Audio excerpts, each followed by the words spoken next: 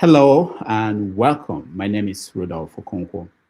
Between November 15th, 1884 and February 26, 1885, 14 European powers met in Berlin, Germany. Their mission in those 104 days was to manage European colonization of Africa and trade with the continent. They also wanted to avoid violent conflicts among themselves in Africa. At the end of the conference, now known as the Berlin Conference, they divided Africa and drew a map of Africa, most of which remains intact to this day. During those 104 days, no African participated in the conference.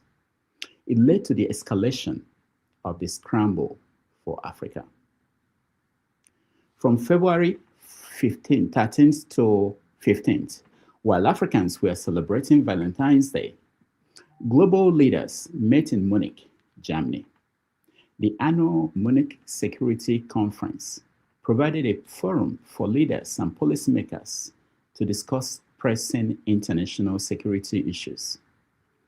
Here is what the US Secretary of State, Marco Rubio, said at the conference. Watch. Before the end of the Second World War, the West had been expanding. Its missionaries, its pilgrims, its soldiers, its explorers pouring out from its shores to cross oceans, settle new continents, build vast empires extending out across the globe. But in 1945, for the first time since the age of Columbus, it was contracting. Europe was in ruins. Half of it lived behind an iron curtain, and the rest looked like it would soon follow. The great Western empires had entered into terminal decline, accelerated by godless communist revolutions and by anti-colonial uprisings that would transform the world and drape the red hammer and sickle across vast swaths of the map in the years to come. Against that backdrop, then as now, many came to believe that the West's age of dominance had come to an end, and that our future was destined to be a faint and feeble echo of our past. But together, our predecessors recognized that decline was a choice, and it was a choice they refused to make. This is what we did together once before, and this is what President Trump and the United States want to do again now, together with you. And this is why we do not want our allies to be weak, because that makes us weaker. We want allies who can defend themselves so that no adversary will ever be tempted to test our collective strength. This is why we do not want our allies to be shackled by guilt and shame. We want allies who are proud of their culture and of their heritage, who understand that we are heirs to the same great and noble civilization, and who together with us are willing and able to defend it. And this is why we do not want allies to rationalize the broken status quo rather than reckon with what is necessary to fix it. For we in America have no interest in being polite and orderly caretakers of the West's managed decline. If an African participated in that conference, nobody remembers what he or she said. Today on our show, we have Dr. Franklyne Ogbunwezeh. He's joining us to help us examine, one, Africa's strategic future in a collapsing rule-based global order. Two, the implications of US troops in Nigeria. Three, the deeper signal from the 2026 Munich Security Conference, and what all of it means for Africa's sovereignty, security, and moral leadership.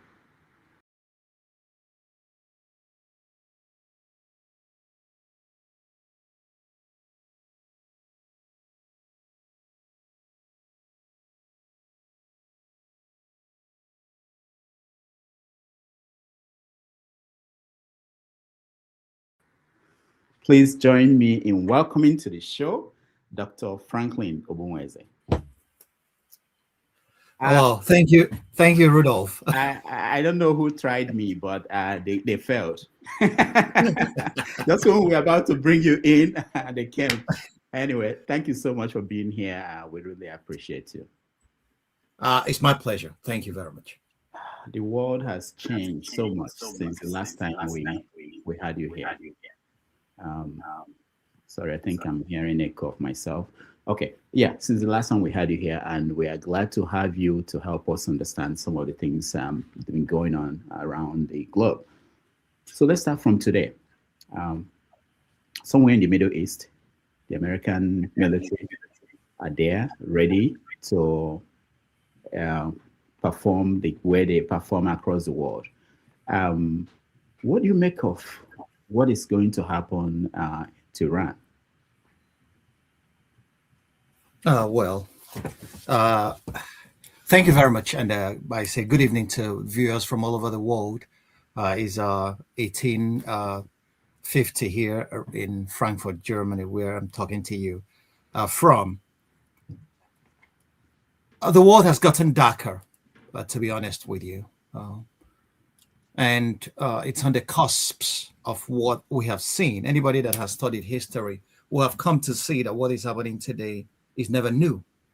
That was what happened in ancient Rome. As Rome was in decline, Rome was fleeing its powers everywhere, stretching its legions across the world until it met stiff resistance from the Germanian tribes here at what they call the Teutoburger Forest, very close to Osnabrück in Germany, where the German ragtag motley army defeated the mighty Roman Sixth Legion. And from that point on, Rome's decline was no longer to be restrained. The United States today, which has enjoyed a unipolar status since the end of the collapse of the Soviet Union in 1989, has now come to see what happens to empires that stretch itself beyond its borders. The United States has more than 700 military bases across the world. And the American economy, the only thing that is sustaining that is because the dollar is the currency of record, so to say, that is being used across the world for transactions. Once that collapses, because the Chinese are going to make sure of that, and the Americans are seeing that clearly. So what is happening in the Persian Gulf didn't start today. This was a plan that was laid down in the study done by the Saban Institute in 2009 called The Road to Persia. The Israelis and the Americans have forever planned to topple the regime, or the government in Iran, because I hate the word regime. So for whatever their reasons are. So it didn't start today. What we are saying, it never mattered who is in power in the United States. That's their policy, that's their goal, to topple the government in Iran. We can cast our minds back and remember when John McCain was caught on an open mic chanting "Bomb Iran, Bomb Iran" during the 2008 presidential primaries. Hillary Clinton the same. So the American establishment have bought into the Israeli idea that toppling the government in Iran is the best policy for them. Remember, the Americans after 9/11, according to Wesley Clark, selected 7 countries that what they call the axis of evil, and Iran happens to be the ultimate of it. So Iran happens to be the main character they intend to dispose when every other country has been done away with. So what is happening there in the Persian Gulf?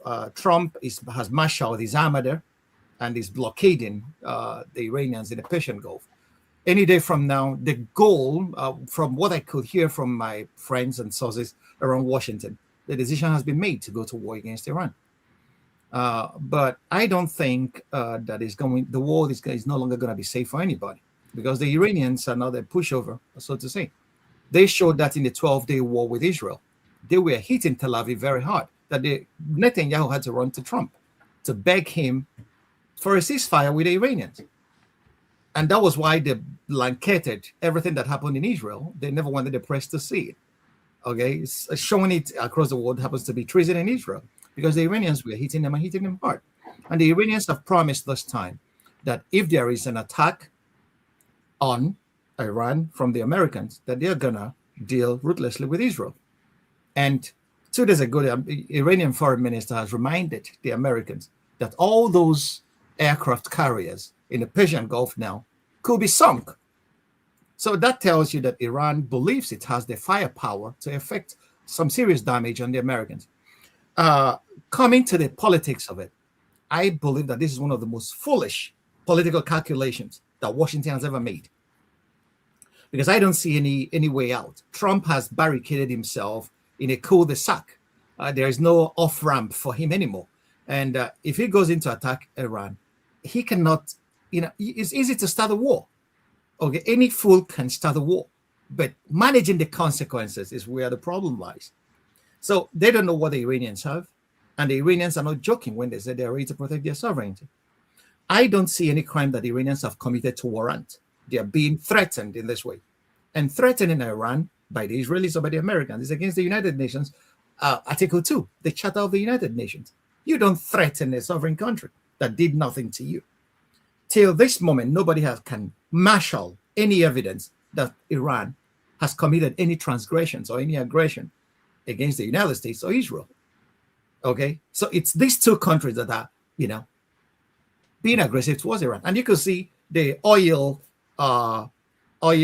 executives are now salivating because they feel that the Iranian oil fields is theirs for the taking, because the Venezuelan oil fields is not for them. It's too expensive for them to explore.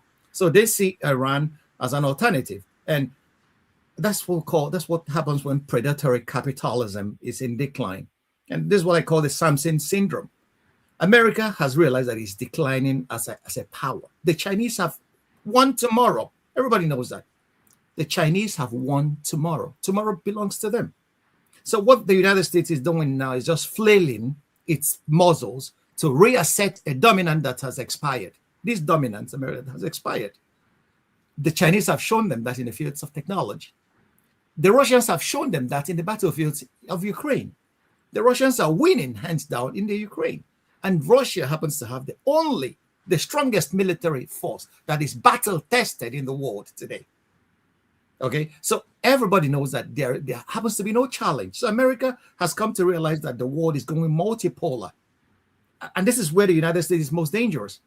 Because if you read the biblical Samson, once his eyes were plucked out, that was when he sought for the pillar of the temple of the Philistines, and then he pushed it down and devastated everybody. So America has the potentiality of devastating our world in order to assert a dominance that has expired. And this is what should actually concern any right-thinking person. And the president that you guys have in the White House at the moment is not a man that could be trusted to think about humanity. He's thinking about his petty egos, and everybody surrounding him is the same. If you listen to what Marco Rubio said in Munich, it was the reaction of a schoolboy to the well-rehearsed and well-thought-out rebuke from the Canadian Prime Minister in Davos. McCain stood up and told the whole world, we are now saying that the king has no clothes, that the American dominance, that what we call Western dominance, is no more there. The rules-based order. I love the fact that you put that in parentheses, because that's what exactly is. It is exactly. There was never a rules-based order. It was a jungle out there since the creation of the United Nations. It happened prior to the United Nations.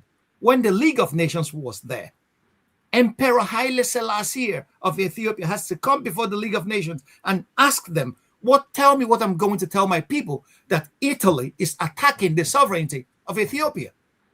And we are supposed to have a League of Nations where issues are to be dialogued out that should prevent a country from attacking another country to colonize it. And the League of Nations gave him no response. From that moment on, the League of Nations became, a paper tiger. And today, the Americans and the Israelis and the West have succeeded in defanging the United Nations. And yet they're blaming the United Nations for not serving the purpose for which it was created. Although they were the ones that has defanged the United Nations, defunded it, and used the United Nations Secretary Generals as their rubber stamp. George Bush did that, ignored United Nations resolutions, and marched into Iraq and killed over 1 million people. And there was no accountability. Okay, George Bush, Dick Cheney, Donald Rumsfeld, and even Tony Blair. These are war criminals that should be arraigned in a tribunal and sentenced, okay, to what we sentenced the Nazis to, because they committed the ultimate. Why did we establish the United Nations? To prevent these wars. Well, these guys jumped over the United Nations. Trump did. Remember, every American president since 1945 has been a war criminal. The evidence are there. If we are to go by what the United Nations laid down, all these guys, from Truman till Trump, they all have been war criminals. Mention one, I will tell you their crimes. They are there for the world to see. So this is the major problem. The United States is declining as a world power. And to reassert that dominance, to try to salvage what could not be salvaged, it is ready to destroy our world. And the people in Washington today, I am sorry, are a bunch of sociopaths. Because if you see the way they are going, why go bomb the Iranians? What have these people done to you? Why go kidnap a president in Venezuela? What has this guy done to you? Because you want their oil. And Marco Rubio, his speech in Munich was just a class act in the embezzlement of history. Remember, he was singing the praises of the European civilization in America. The West was never a civilization. This has been a sequence of savagery. He should talk to 85% of the world, whom they call, Mark Curtis wrote a book titled On People. The power centers of Euro-America considers 85% of the world population as on people, that we are there just to be used and abused for our resources. 85% of the world population are brown people. So this sequence of savagery is expiring, and Americans are trying to salvage what could never be salvaged. And to do that, they are ready to commit atrocious crimes to that effect. We saw the genocide in Gaza. And, if they can, remember what James Baldwin wrote to this sister that won the Nobel Prize in Literature, Toni Morrison. If they came for you in the morning, they're going to come for us at night. That this speech by Mark Rubio is not being read across all African capitals and interpreted by and investigated and studied by all African think tanks is a failure on our part, because these guys are coming for us. After they finish with the Arabians, they have told you they don't have any scruples anymore. It is a re-inauguration of colonialism, and they are coming for all of us. So this is where every African head of state should start thinking, how do we get together to defeat this coming scourge? Because it is coming. And they have made no secrets of it anymore. So that's what Munich was all about. They are going to recolonize as much of the world as they can, those who allow them. And anybody who puts up resistance, Rubio told you, they are not going to be detained by resolutions of the United Nations or whatever. Trump told you that the only morality he knows is his own morality. Once a leader tells you that, he's not bound by the rule of law. And that is tyranny in plain clothes. All right, let's go back to Iran. If you remember, when they were positioning military, the United States positioning military forces in the Caribbean to attack Venezuela, there were statements from Russia, statements from China opposing that move. But they still went in and did what they did and left. Where do you think, what kind of reaction are you expecting from the Russians or the Chinese if the United States should go into Iran? Well, thank you. I wouldn't be expecting any direct intervention from the Chinese, because the Chinese are very studied people. They are very patient folk. China is an ancient civilization. They don't just jump into any fray. These guys have been around for 5,000 years. How old is the United States? Not up to 300 years. So the Chinese have been around. They have seen empires come and go. So they maintain studied silence. Okay. And this studied silence is pregnant with meanings. Sun Tzu said it. You don't distract your enemy when he is making a mistake. The Americans have seen the Chinese as their strategic enemy. And America is wasting resources fighting unnecessary wars. So why should the Chinese detain them or distract them from destroying themselves?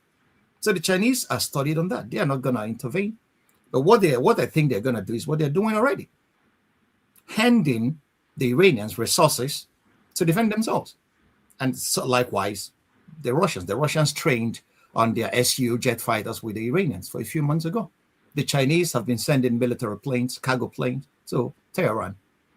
Okay, so these are the things they're going to do. But they will wait until this empire that is expiring exhausts itself. Okay, and then that's what it was. Now, listen, it happened. It wasn't even 70 years ago. Great Britain believed that the sun would never set on its empire. And what happened? They were fighting wars that were not necessary. They staged a war against, they fought the war against Hitler. They fought the war. They were fighting from the hills of Afghanistan. They after dealing with the Indians. So it has been a sequence of wars since Britain became an empire. Okay, colonizing half of the world. And in 45, Hitler gave them a good run for their money. And after that, they were borrowing Lend-Lease Act from the United States. And after that war, Britain was so weakened economically and structurally and otherwise that it could no longer sustain her colonies anywhere. So the people used that opportunity and then to free themselves. Although those people, go ahead. I wanted to say that behind, when you listen to Europeans and you live in Europe, you're in Germany, they talk about what they see as the clash of civilizations. They think that part of when you listen to Marco Rubio, he talked about Western civilization going down and that they don't believe that it's going to pack up, that they have to sustain it. And it appeals to nationalists in Europe, Germany, in United Kingdom, France, who are coming up, who are seeing this as a fight between the West and the East, or maybe the one target they always choose is the Islamic civilization that is coming into their territory. How do you see that in the context that is it going to appeal to a lot of Europeans to join the Americans in extending that civilization? Well, a lot of Europeans don't trust Donald Trump. A lot of Europeans don't trust him. A lot of Europeans are frustrated with his politics. A lot of Europeans, the war in Ukraine, the Americans let the Europeans out and under Biden and seems to be abandoning them. So the war hawks in Europe, the transatlantic bridge, in Europe, would love the war to continue because I believe Ukraine is one of the greatest money laundering operations in the history of the world. So they'll love it, stealing from the taxpayers to prop up militaries that they're not going to need. They will tell you that Russia is trying to conquer Europe. Russia has no such ambitions. There is no evidence anyway that Russia has ambitions of attacking any NATO country. Russia made clear their position the whole time. We don't want Ukraine in NATO. That's it. They talked to Biden. Biden doubled down and said, "It's hell no, it's not going to happen." That was why Russians went to war. So, and Russians were provoked, actually. They have used, a lot of documents have come out to show that. So, but these transatlantic war hawks in Europe, plus the American counterparts, would like to milk this conflict as much as possible until they cannot make money anymore. Russia is not in the business. Russia is focused on winning in Ukraine. And that is their red line. They didn't start today. William Burns, who was a CIA director, as American ambassador to Russia, sent that cable which WikiLeaks leaked, where he said, for the Russians, niet is niet, no is no, meaning Ukraine is their red line. There is no way, no Russian leader that will allow Ukraine in NATO. They made it so very clear across so many meetings with the Americans. But under Obama, the coup in Maidan happened. The Russians caught the Americans engineering the coup. The Russians said, wow, okay, we are going to help the breakaway republics in Lugansk Oblast go away. And the Russians massively supported it. People forget that the Ukrainians were killing their own people in the east of the country for 8 years before Russia decided to intervene. So what I have come to realize, the majority of the stories being told in our media across the West are lies. I'm sorry. They are blatant lies. They are not telling the people the truth, because it takes a lot of reading and a lot of researching to come to this from our own Western sources. We wrote out what the truths were, but we come in the media and deny them. So this is where the confusion lies. And, in wars, the very first casualty is the truth.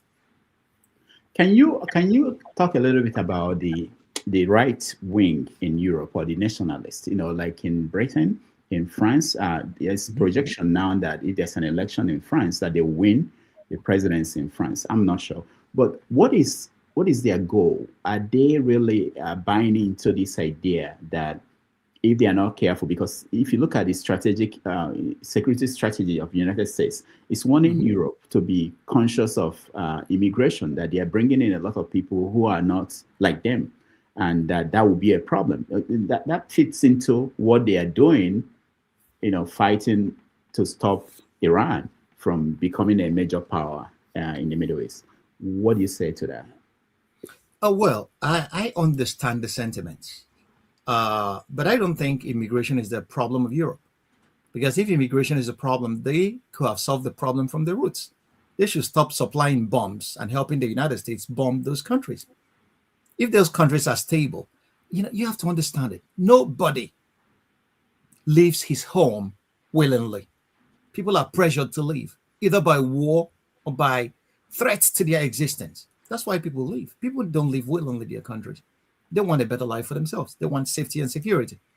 So if Europe cares very much about immigrants coming from everywhere, most of those countries were destabilized by this convocation of wars that Europe and America have been fighting across those countries. So that's the major thing.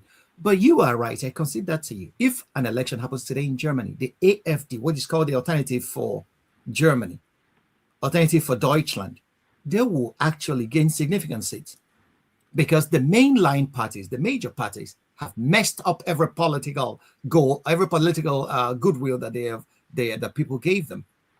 And you have to know, was it Oscar Wilde or one of my favorite English authors said that nationalism is the refuge of the scoundrel. Oscar Wilde. Okay. So when people, take refuge in nationalism and then against immigrants, is immigrants another problem? What percentage of this population are immigrants actually? And they say that immigrants are coming to take their job. Which jobs are we talking about? These are the jobs that most of the locals refuse to do. And they are not quarreling about immigration. They are quarreling about the immigration that they can manage. Okay, it's a new kind of, I want to tell you the metaphysics of it. It's the same metaphysics of slavery. They want able-bodied, in slavery, it was able-bodied men, able-bodied young people that were taken from Africa and from everywhere and enslaved because they could deliver their labor and build up those societies. Today, it is the intellectual capital of the immigrants that they want to manage the immigrations, which I can understand is their utmost right and possibility. But they should stop telling us that immigrants are their problem. They want educated immigrants that could contribute to their population. They want immigrants that could take care of their aged population, but they don't want immigrants that will not contribute to their societies. It's a fair game, actually. So immigration is not the problem. It's the kind of immigration they want. They don't want people coming to show them the scars inflicted on them by Western bombs. That's what they don't want. On the American side, it's a different issue. What the Americans are afraid of is what white America is afraid of. It's white America. Because they have come to see in 2050, the whites are going to be a minority in the United States. The largest language that will ever be spoken in America in 2050, if this trend continues, is Spanish. So many American think tanks have written position papers on this. So, and when this right-wing think tank like Heritage Foundation and the rest of them articulated policies for the Trump administration, if you read it, you will think it was the Nazis that were writing this. Okay, so they want their women. They try to abolish Roe versus Wade so that they could encourage white women to give birth to more kids because they are afraid that they are being, the demographics doesn't favor them anymore. So they want white women to be having more kids, no matter what, even if you're raped, no abortion. And they want to remove majority of the people coming from Latin America from their societies so that they could keep the parity. They don't want to remove every black because they like the fact that the blacks, they keep them at 12% of the population. Why? So that they will give the lower ordinary white people something to hate. Because if you remove this hate from them, like James Baldwin said, what else do they have? Most of these conservatives, the hate is what fuels their lives. So it's not big. So they will keep this little population of black people, so they will have somebody to dish out on. But the policy is very clear. They want to reverse a demographics that is quite irreversible, because white women are not having more kids, and they want people to import people, immigrants from Scandinavia, but not from Africa, or white Africans from South Africa, but not the blacks. So they know what they are doing. It's not, so they should, this pretense. The point is that one significant thing about what Rubio did in Munich is to remove the veil from the eyes of those who still think that imperialism is benign. Okay? Empires are never benign. Now, you mentioned Rubio again, and I was thinking, did anybody respond to him? Did any African participate in that conference? And what did they say?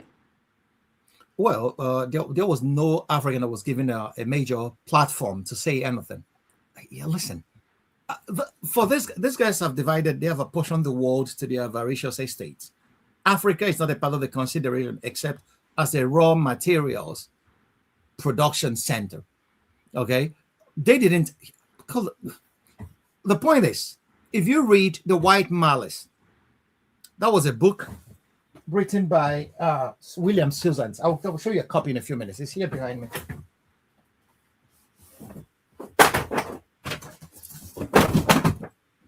For your viewers, White Malice. So, the CIA and the recolonization of Africa. This book, the thesis is very simple. The thesis is that after the Second World War, in the 60s and 50s, the Africans were gunning for independence.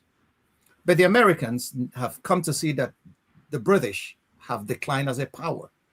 And to let Africa go will be a strategic mistake for the Western powers, because almost every major natural resource that Europe and America needs for their sustenance and development resides in Africa. So for them to give up this golden goose that lays the golden eggs will be a strategic mistake. And what did they do? All those countries where the British were living, the CIA went in to recolonize them through the back door by making sure that they select their Man Fridays as president and the parliament. That was why Nkrumah was overthrown in Ghana. That was why Mulumba was assassinated by the CIA and the Belgians in Congo. And that was why they allowed the French to murder their way across the continent in the name of France Afrique. Okay? Inaugurated and perpetrated by Jacques Foucault. So, and till today, Africa's never gained true independence. Even till this moment. Have you ever thought about the fact that every Nigerian president has to go to Chatham House before election to produce and to give them his manifesto, what he's going to do for them? These guys, that shows you that they're not coming to rule Nigeria. They are coming to govern Nigeria on behalf of their masters. So Atiku refused and Tinubu refused to debate in Nigeria.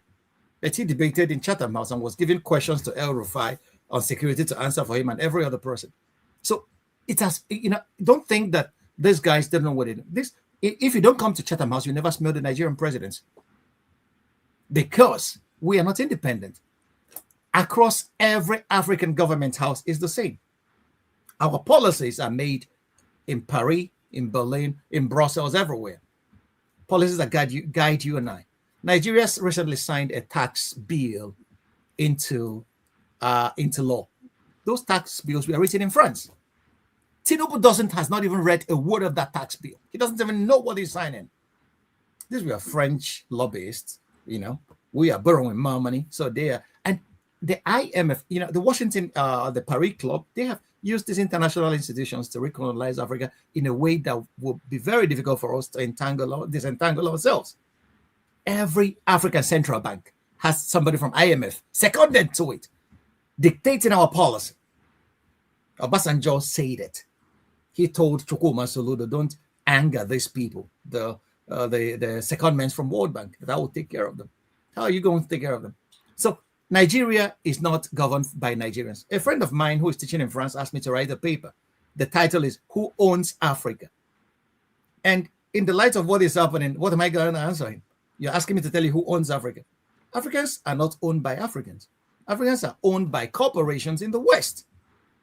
Because every major resource, WikiLeaks told us in one of their exposés that the shadow government of Nigeria is Shell BP.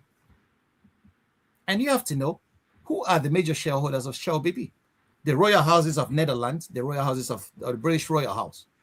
So these are the people who have been making policies in Nigeria. These are the people that would tell somebody like Abacha, if you don't eliminate Sarawiwa and the rest of them, they will never, who will just, so these are issues that when Africans know who actually is dictating the policies that is being implemented by their leaders, then you will have cause to ponder. In 1986, Ibrahim Babangida constituted a panel to debate the IMF loan. It was headed by Kuki, is the name of the man. At the end of the day, what happened? Nigerians voted unanimously that we don't want IMF loan. 2 days later, Babangida went up and took IMF loan because IMF told him, you have to take this loan. And that was what led to the SAP riots. Okay, so tell me any policy that Nigerians have disagreed with that was not implemented. So far, it favors the Paris Club or the Washington Consensus. So the poor of the world must suffer what they must. Okay, that is the way this global structure has been, structured since after independence.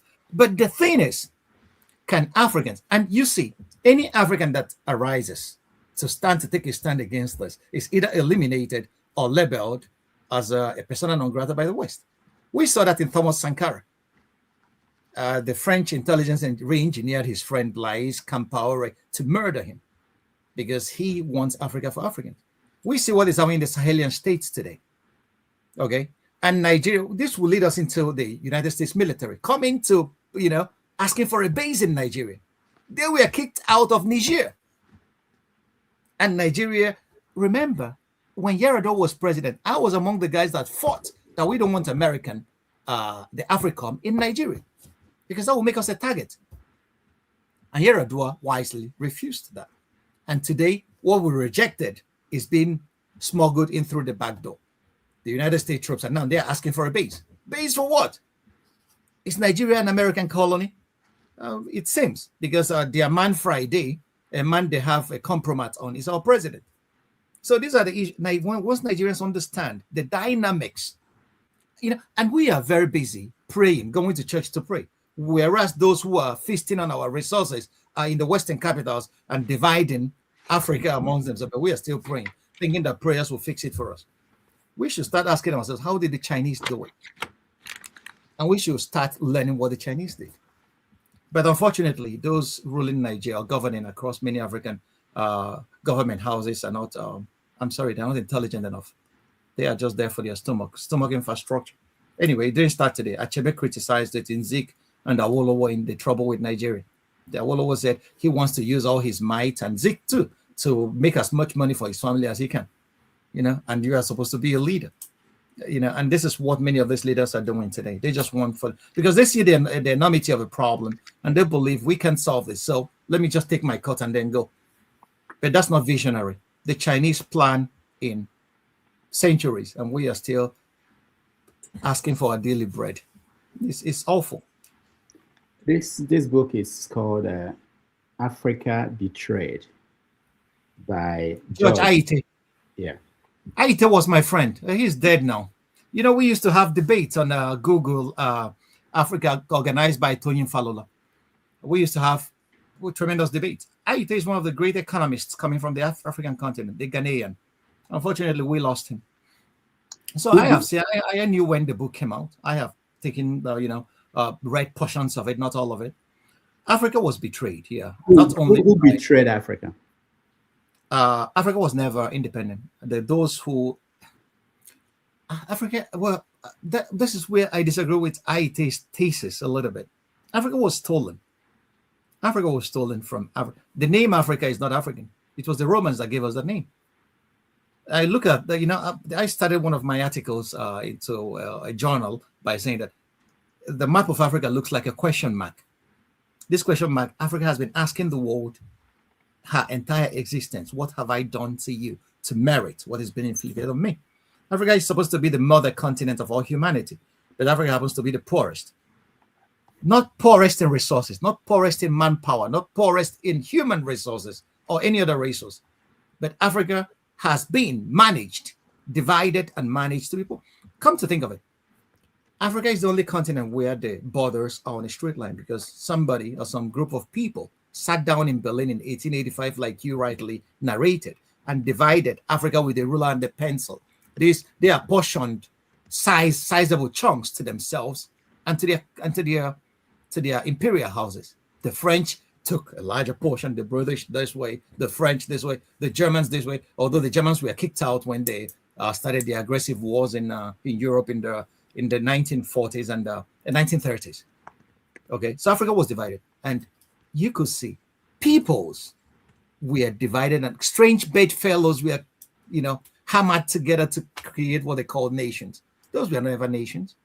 Those were artificial contraptions that were never made to self-propel. Because watch what the colonial masters left. They were instruments of exploitation. The rail lines they built were from areas where resources are to the coast, where they would take the resources and transport it off to the coast. The agricultural practices they forced our forefathers to engage in was not to produce food for us, but to produce cash crops for them, to power their industries, palm oil, cocoa, and all the rest of them. So all across the continent, that was the case. So at independence, those who went for independence never actually understood the games that were being played behind them. So they maintained the structures in place. A typical example is what happened in South Africa under Mandela. The South Africans wanted independence. They wanted apartheid to collapse. But the people, the puppet masters that were manipulating apartheid said, okay, we'll give you the figurehead. You could have political independence, but economic independence, we'll leave it the way it is. So you don't upset the apple cart. And it's remained that way today. Those who have been stealing South African resources from the day of apartheid are still the same families running the whole thing. The ordinary South African was never empowered. The land reform was never implemented. It was the same in Zimbabwe. So Africa was stolen actually. Until today, we have not recovered from that theft. So a new generation of Africans have been thoroughly miseducated to appreciate the level of the problem. Chinwizu lamented this in his book, The West and the Rest of Us. We were thoroughly miseducated with religion. Christian and Islamic religions were colonial masters. And African rehabilitation must start with jettisoning these two philosophies. They devastated our mental landscape.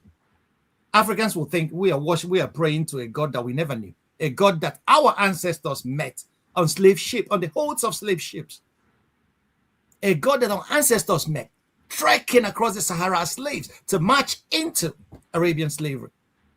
But these are the gods that we are. So actually, the Chinese that don't mess with these religions are created the only miracle that I have known in the history of humanity, pulling close to 1 billion people out of poverty within a space of 30 years. That's a miracle. Everything that people are telling you is just bullshit. Okay? So we really need a reorientation. The Africans, the battle, Bob Marley said it, we have to emancipate ourselves from mental slavery. Our slavery in Africa is still mental. Our people are not even thinking. We have not, okay, where is the reading culture? We don't have libraries anymore. They've all collapsed. How could people know when they don't read?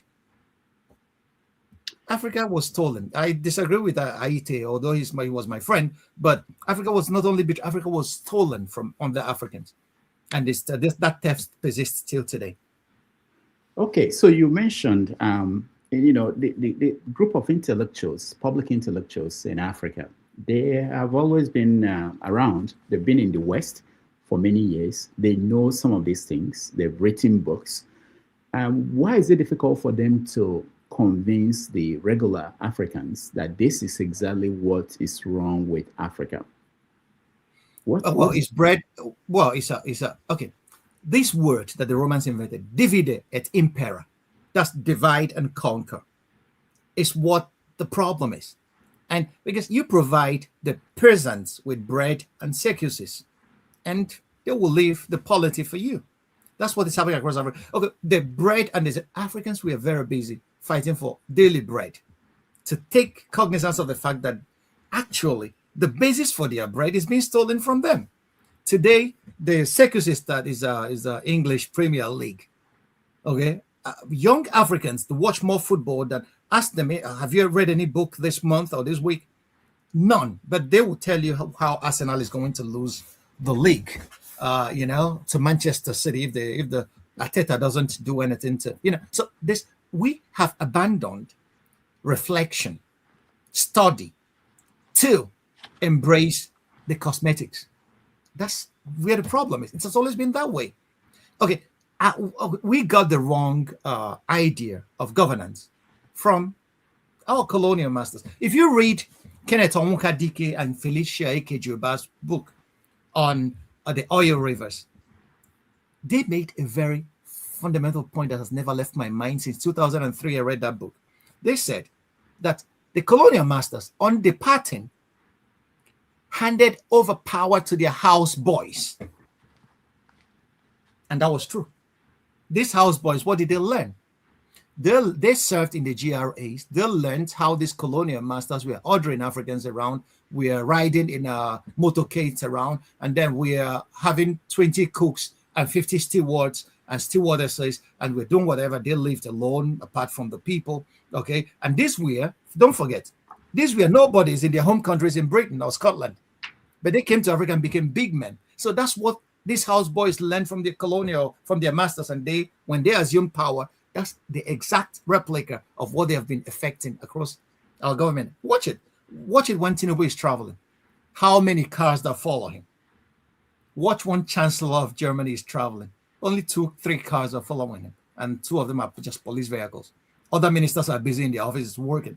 But people will fly from their states to come to Abuja to wave to the president that's going to France to take treatment for his headache. Governors.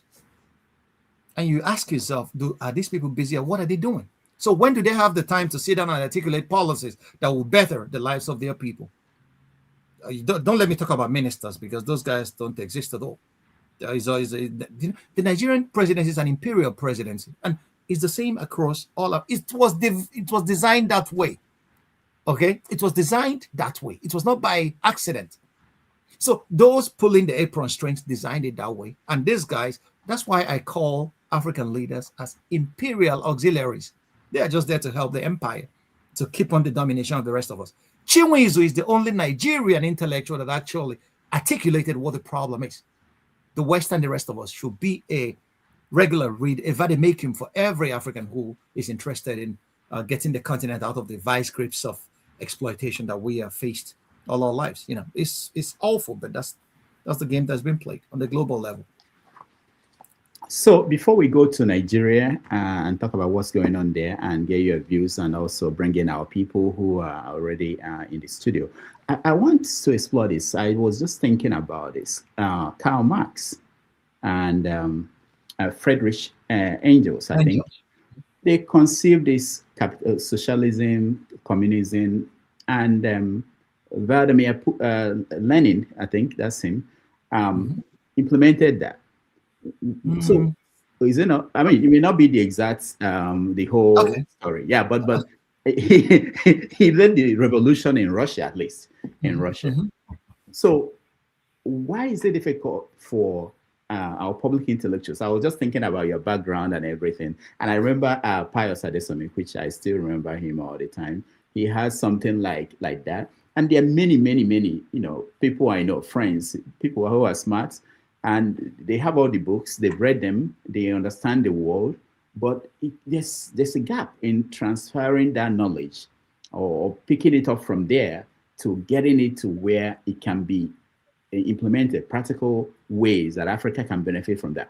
Why is that divide? Why is it that we haven't been able to do that? Okay, well, at this juncture, I will just pause for a second and then pay homage to my bosom friend, Pius Adesomi. On the 10th of March, we'll mark another year that he died in a plane crash in Ethiopia. Nigeria and Africa lost one of the rarest gems that I have ever known. My brother, wherever you are, keep on sleeping well, Yes, why has it been difficult to actually get this knowledge across to our people? Like I said, our people being bogged down by the material. Okay, if you study Abraham Maslow's hierarchy of needs, ask yourself, where is the average Nigerian, the average African on this hierarchy of needs? No. Okay, we are still fighting for the basics, basic Maslowian needs. And you have to know, if you study the history of philosophy, people begin to philosophize when they have leisure, when every other social problem, the basics have been solved. They have shelter, they have food, and then they could sit down and philosophize. African ancestors, when they came back from the farms in the evenings, they light fire and they lay down on the huge Iroko trees in the village squares and talk to each other and think and speculate. We lost that. Okay, so we lost that to the fact that we were introduced into the global economy, where we started this rat race of leaving our homes in the morning, coming back just to make money, to pay for daily, ordinary necessities that we need for our lives. And, this concept, cost of living, is Western. And it is Western, it's feudalistic, it's neo-feudalistic, and we call it capitalism. Life should never have any cost, because life itself, that's why the Igbos call a human person mando. The life itself is beautiful. Life should never have a cost. But capitalism introduced the fact that life should have a cost. You have to earn your living. That's it. People don't understand the implication of that. That means you have to earn the fact that you are alive. Okay? Nobody gave you this life. Or we can say your meeting of your parents gave you this, but the state, the society wants you to earn your life here. That's what it means to earn a living. In the traditional African society, prior to the coming of the white man, we went to our farms. What is important to us was that we are at peace with our ancestors, Annie, that we are able to, solve our mundane problems. But that nobody is forced to earn a living. People work to feed themselves and then help the community. But today we are forced to earn our living. So why? So our people were introduced into this global economy where we have to produce and export to buy things that we don't need, to impress people who don't give a fuck. Sorry for that word. But that's what it has become. So our people, this rat race, people don't have any opportunity of sitting down to reflect. And our schools, our education in Nigeria we have been running and operating a colonial curriculum all this while. We have never changed that. And what is a colonial curriculum? It's a curriculum that was designed to produce clerks for the establishment, to run the state. They should never be intelligent enough to philosophize about your problems. They should just function, producing robots for the state and the society. So, and if you come to robots and tell them, hey, your problem is for you, your problem is being caused by this guy's training you to run in this crazy circle run around, they will never believe you. They will rather say our problem came from one witch or wizard, and only the heavenly kingdom could send powers to help us solve our basic economic and Maslowian problems. That's why you see many Nigerians go to church to pray for their needs, which a functional, stable government that manages the resources of the people well could provide for them. I will give you a very worrying instance that was so scandalous that I even wrote an article about it while I was in my first year at the university. It's about Hufet Boigny. Boigny was Ivorian president for long donkey years, from independence till he died, I believe. And this guy, you know what? Côte d'Ivoire was earning a lot of money from cacao, the money that France let in, because their economic policy was moderated by France. And you know what he used the money to do? He embezzled what he can embezzle and built the largest church in the world in Yamoussoukro, so that people will just abandon their problems and go and pray. You use state resources to build a church. And you could see instances of that across the continent. Gowon in 1975. It's still there. Gowon in 1975 told the world during the oil boom that Nigeria's problem is not how to make money, but how to spend it. And that inaugurated what they came to term squandermania. Nigeria started importing every flotsam and jetsam of nonsense from everywhere. Our industrial policy was abandoned. Okay, we didn't build any industry. Nigeria, we were importing even toothpicks from everywhere. Okay, and every cement. There were times that we had a traffic jam of ships that were stayed so long in the ocean that the cements congealed, trying to offload cement at the Papa Wharf in Nigeria. Undergo on. So examples abound across the continent. Don't just let me open the book for you. It's really awful. And these are, so when you ask yourself why is there a disjunct between this knowledge that African intellectuals have and it percolating to the people? They see their leaders. Leadership is not only, every leader has what is called a function to be exemplary. They see their leaders. What do their leaders show them about? What do they talk to them about? They come and they just show them big cars. Watch Nigerian, those that call themselves Nigerian millionaires today. To be a millionaire in Nigeria is to build commit concrete ecocide in the countryside, build a house, cut down all the trees, don't even care about the environment, and then buy one big Rolls Royce from England. Nigeria doesn't produce any of this. You're not even patronizing local. We are just showing off. Our ostentatious flamboyance is, can never be matched by any other people in the world. They call themselves millionaires. Dangote was he said something wise. He said that if I have 500 million naira to buy a Rolls Royce, I will use it to build industries. And that's what he's doing. And that's the kind of, so watch the average young Nigerian. What does he want to be? He wants to be a millionaire. He doesn't want to work or think. Nobody's talking about thinkers. He wants to be a millionaire. So, and that's what led to this phenomenon of Ogwego. People think that if I go and kill somebody and I will make money, the spirits will come and be shitting money in my pockets. And people were doing that till Soludo rose up in Anambra State and told them, hey, you guys should stop. Why is that the case? Because if anybody that thinks will come to realize that it's governments that create money. Okay. It's not a spirit that creates money. It's being printed by the national mint. So, and if you're very close to the government, that's what these young billionaires are realizing. And that's why they have created their City Boys movement. If you're close to the government, you could open your mouth and they will be defecating dollars into your mouth. And they don't want to lose out. So they are very close there. So the ambition of an average young Nigerian is to make as much money as he can for himself and his family. Nobody's thinking about the common good. Nobody's thinking about the society. Nobody's thinking about where would Nigeria be in the next 20, 30 years. That's where the Chinese are different. They created leaders that said, where do we want to see China in the next decade? They sent people out on scholarships across Europe and America, and those guys came home with know-how in the hard sciences. And today, China is not only the engine of the world economy, China is the factory of the world. And Nigerians are going to China to buy what Chinese are producing. Although we have a comparable population, comparable demographics, Nigerians are not stupid people. But what we lack, and when Achebe said the trouble with Nigeria is leadership, I believe him partially. Okay, believe him partially because a leadership is the vision that articulates what a country or the path a country should tread. We don't have that across much of the African continent because those that are our leaders were imposed from outside. 2023 elections, Tinubu never won that election.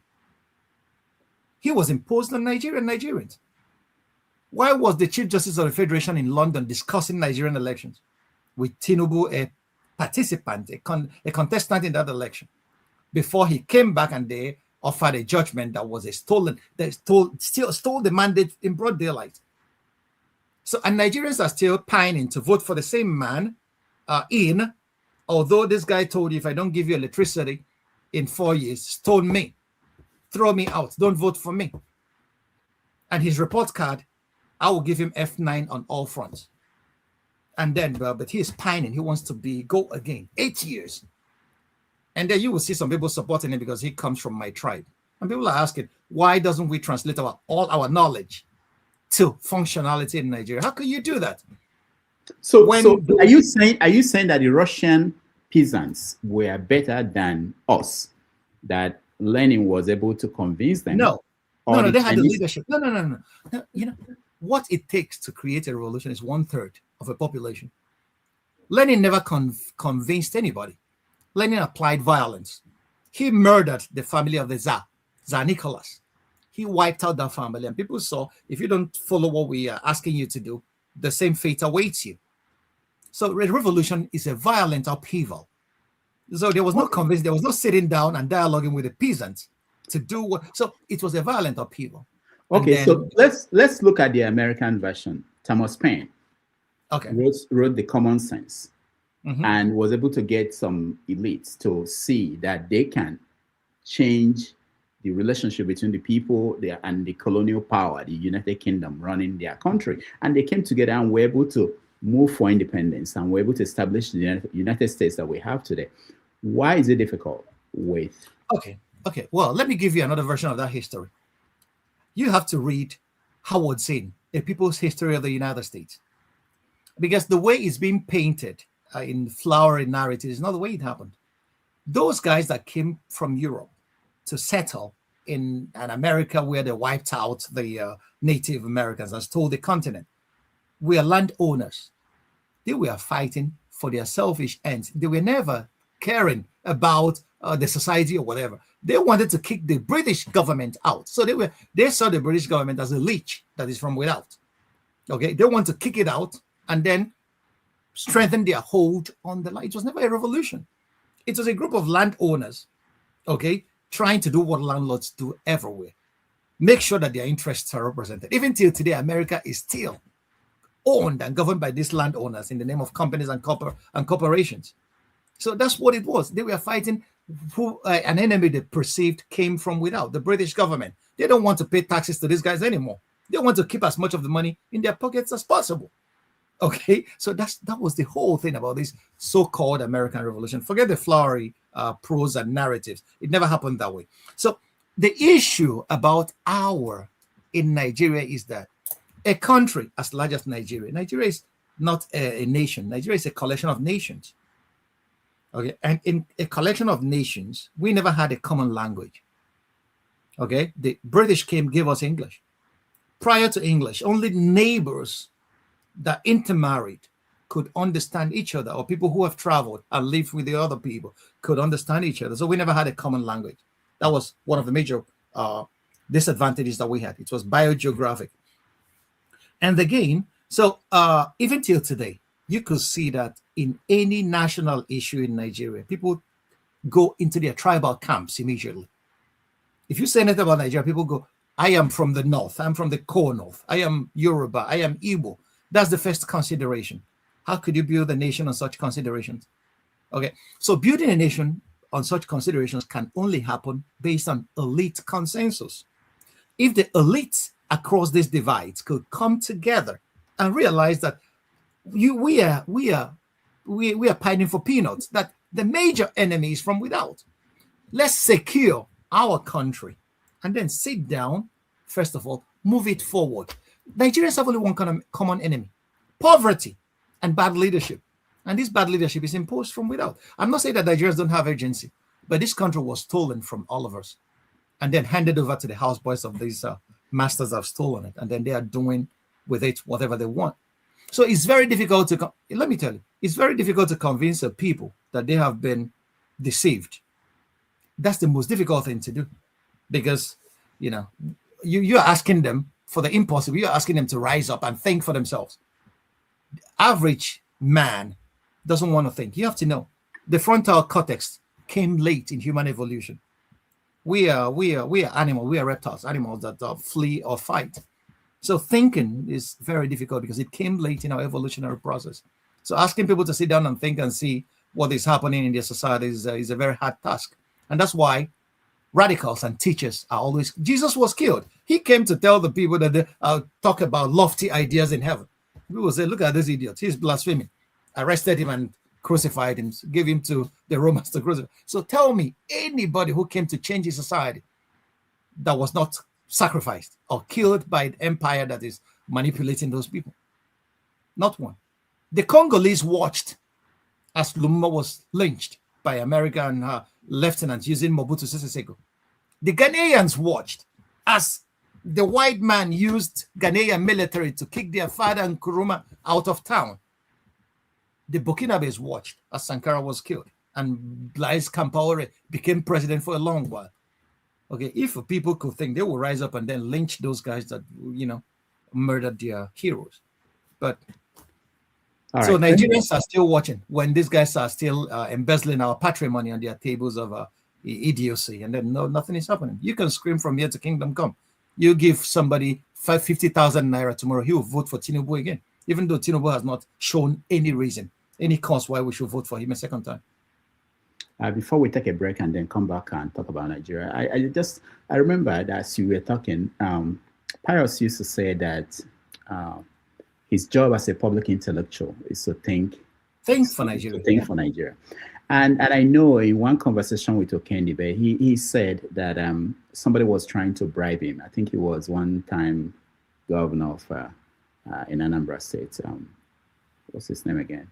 The guy that was there for 17 days. But anyway, that through somebody, through somebody, he was trying to give him money. And he said to himself, why will I collect money from this guy? He's not as smart as I am. If we decide to go and join them, I can steal more money than he could steal. Why would I collect money from him? So I'm saying, as a public intellectual, let me do the final push, Is it that the public intellectuals don't have any interest to push the way the so-called founding fathers in America had to lead them to go and stake everything to change and to, even if for their own personal interest? Why is it that, or is it that the public intellectuals in Africa, that they are afraid, or that they are afraid because they will be killed? Is that what is going on? Why is it that they cannot because this is the core now, because at this point it looks like we're helpless. I teach students post-colonial African history. At a point they will ask me, you people are complaining all the time, why can't you do something? Why is it that it's peculiar to Africa that public intellectuals cannot transform the society? They are asking questions: who betrayed Africa? How Europe underdeveloped Africa? Why can't they do something? Important point. Well, they should read more of history, because if they have read history, they will come to the guy who wrote How Europe Underdeveloped Africa, Walter Rodney. What happened to Walter Rodney? Walter Rodney abandoned the high towers and came down to teach people how to become managers of their lives, how to, Shakespeare said it, every bondsman in his hands lies the keys to cancel his captivity. He came down to teach the people. His act of teaching the people was considered a radical act that warranted a death sentence on him. He was murdered with a car bomb in Guyana. Who has ever stood up to an imperial construct and lived to tell the tale? It's not even about fear for life. Look at Maurice Bishop in Grenada. What did he do? He just wanted a little revolution to make sure that the peasants could farm their land and feed themselves. That became a thorn in the eyes of the big brother United States that sent the Marines to kick Bishop out. What about Jean-Bertrand Aristide in Haiti? Clinton had to send a jet and ask him, enter this jet and then we are taking you out of this country. What did he do? What happened to Arbenz in Guatemala? So the structures of empire that actually ran to the meeting point first and recolonized Africa are not laughing. These guys are not joking. They are very deadly, because they know that once there is a crack on the wall, there may be what is called domino effect, the excuse they used during the Cold War to fight in Vietnam and Cambodia and Laos and all of them. Okay, so the issue is not that public intellectuals are afraid to die. Life is a great thing, but we all will die someday. Many of us are already even ready to stick our lives. But the point is, if you have read Machiavelli said the change agent is the most misunderstood person ever. They will wait for you to die. They will build a monument to your memory. Every change agent, that's what happens. People don't listen to you while you're alive. You're a noisemaker. They don't listen. They don't care. But the day you die, the day the establishment murders you, they will create a monument to you. It's not for want of what to say. We have been screaming. Pius and I, we spent long nights discussing how we have a lot of policies. We have, a lot of ideas on how to, we have spoken, we have theorized, we have gone on lectures, what have we not done? Even you yourself, what have we not done? We have written. You write today, nobody reads it. But you write and they will tell you are speaking grammar. That's why I'm doing cartoons. That's why I'm doing cartoons now. Yeah. So what have we not done? How many articles? I just grew weary of commenting on Nigeria. How many articles have I written? I have collected them in a book which I want to publish. But a lot of the things in there are so radical that many publishers will not even touch it. So I'm just considering going to Amazon, giving it to them, publish and then sell. So that people, what have we not done? We have given that, like Pius said, what I owe my country, what I owe this world is thinking. Nothing more, nothing. I can't do otherwise. We have explained. Okay, people say why don't we go down and risk it all? We pined for Peter Obi to become president of Nigeria because Peter Obi had the best of ideas on how to move Nigeria forward. He has shown through the content of his character that he's capable of doing that. We campaigned for him. We wrote people. We told people, look at this man. Give him a chance. He is young. He has seen the world. He has the competence. He has the integrity. Gani Fawemi, one of the Nigerian leading social activists, launched a political party. How many people voted for him? Now that Gani is dead, we are calling him a hero. Okay? So that's Chinua Achebe even went into politics with Aminu Kano in the PRP in those days. How many people voted for them? They took money and bags of rice distributed by Omar Diko and voted MPN into power. And Omar Diko sat down and embezzled Nigeria. Embezzled Nigeria to the extent that when Buhari came to power, he said, we have to bring this man home. They kidnapped him in London and tried to, in a crate, and tried to bring him home, which was followed by the British authorities. So anybody expecting public intellectuals to do more than they are doing, everybody, almost every other day, what do? We study the continent, we study the world and see where do we stand in relation to the world. The world is moving.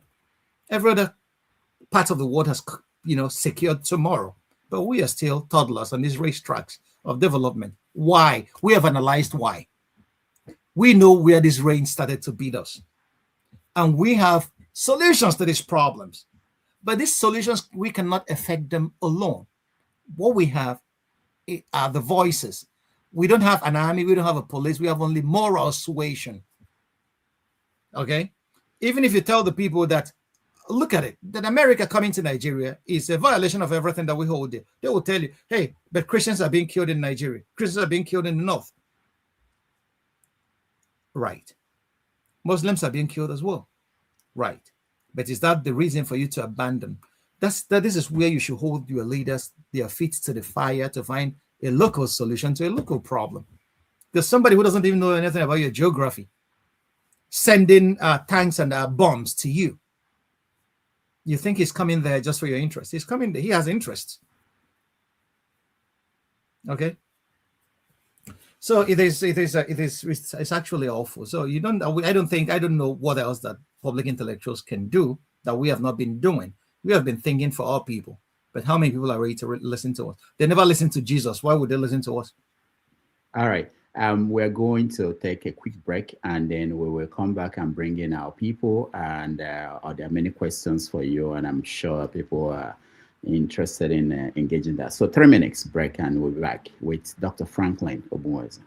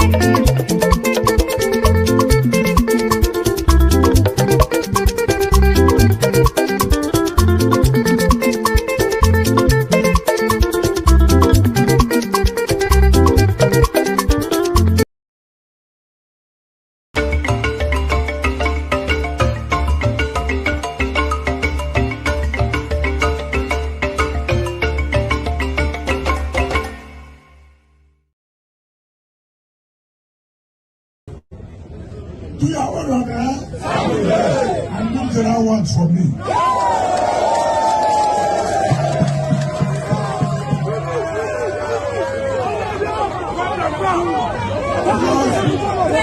All those politicians where they can't talk stories, I'm not there. I want to talk and so I tell this man.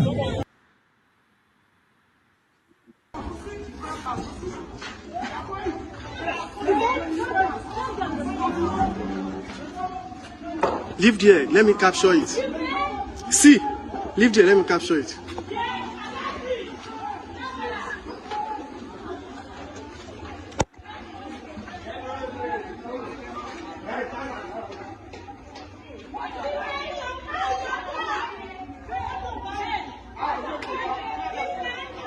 Right now. Speak louder, please. FBC came here with security, with right? security, government. They came and picked our result sheet that we are completing. Just now, they tear gas everybody. They picked our result sheet and went with it.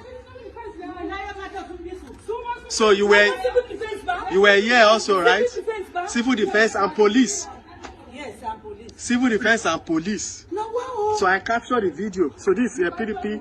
So the police and the civil defense, they came all of a sudden and destroyed the process in a policy because PDP are winning. So they tear gas everyone. See,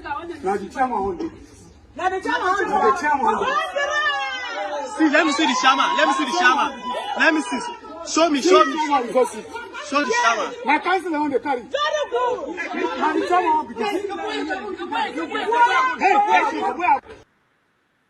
Something more alarming than I thought. At the moment now, reports reaching us in the situation room indicate that Gwarimpa, Gariki, and Kauru resort are ready since 9 o'clock and they refuse to announce it just because Dr. Mo is leading.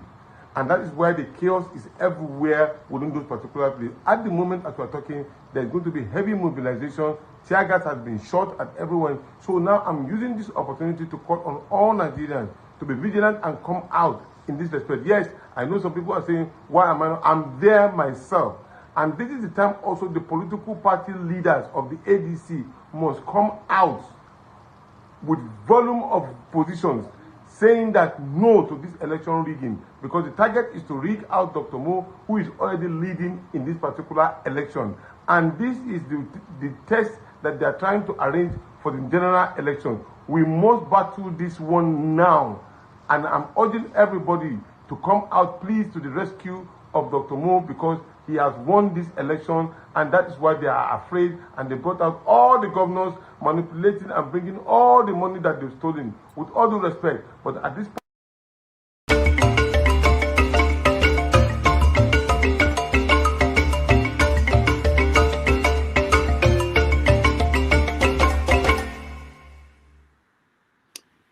All right, welcome back, everybody. Thank you so much, Dr. Franklyne, for being here with us. That was clips from yesterday's election in Nigeria. There were elections in Abuja, in Rivers State, in Kano State. Most of them are local elections for people in the local government parts of the country. Now, from all indications, it was nothing different from what we saw in 2023. And we are a few months away from the big election in 2027. If we are going to repeat the same thing, why do we try? What are we doing? Well, we have to go to the basics. Chinua Achebe said it. If you don't know where the rain started to beat you, you're never ever gonna know where it's going to stop. We across many African capitals, I have seen this across many African, not only in Nigeria, we tend to put the cart before the horse. Everything we are practicing in terms of governance, we borrowed. No traditional system of governance structure survived colonialism in Africa. Ask the Yorubas in southwest Nigeria. They had their Oba. They had a monarchical system that functioned effectively for them. The Igbos in southeast Nigeria had a republican democracy where every male adult in the village contributes to decision making. The Hausas in the north had theirs. In the middle belt, the people, almost everywhere across the continent, you could see such similar structures. But none of them survived. So we took hook, line, and sinker what the West told us was democracy when they left. So they handed over power when we had elections. And remember, the independence elections, almost everywhere, we're not free from the accusations that we are leveling against these elections today. Okay, so there were massive riots and rigging during the Nigerian post-independence elections in the 60s. Okay, so what we are saying today is just a repeat. So we have been doing the very same thing all over again and expecting a different result. It's not going to work. What did the Chinese do? I used to believe in democracy as the best system of government. I don't believe that anymore, because I have not seen what democracy has wrought. Even in the United States of America, America is being governed by corporations. Citizens United. The corporations hijacked American electoral process. So the corporations are now people that could fund and finance elections. So elections are being controlled by lobbyists. APAC pays politicians and writes laws. The lobbyists write laws for them to pass. So I don't believe democracy anymore, okay, as the best system of government, because I have studied it across much of the world. And it is the lobbyists that write most of the laws that the politicians go to parliament to pass. And we learned that too. So in our society in Nigeria, the people are so very disappointed. They are not enamored anymore by this concept of democracy. There's a voter apathy. One of the largest in the world I've seen is in Nigeria. People don't go to vote. They say, just let them do whatever they want. We know. Even if we vote, it's not going to count. Why am I going to risk my life to vote? You are either assaulted by the police, or your votes don't count, or the thugs will steal the ballot box and run away with it and beat you up in addition to that. Okay, so even going to vote is not even safe for an average Nigerian. So why do we keep on? We waste money. Okay, last elections, INEC took over 300 billion and told us that the elections are going to be in real time, electronically transmitted. And what happened? Tomorrow you will come to tell Nigerians do the same thing again. So that's how we define madness. Doing the same things over and over again and expecting a different result. I will propose something. What I will propose is, people ask me, what is your solution? I like the Chinese model. People say China is a communist. People have food on their table. People have money in their pockets to spend. The country is a great power today. They don't allow businessmen to come into politics. You stay there. Jack Ma, the owner of Alibaba, one of the richest men in the world, tried to do what the Americans are doing, to tell the Chinese Communist Party that I have arrived. I have to make policies, and they put him in his place. You don't hear about Jack Ma anymore. They reduced him to size. They told him, hey, you can do business, make money, pay taxes to the government, but governance, you leave it for us, because we are not here to pander to the interests of the moneyed authorities or powers. We are here to pander to the interests of the majority of our people. And that's what China is doing today. China has pulled 700 million people out of poverty within a space of 30 years.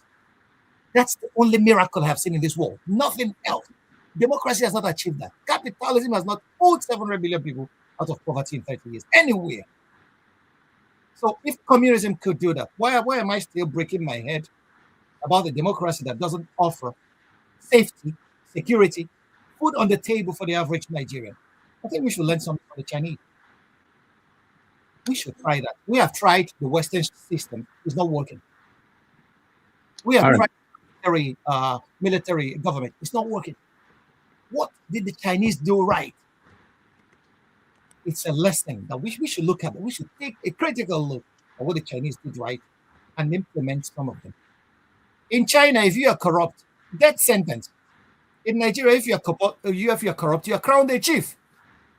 You see the difference? And everybody wants to be like a local politician. In Nigeria, if you go home for Christmas, you will see ordinary people that have made a few thousand euros. They will come home, they will charter policemen to guard them. The police that should be there for the public is guarding only a few elites with weapons paid for by the taxpayer. So a Nigerian politician, look at somebody like Wike. I will mention in names. What has Wike lost in politics? What is the positive contribution that Wike has made in Nigerian politics? He said he's Mr. Project. Any fool could build a flyover. The Chinese are building a 100-story hospital in 24 hours. The Chinese are building train stations in 24. Go to China today. You will not recognize, you will think that if there is a heaven, that's China. Wike is telling us that he built. So what has he lost in politics? Mention any other Nigerian politicians. What have they achieved? What have they attained for our people? And people are afraid to call these people out. El Rufai is battling his demons. What did he achieve? In Kaduna, Kaduna became the insecurity capital of the world while El Rufai was governor of that state. I could list so many of them. So if you build roads, you think, hey, governor built road, we are screaming, we are jumping and dancing. People should stop dancing because these are your monies that they are using to build those things. It is the easiest place to be a politician is in Nigeria. You go to Abuja every month and get allocation. But if you are to ask people for taxes and explain to them what they're going to do with their taxes, that's more difficult. So the Nigerian politicians don't have that. That's why every governor gets 200 million naira every month. Security vote. No, that's not correct. Correct? Yeah, there's one I know he gets 2 billion. Okay. It depends on how much money you have in your state. Oh, I'm being conservative. Sorry. Yeah, well, I erred on the. Yeah, it's the average. Lowest. Average is 2 billion, 200 million. Yeah, average. So security votes.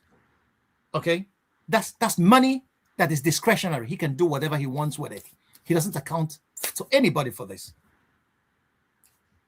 At the end of the day, they will embezzle whatever is left in the treasury. And then they will tell us stories, and then they will try to create this internal tension. These people, the Enugu North should produce the next governor. It's because of the people of Enugu South that things are not working. And then they are playing us for fools. That's what happens at the national level too. The South is playing the North, and then, but the average Nigerian has a common problem: poverty. We are being stolen blind. And you have to know, these politicians know each other. They intermarry. If there is a wedding, if the Soludo's son is wedding today, all the governors of the North will come. Even those screaming, all the governors of the South will come. And they marry amongst each other. But the ordinary people are excluded. You will be watching from behind a high walled fence, waiting for crumbs to fall off their table. But yet, at every election, Nigerians are divided along these lines. Okay, instead of holding these guys to account, we are there fighting each other over things that don't make any sense. You see it online. Once you raise any issue about how to move Nigeria forward, everybody will tell you, yeah, Tinubu is my brother, and Wike is my sister, and who comes from my part of the town.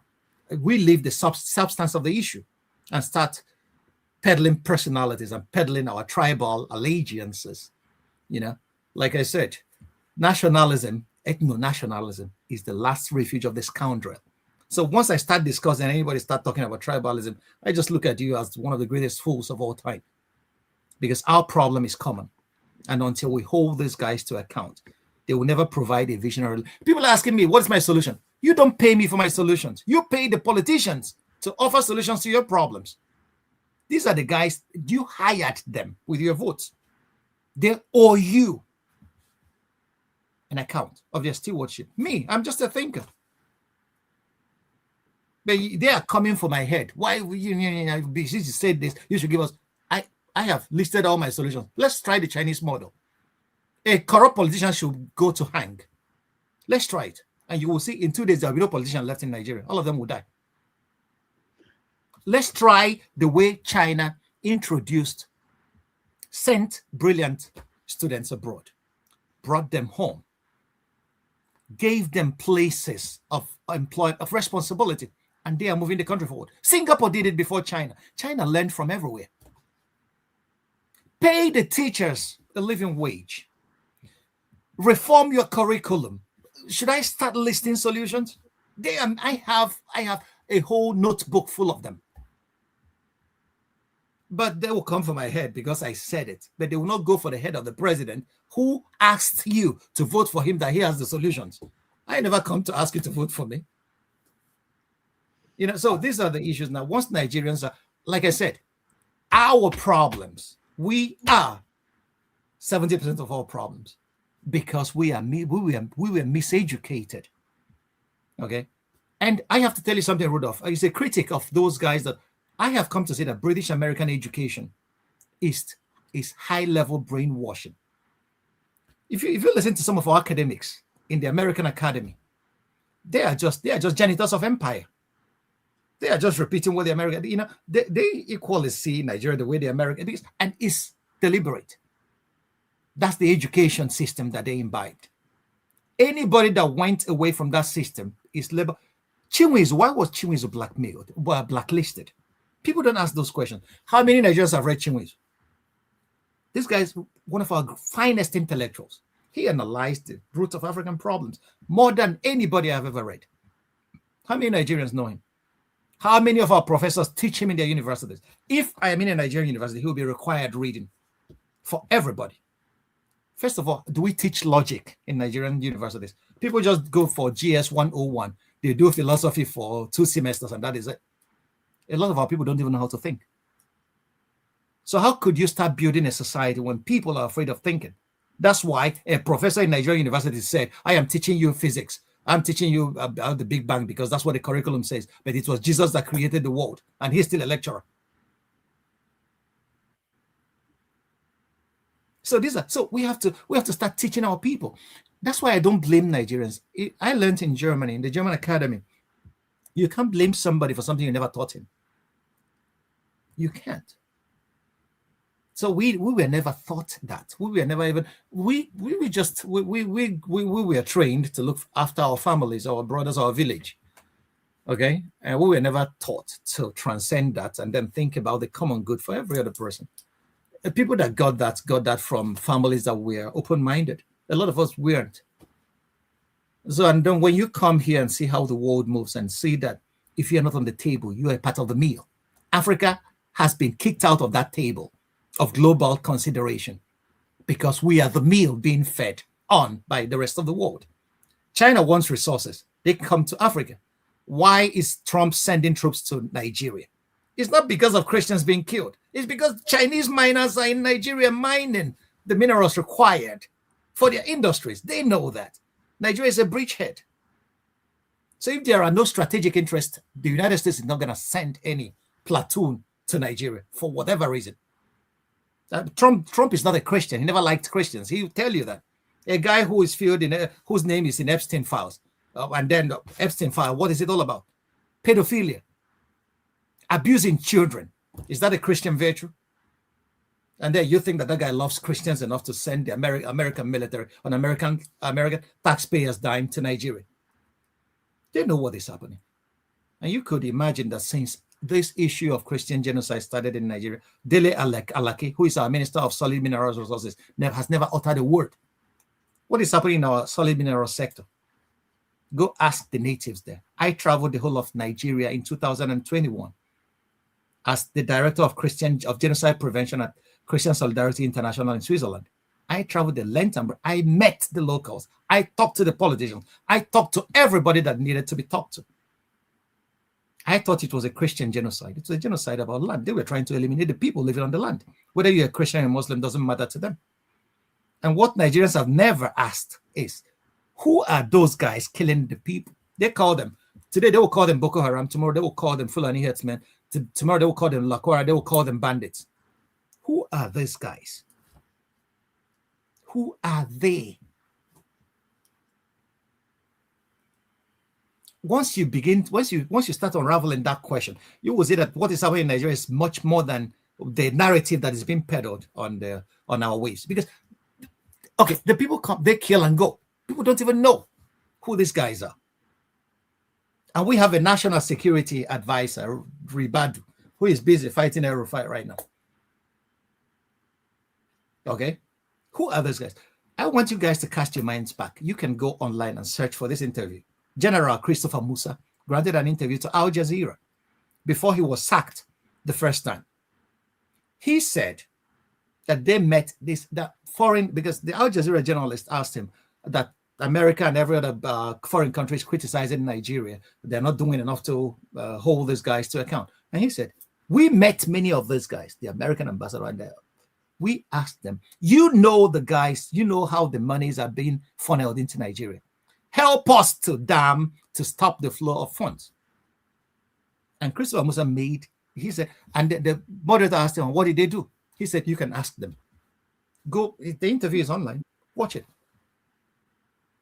So those who are offering you the solution sometimes may be the same people. You know, there is a proverb in Igbo that says, somebody, isolummo buomadu, isolumadu jakwa akwa mo. That, you know, so that's, you know, that I'll just leave it there. My eyes got open in Nigeria. So that's why I don't peddle that. And that's why people in the know. That's why people were criticizing Matthew Hassan Kuka. Why did he say it's not a Christian genocide?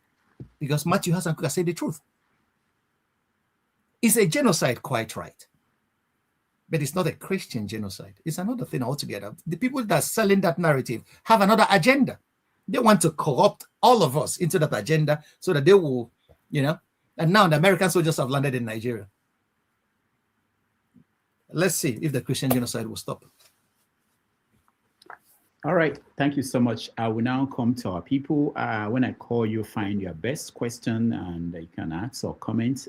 Please make it brief. We have a lot of people waiting at the other end, so we can get to everybody. Let me start with Chim. I'm not following the sequence of coming in. Let me just go that way so that it will be easy to know who spoke and who didn't. Chim, go ahead. All right. Good day, Dr. Ogbunwezeh. Pleased to meet you again. And thank you, Rudolph, for having me. So just listening to everything you said, that was not my original question, but because of something you said along the line, and I'm sure you'll be able to figure that out.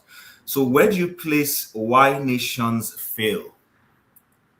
The book Why Nations Fail, because you've touched something that the author was talking about in regards to why some of our nations are where they are. And I'm sure you know where I'm going to based on what you just said now. Wait, just wait. Exactly. So I had to open it as soon as you said it. I went and I opened that section. So the extractive political and economic institutions versus the inclusive ones being responsible for how progress is not made in certain nations. Now, if you take that narrative with respect to your commendation of China, I commend China because China is a blend of a lot of things, and that's why they're progressing. I agree. But the authors of that book said clearly that our societies, Nigeria, a lot of African societies, Congo, Haiti, are not progressing because they do not imbibe an inclusive political and economic type of governance and economic systems.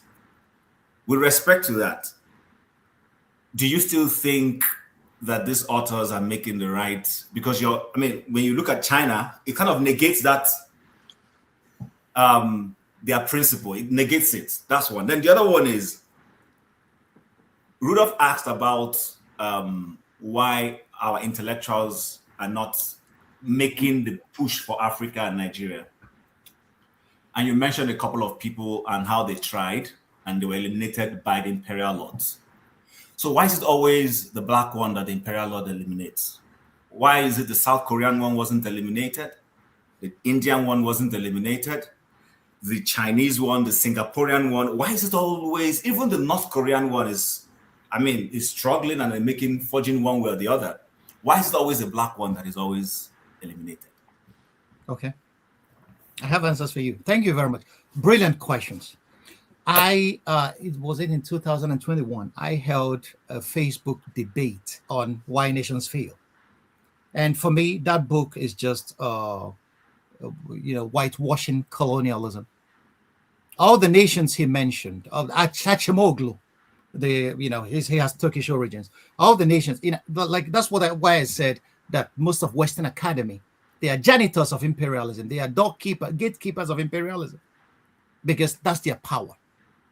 Okay, all the nations he mentioned, they never talked about the implications of colonialism on these countries. And these implications never disappeared. They are still there today. These countries lack first of all, inclusive governance. Who created these countries? How did these countries come into being? These countries were made up of strange bedfellows, societies that would not have anything to do with each other, societies that have been their own nations, having homogeneity across board. But most of these African countries never had homogeneity. Nigeria speaks you can get more than 350 different languages in Nigeria. So how do you affect inclusion without a common language? How many Nigerians understand English? We make do with our version of Pidgin. In the rural areas, some people speak that language. So if you're talking about in Germany here, for you to be integrated, you have to learn German language. So how do we encourage the learning of language across board? So colonialism did a number of us. Almost all these nations that failed in the global south are in Africa. And most of these nations are resource-rich countries. And their failures were not an accident. They were engineered to fail. They were never designed to self-propel after independence. That was cut off from them. The man that could have moved Congo forward was Patrice Lumumba. What happened to him? They never wanted even Lumumba to land and take power because he set a speech that set out his vision, which the Belgian government took as an insult on them. And they eliminated him. Nkrumah talked about a United States of Africa. Where is it today? Gaddafi talked about pushing the gold dinar as African currency and by means of exchange and payment. What happened to him? And then that dovetails into your second question. Why is it that it's only the black leadership or intellect that are eliminated? I'll tell you one thing. Because you don't know how strong you are. I wrote a book about Biafra. I refused to publish it on purpose because most of the things I say there, for me, are so very radical. Even before Nnamdi Kanu started saying it, I wrote it that a new generation of Igbos are coming that are going to be asking questions without good information, and they're going to make a mess of the whole thing. And that's exactly what happened. So there is no continent on the face of this earth that has been brutalized, raped, plundered, and her humanity questioned like the African continent has been. And the white man, the average white, there's a book you have to read, it's called The White Fragility. The average white man has this fear that if Africa ever came to power, that Africans are going to take a revenge for everything that was ever done to them. So the only thing is not to let them get there. You see that in America. That's why they will do everything to keep the black man down. But they forget that Africans don't think that way. Africans are not thinking about revenge. Africans are not thinking about intergenerational trauma, although we carry it in our frames. Africans are just asking to be given a place to stand. So that is the fear. Okay? So if somebody's telling you that you're inferior, every opportunity that you're inferior, you are not the inferior person. That person has a fear, an abiding fear of you, because he feels inferiority in himself and he has a need to project that to you. So if somebody is trying to keep you down, that person has an ontological fear of what your powers and potentials are. That is what is guiding that. That's the metaphysics of it all. So that's why the powers that be will never. Kissinger wrote it in his report in 1974. Nigeria's resources should not be allowed to fall into the hands of Nigerians for their development. These guys will write what they write. They wrote it in black and white because we don't read enough. We don't see those things. And we think that everything is uhuru. No, it's not. They know what they want. They know the resources we have. They don't have it. And for you to get it and not offer the people anything, you have to put structures in place that will make sure that the people are kept busy elsewhere while you are coming from behind to rape their mother. You get the point. That's why Shell BP could cause an ecological genocide in Niger Delta and get away scot-free, and nothing happens. Okay? In South Africa, the gold, the diamonds that we are stolen from South Africa is still funding the streets of Antwerp in Belgium today. South Africans don't have any share in it. So if you're asking why, so when Achimoglu and Robinson came up and then started writing this trash, that's what I call it. They were just cheerleading colonialism and the present structures of global dominance. They were not doing any intellectual analysis.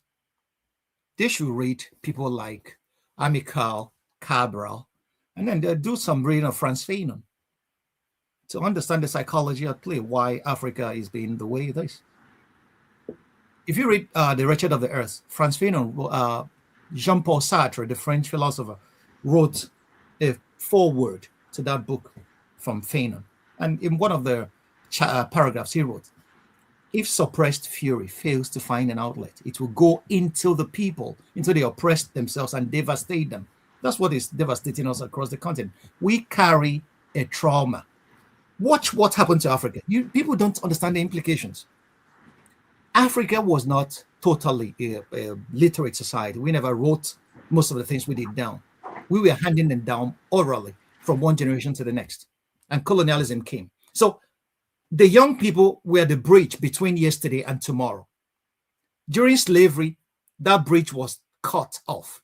The young people who had all the knowledge were carted away, sold as human chattel to the Americas. And what happened? We lost that. So the old people died without passing that knowledge. So Africa lost a lot in terms of cultural products, in terms of intellectual, in terms of everything you can ever imagine. And then most of these guys went to the New World with the little they know. Most of them challenged their environment, were productive, produced things that were stolen again from them, and their white masters placed their names on them because they could go to the patent office and claim the products of the hands of their black slaves. Things like Johnny Walker, the whiskey you drink, is Ogugoro Sapele that people were brewing. These guys never knew what it was. It came from us. People that built machines to farm. The white man is a master using canes. He doesn't know the nitty-gritties of farming because he had slaves that were doing it for them. The slaves, in order to make their lives better, invented those machines. But their masters put their names on them, went to the patent office and claimed them as their own. So the history is, our people should start reading. That's what I'm just advocating. Let me tell you, nobody is coming to save us. Nobody's coming to save Africa. Even the Americans, they're not coming to do shit. Only Africans, only Nigerians have the power and the will and the interest to save themselves. Nobody will do that for us. The Chinese realized that early and started planning quietly. Keep their mouth shut, no ostentation. If you are saying anything, they'll be doing until they get where they are. Today, you don't mess with China. But we make a lot of noise because we carry a trauma within us. Okay, so and this trauma, that's why I say the only thing that could bring us out of this trauma is for us to know knowledge. James Madison, one of the slave-owning American presidents, said something very important. I will quote the devil if the devil has something nice to say. He said that knowledge must forever govern ignorance, and that those who wish to be their own governors must arm themselves with the power that knowledge gives. That's what Africa and Nigeria needs. All right. Thank you, Chim. Let's go to Michael. And then if you ask a question, I will take you out to the back end so that we let other people in. Go ahead, Michael. All right. Good afternoon. Good morning. Good evening. Hello, Dr. Frank. Nice to meet you. Rudolph, appreciate you giving me the opportunity to come to this platform. You have answered most of my questions that I have in mind because you have illustrates example of what we need to do, because like you said, what's the way forward? There's no way forward other than us looking within ourselves to look to the answers. But the question I have for you, in the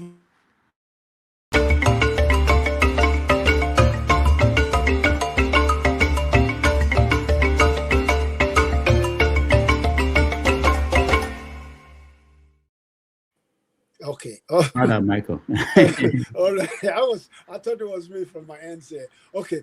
With the recent OAU conclusion meeting, they say slavery is considered as a genocide and is a crime against humanity. From your own perspective or point of view, how do we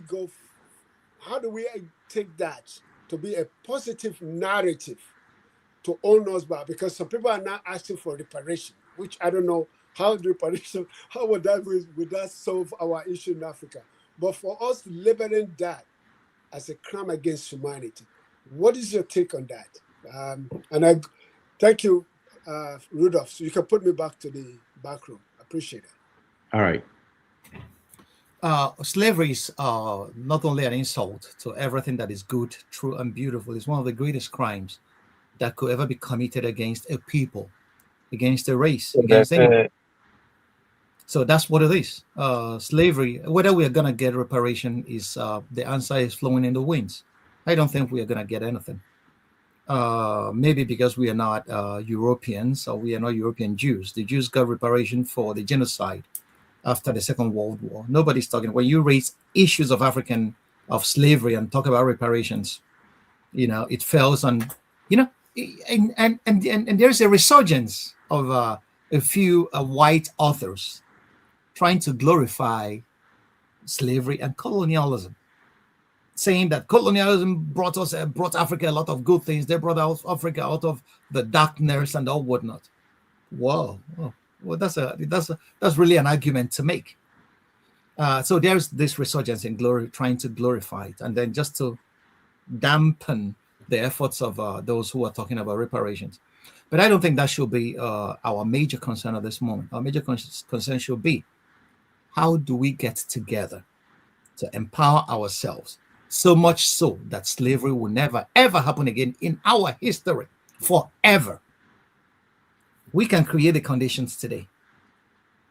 There was a time I was looking at the global politics, and I thought to myself, America messes with everybody, but not with those countries that have nuclear weapons.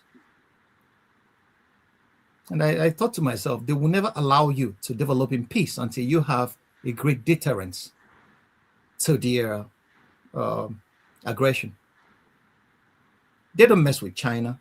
They don't mess with India, not even with Pakistan. North Korea, they don't mess with North Korea as much.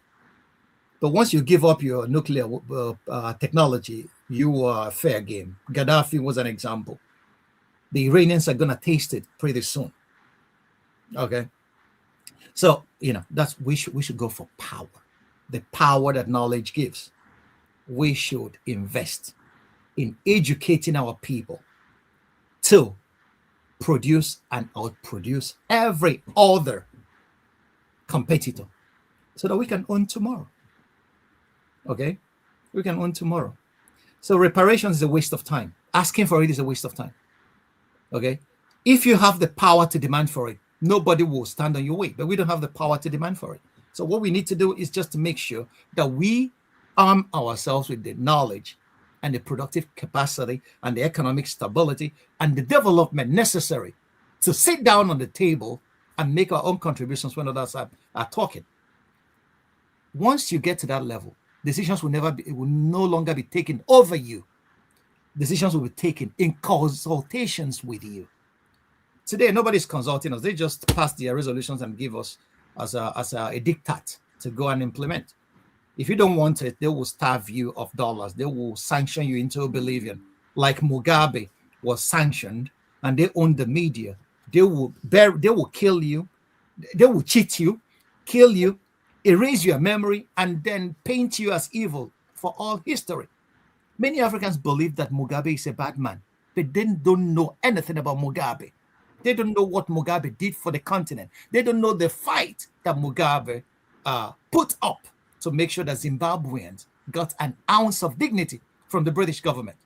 But today everybody knows, Mugabe, he was an old man. Why was he still in power all these years? These are narratives. Okay. So once you hear anything about anybody, you have to ask yourself, cui bono? Who profits from this narrative? Once you ask that question, you will get your answers.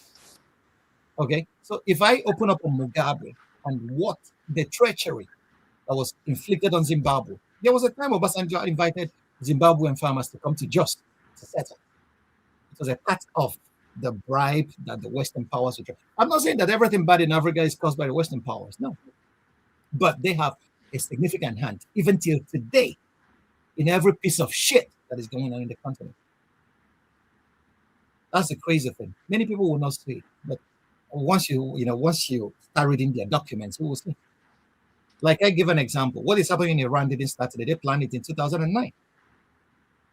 Read The Road to Persia from the Saban Institute. It's online. You can just download it. It was in 2009. Everything that Trump is doing now, they planned it. They said how we are going to influence public opinion to make sure that once we start bombing Iran, people will not take it as if we are the bad guys. In minute detail. When Kissinger said in 1974, we should never allow the resources of Nigeria to fall into the hands of Nigeria. When an American soldier that was stationed in Wiesbaden told me while he was fighting in Iraq in 2003, what is our fucking oil doing in their backyard in Iraq?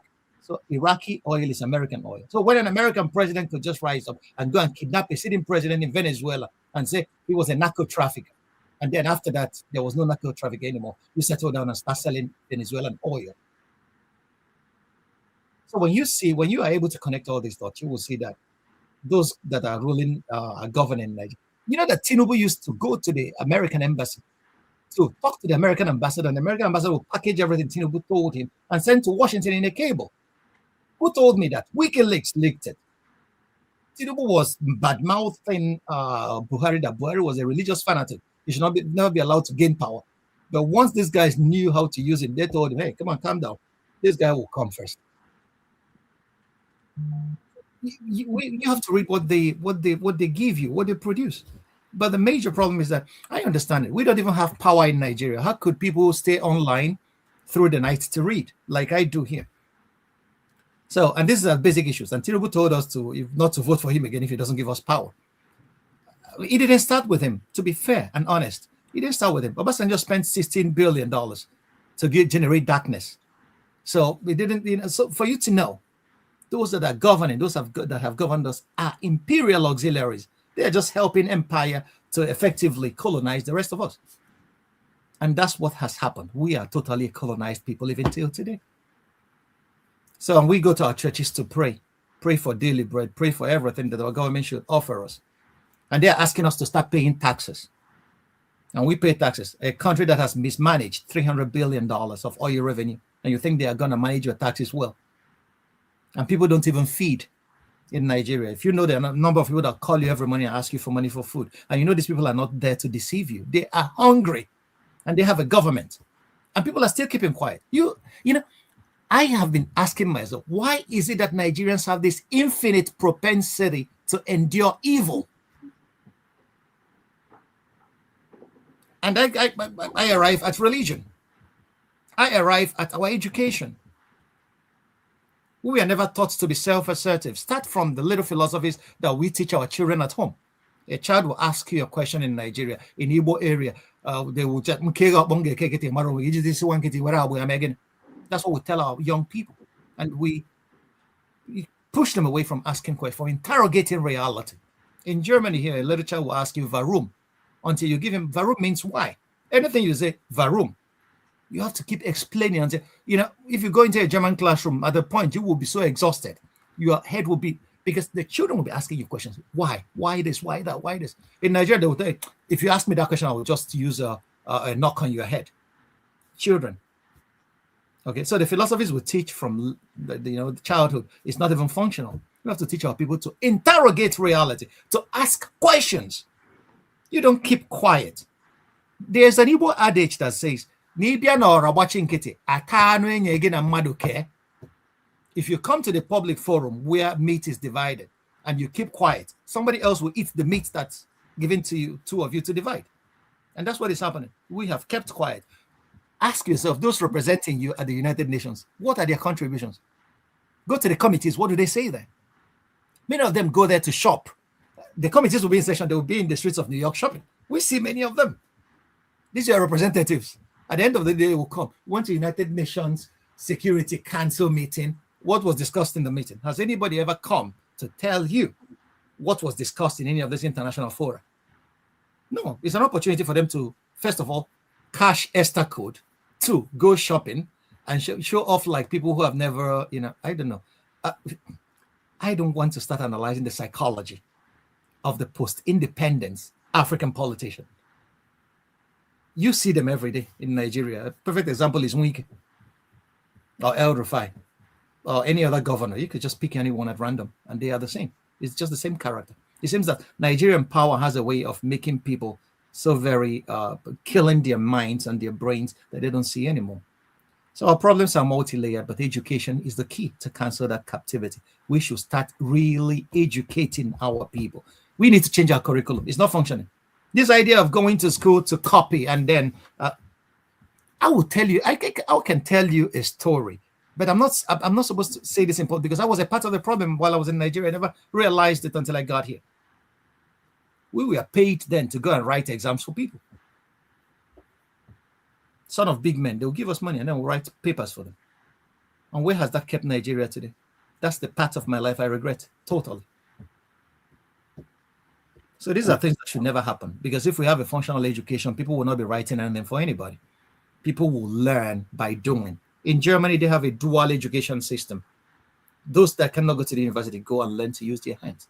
And most of the engineers that built Mercedes and BMWs are people that never went to the university. These are people that learned the trade on the go.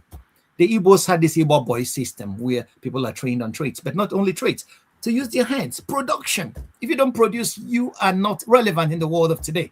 We buy everything from China. We are just middlemen. But we need to start producing. If we don't produce, sorry, it's like in the academy. If you don't publish, you perish. In the world of global economy today, if you don't produce, you perish. And that's where we are this moment. We don't produce anything. The day oil will become less in demand in the world market, Nigerians will feed from the garbage dumps. Just write this down, because we don't have anything to offer. It's not because we're not industrious or intelligent. It's because the policies that have led us to a place where we can produce instead of consuming is non-existent. All right. Thank you, Franklyne. Let's go to KJ. KJ.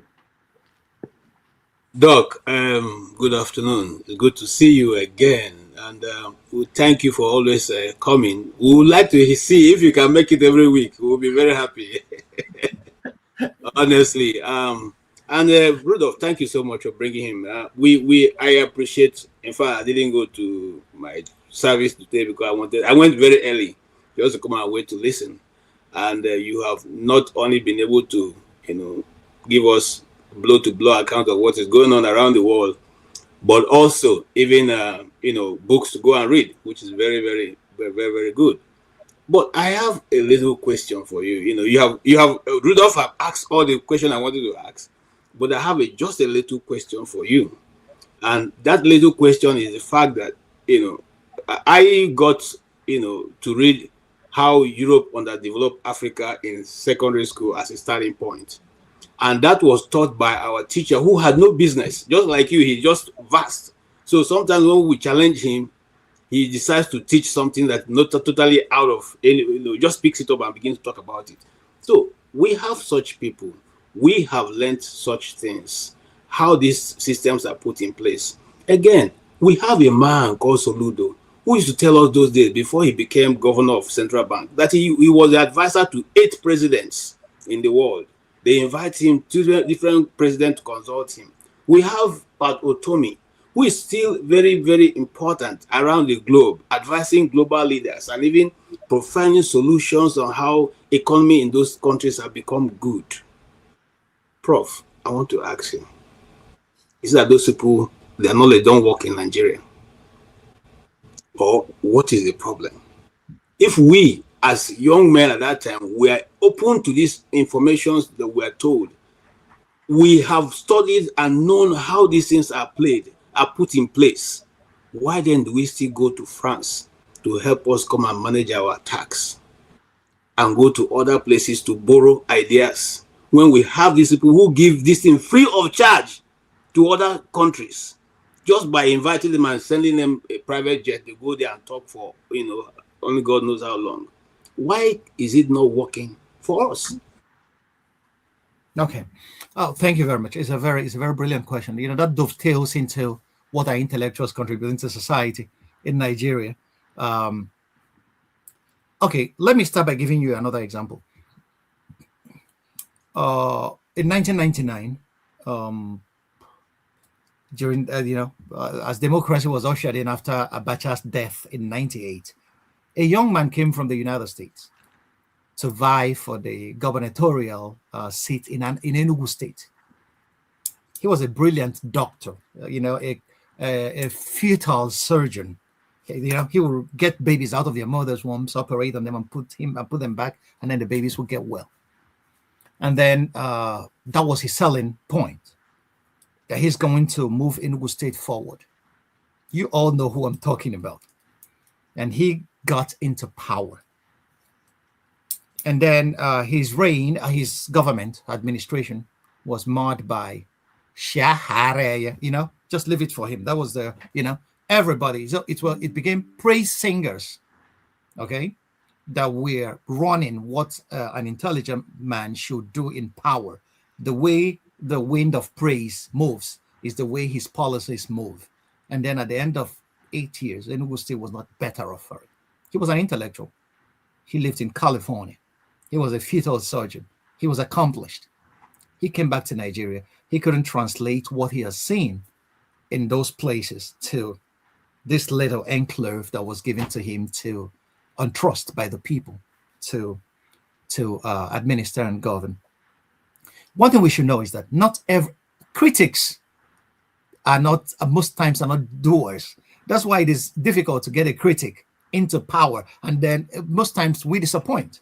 Okay, so our job, many critics don't have this artisanal capacity to push their theories, their thoughts across the finish line into finished products. So but critics are important in every society, and those who have the artisanal capacity could actually use those theories to make the society better. Coming to Soludo, I'm not close enough to know what Soludo is battling in Anambra State. But one of the things that he really did was taking a stand against this Monday sit at home. As an economist, he should know that we are losing billions of dollars daily in man hours to the sit at home that was imposed, not by the people, but by people who are agitating for their own various reasons, whatever that may be. That's a good move. I don't expect anybody, any president, any governor, to make miracles within 4 years. That's why I said I am beginning to look askance at democracy, because what everybody cares about is 4 years of election. The Chinese were able to plan long term because they don't have this distraction of spending money to get back to power. They planned long term, 30 years. We are going to lift the majority of our population out of poverty. It became, a long-term project, and every policy became a piece of their puzzle to lead them to this destination. But if you are very busy waiting, if I don't do this in 4 years, I'm out. It's not that I'm advocating for, life. The Chinese are being governed by a committee. A committee. Okay, so if anybody gets too high, and then they will just kick him out, and then the system keeps working. So everybody contributes to that system, and the system moves. That's why they are where they are today. I don't expect Soludo to make miracles, although I don't support his politics. I don't expect. Tommy was never in power. Tommy, the only time he was in power was a special advisor to Shagari in '82. Okay, he's a brilliant chap. Soludo is a brilliant economist. I will grant him that. But as a politician, Nigerian politicians, they have to play the hands that we're giving them. He has to go to the market and dance with the market women in order to get their votes, instead of concentrating on the nitty-gritties of governance. So, that's one of the things. But over and above that, I have not seen an overarching vision that Soludo has articulated for Anambra State. That's where I'm disappointed. As an intellectual, he should have a vision that even when he leaves office, anybody that comes in and tries to deviate from that vision will get the air of the Anambrarians. But he doesn't have that. And that's what a leader should be. A leader should be somebody who shines the light, like Nnamdi Azikiwe said, and the people will find their way. I have not seen a Nigerian leader that is shining the light that the people can find their way. All I'm seeing are petty individuals, petty egos, who are there to show, I did this. And what did you do? In the larger scheme of things, what has your contribution? What is the meaning of your contribution in the larger scheme of things? I was advocating here in Germany. Okay, we had an Igbo meeting everywhere in Germany where the Igbos go every Saturday or Sunday to meet. And I came to the meeting one night and I told them, I'm not coming here anymore. I will come here, you ask me to pay monthly dues, and then you will cook pepper soup and grease, and we will eat, and everybody goes home.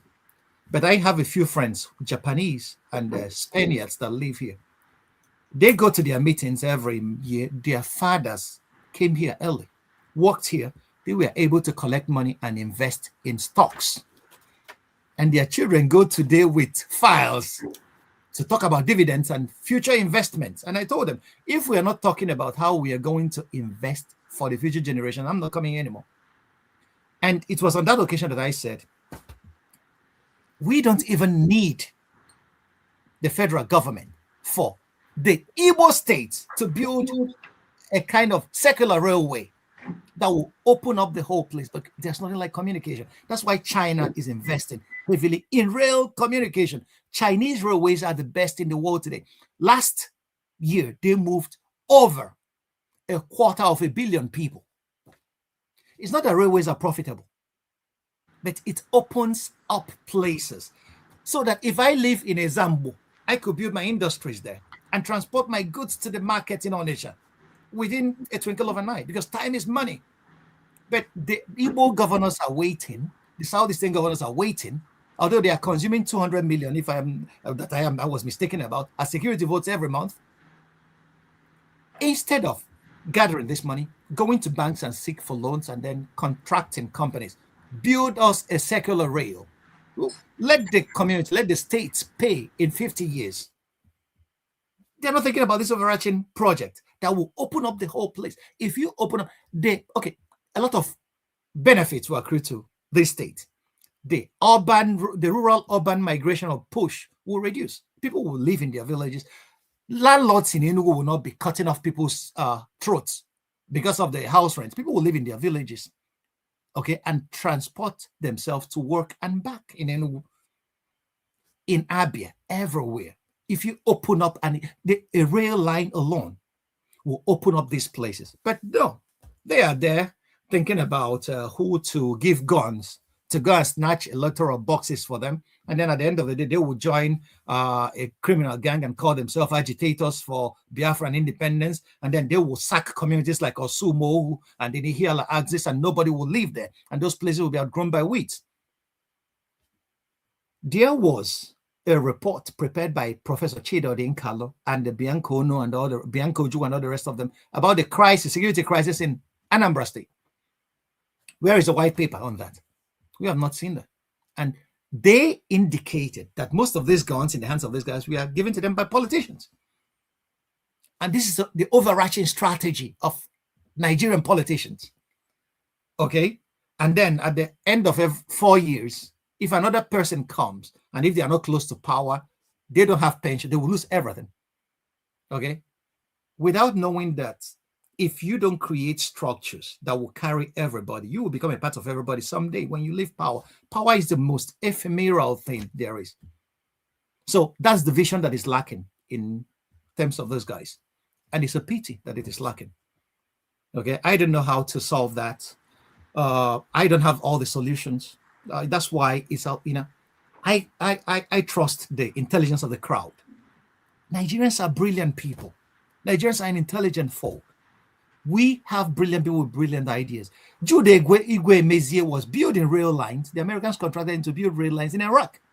We could get such guys to build rail lines for us. We have Nigeria. There's a young Nigerian doctor, Ngwaba, that I listened to today who was talking about reversing terminal illnesses. And the guy is brilliant in England. He's doing wonderfully well. These are the people we could co-opt for our own development. But the politicians don't want these guys. I was in Enugu State about 5 years ago. I came home. Obiorike asked me to come. I went to a meeting of the politicians. You know what they were fighting about? They don't want foreigners because the stakeholders, the local stakeholders they don't want anybody coming from abroad to contribute ideas because they bring the Ghana must go back and they should be shared to them. Nothing should be, they don't want anybody coming from abroad to tell them not to share the money. I was sitting there and listening to these people. So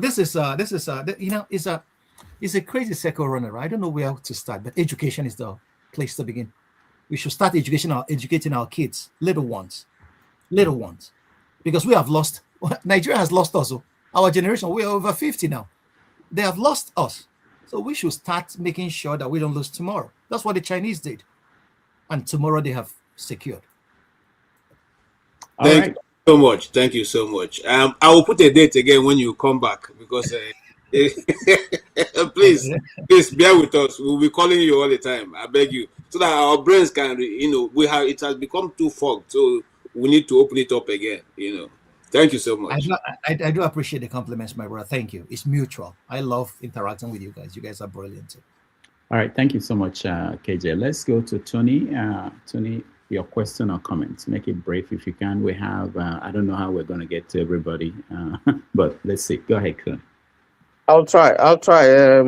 Doctor has spoken quite a lot. And, unfortunately, we don't have time. Greetings, Dr. Damages. Greetings, Doctor. Quite very, very interesting things you have said. A lot of them I agree. A few others I don't agree with. But I want to ask you a question quickly. I like the part where you talked about knowledge as a resource to jumpstart the economy of any nation. And if you take a look at some of the countries that have invested heavily on knowledge-based, economy, you would see that GDP per capita is very, very high. Finland, Iceland, Norway, Luxembourg, Switzerland, Liechtenstein, China that you talked about, and so on and so forth. Singapore, so you would see clearly, that if you go through that path, your economy would benefit. Now, and if you come down to Africa, I did say this before. If you look at small countries like Cape Verde, Seychelles, Botswana, Namibia, Mauritius, you could also see a semblance of that, even though they are small countries. So my question really is, 1960 to about 1960, before the first coup, from the statistics and the indices that we have, Nigeria appears to have been progressing. Universities were highly rated, hospitals were good quality, civil service, could deliver, service, integrity in civil service, agriculture was good, structures were solid. So do you think that if we had pursued that path, if that had not been truncated, that Nigeria wouldn't have maybe joined the allied group of some of these countries that I mentioned? That's my question. Thank you. Thank you. It's a very brilliant question. Your take is quite brilliant. The countries you listed shows in real time, okay, with practical evidence that knowledge is the way to go.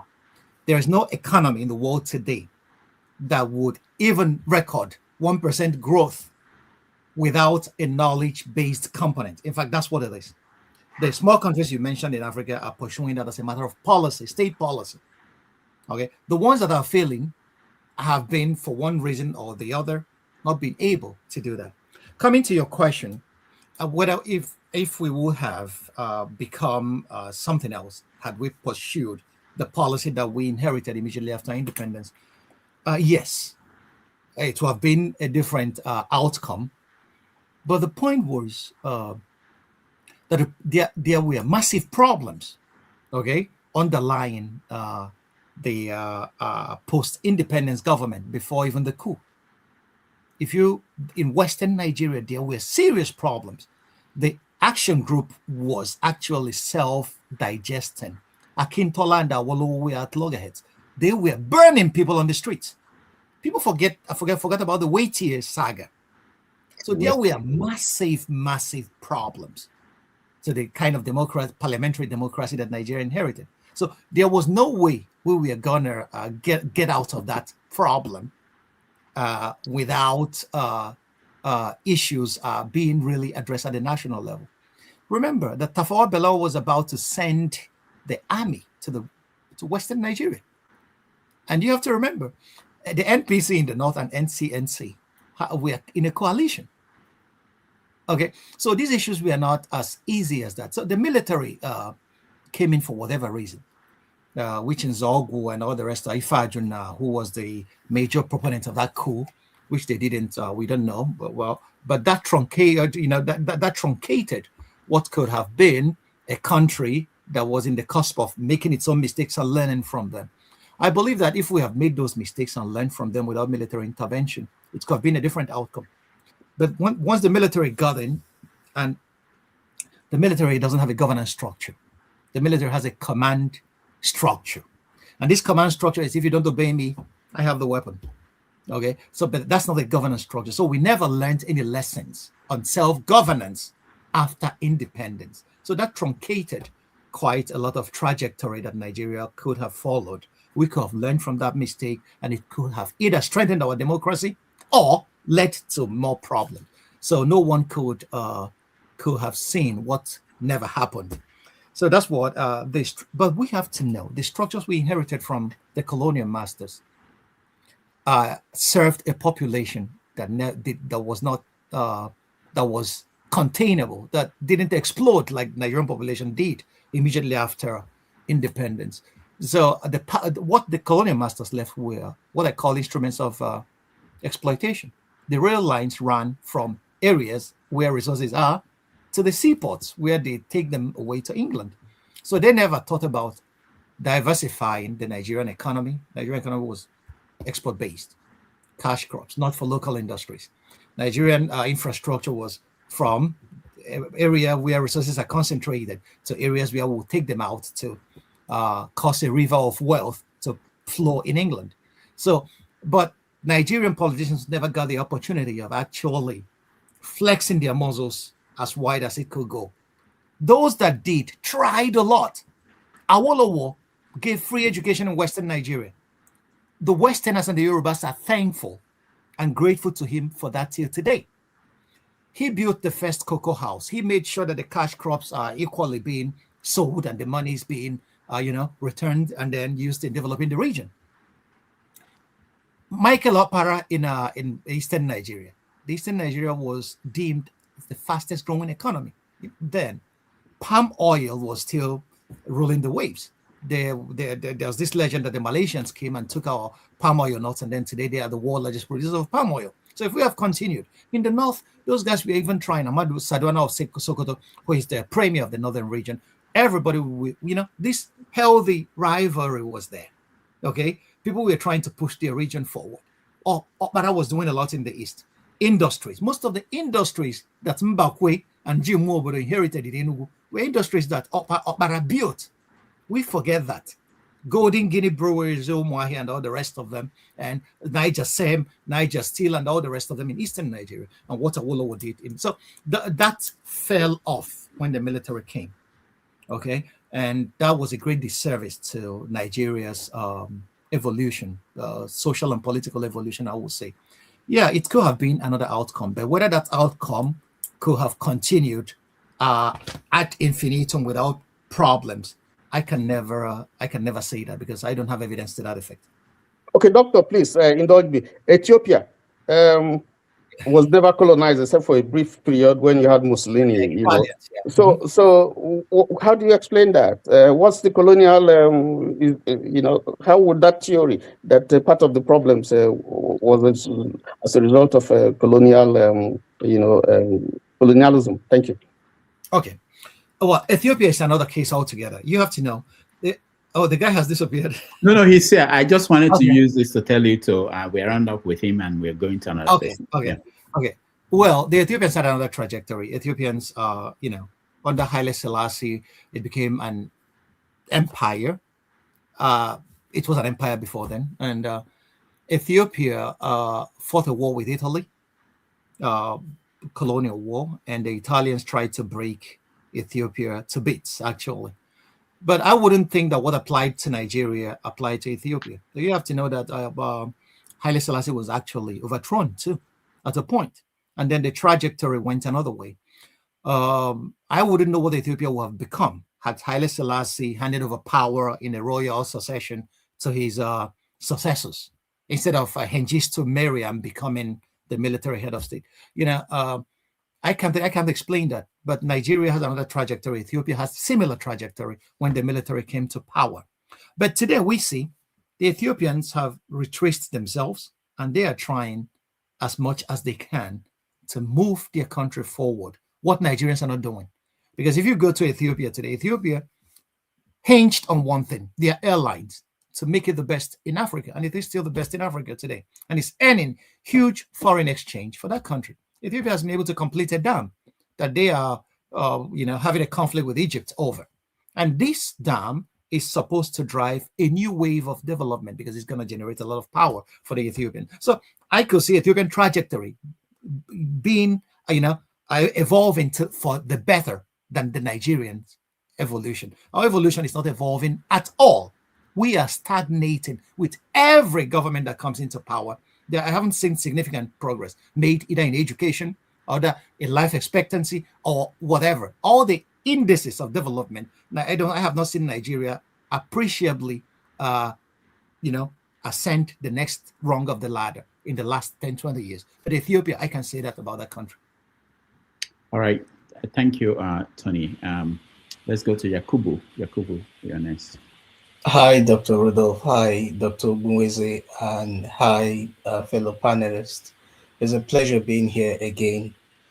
Doctor, I followed all your analysis today, and I must say that it's a good thing that you came on today, because Nigeria is in that state presently that we need this kind of get-togethers, if I may put it that way, because I'm also of the school of thought that critical thinking, has been one solution that if it was properly explored and exploited, it will have really, really reduced the level of decadence that has eaten deeply into the polarity that we are seeing today in Nigeria, and the decay happening. So stemming from what Tony said about, your answers to the 66, what we couldn't say or we could say, I'm going to ask this question. If we could travel 50 years into the future and see a prosperous, free, and united Nigeria, what would the Nigerians of 2076 say about the choices that, we have made today in 2026? Will they thank us or will they curse us? Excellent question. Well, that's the job of an analyst, to try to imagine a future.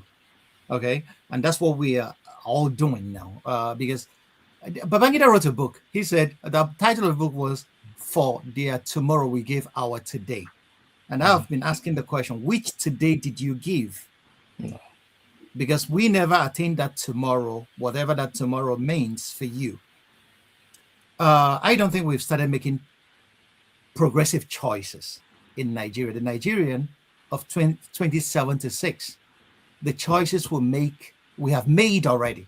This year is 2 months old, but the choices we have made have not even brought us a little bit on the track to progress beyond what we have just been doing the same things and we are expecting the same result. Okay, look, what is the philosophy of our governance? That's the question we should ask. What is the philosophy? What's the overarching philosophy of governance in Nigeria?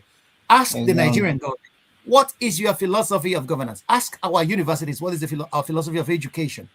What do we intend to achieve by educating our people? What is the goal of our education? Ask our Minister of Education, what's the goal of Nigerian education?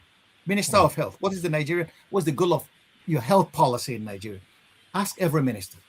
I will welcome that debate. So that's the basic thing. You have to first of all articulate a philosophy, a plan. This is our, okay, come to think of it. Tinubu started last year or late last year talking about Nigerians will be asked to pay taxes. They should stop it. Taxation is not bad. Taxation is the way a government funds its policies and programs in every major country of the world. But I had a problem. I wrote a short piece on Facebook and said Nigeria should never pay taxes. And what are my reasons for that? Nigerians should never pay taxes to anybody until those guys in parliament review our constitution and make sure that chapter 2 of Nigeria's constitution is justiciable. Certainly. We listed all the beautiful policies, what governments do with taxes in other countries. And at the end of the day, we said in Nigeria, these ones are not justiciable. So which is to say, those guys taking our tax money don't owe us anything. They don't even owe us to do anything for us. They don't even owe us to provide health care. They don't even owe us to fund education. So they don't owe us anything. So we cannot hold them to account. But you ask me to pay. What is tax? The Americans say no taxation without representation. You want Nigerians to pay, but everything that should hold you accountable to those that you are taking money from, you said no. I'm not responsible. You pay taxes, but I am not obliged to build roads. I'm not obliged to create a better life for you. What is a social contract? Social contract is the citizens sublease their powers, even the power of their finances, to the government, so the government will take care of them. But in Nigeria, we said, oh, give us the money of taking care of you. It's to your tents, O Israel. So what is the abiding philosophy of governance in Nigeria? Ask our president, where do you see Nigeria in 2050? He's the ones that we paid to do this job. He's the ones that we elected. These are the guys we elected to do this job.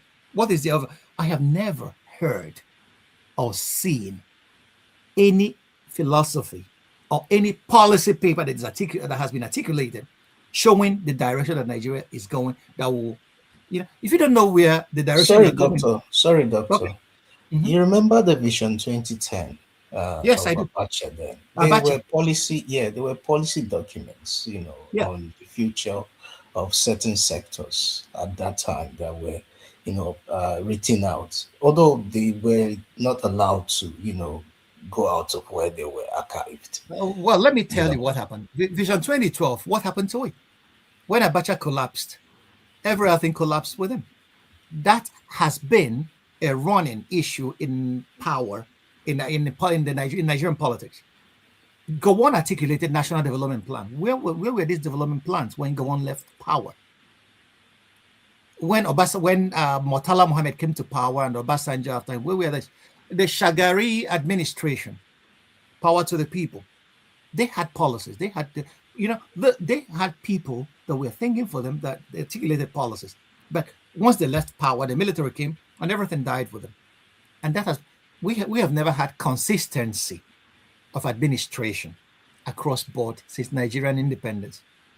That's one of the major problems. That's where I believe that if we are able to articulate a national philosophy of development and stop going into our tribal cocoons to think about who is bigger or who should hold power because he comes from my back of the neck of the woods, we should articulate, as a society, as Nigerians, what do we want? That's what a national conference could do. We sit down and say, it's not about who gets power. It's about, are we ready to be together? If we're ready to be together, how are we going to do it? Where do we want to see ourselves? And, we give ourselves timelines. That's how actionable policies are articulated. We don't have that. Ask APC for their manifesto. Go read that manifesto. You will see it's a watery document copied from so many places that nobody intends on implementing any single thing out of it. The PDP, is that a party? It's Wike's playground. The new ADC is a collection of strange bedfellows as well. So, until we have our intellect, you guys that are here sitting with me in Europe and eating grease and okra and whatever, until we are able to sit down and articulate some policies, some philosophies. Where do we want to see Black Africa in the next 50 years? Our children will be lost to us. All right, quickly, let's go to Anne. Anne, It's on. Where is he? What happened? Okay, yeah. Somebody entered, a new guest. Okay, go ahead. Yeah, thank you, Dr. Damages. Couple of rapid fire questions for you. You just mentioned tribal cocoons. It seems like the tribal cocoons are creating fifth columnists in our environment that turn around and betray us for their own regional interest or tribal interest. How would you mitigate against something like that? That's the first one. The second one is you talked about education. We wanted very one quickly, question alone. I'm going to be done very quickly. Okay. The education piece as well. Broad overview framework of an educational plan for the next generation that will work based on the theories you just presented. And what do you make about the Knesset discussing Biafra and Igbo in their parliament? I think there are some Southeasterners that kind of affiliate themselves with the Jews. I would like to get your thoughts on that as well. Thank you so much. All right. Thank you. We are going to take a break. Franklyne, Dr. Franklyne can answer these questions. They are actually important, and I know he will need more time. So let's take 4 minutes break, and then we'll get to everybody. Everybody in the studio, I will get to you. I promise you before he leaves. So I'll be there for everybody. It's not a problem. I will answer your questions. Are brilliant questions. But the second question you will have seen with my laughter that I have. But anyway, let me obey Rudolph. Okay. All right. We'll be right back. Thank you.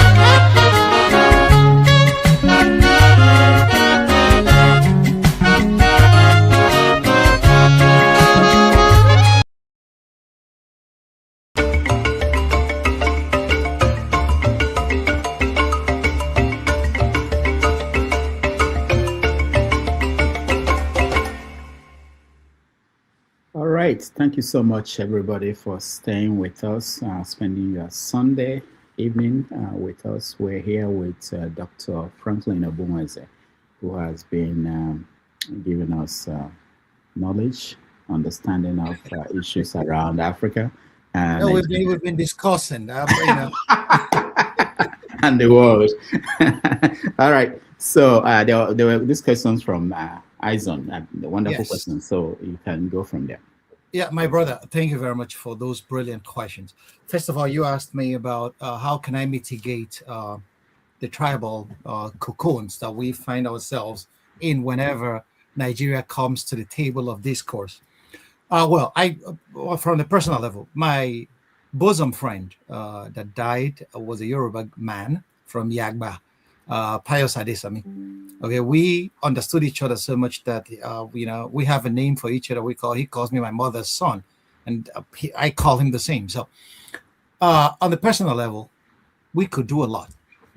The NYSC program was actually designed with that goal in view, but it got corrupted along the way. You could see people paying money to move from their primary areas of assignment to other places of their choice. Okay, that was designed to create national unity. It was a very worthy goal towards that.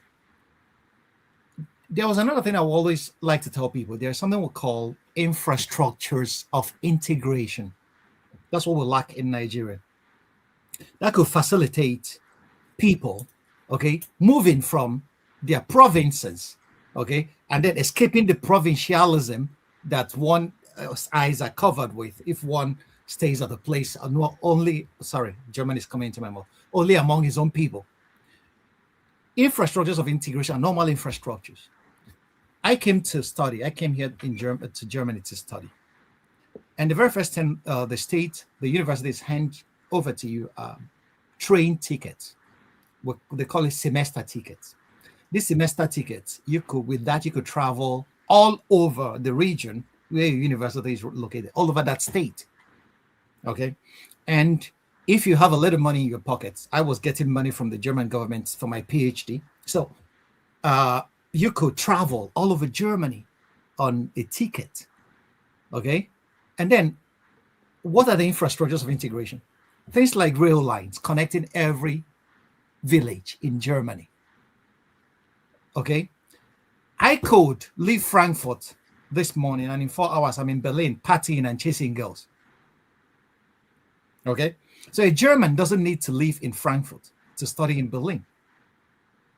And a German, once he moves to Berlin, he makes new friends there. So if we have such infrastructures that opens up all of Nigeria, you could see people traveling from Lagos to Enugu, doing their business and coming back.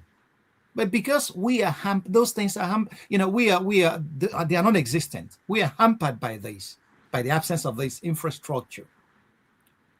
Nigeria is still very close. Nigeria is very large, but closed. For you to travel from Maiduguri to Enugu takes you over 13 hours.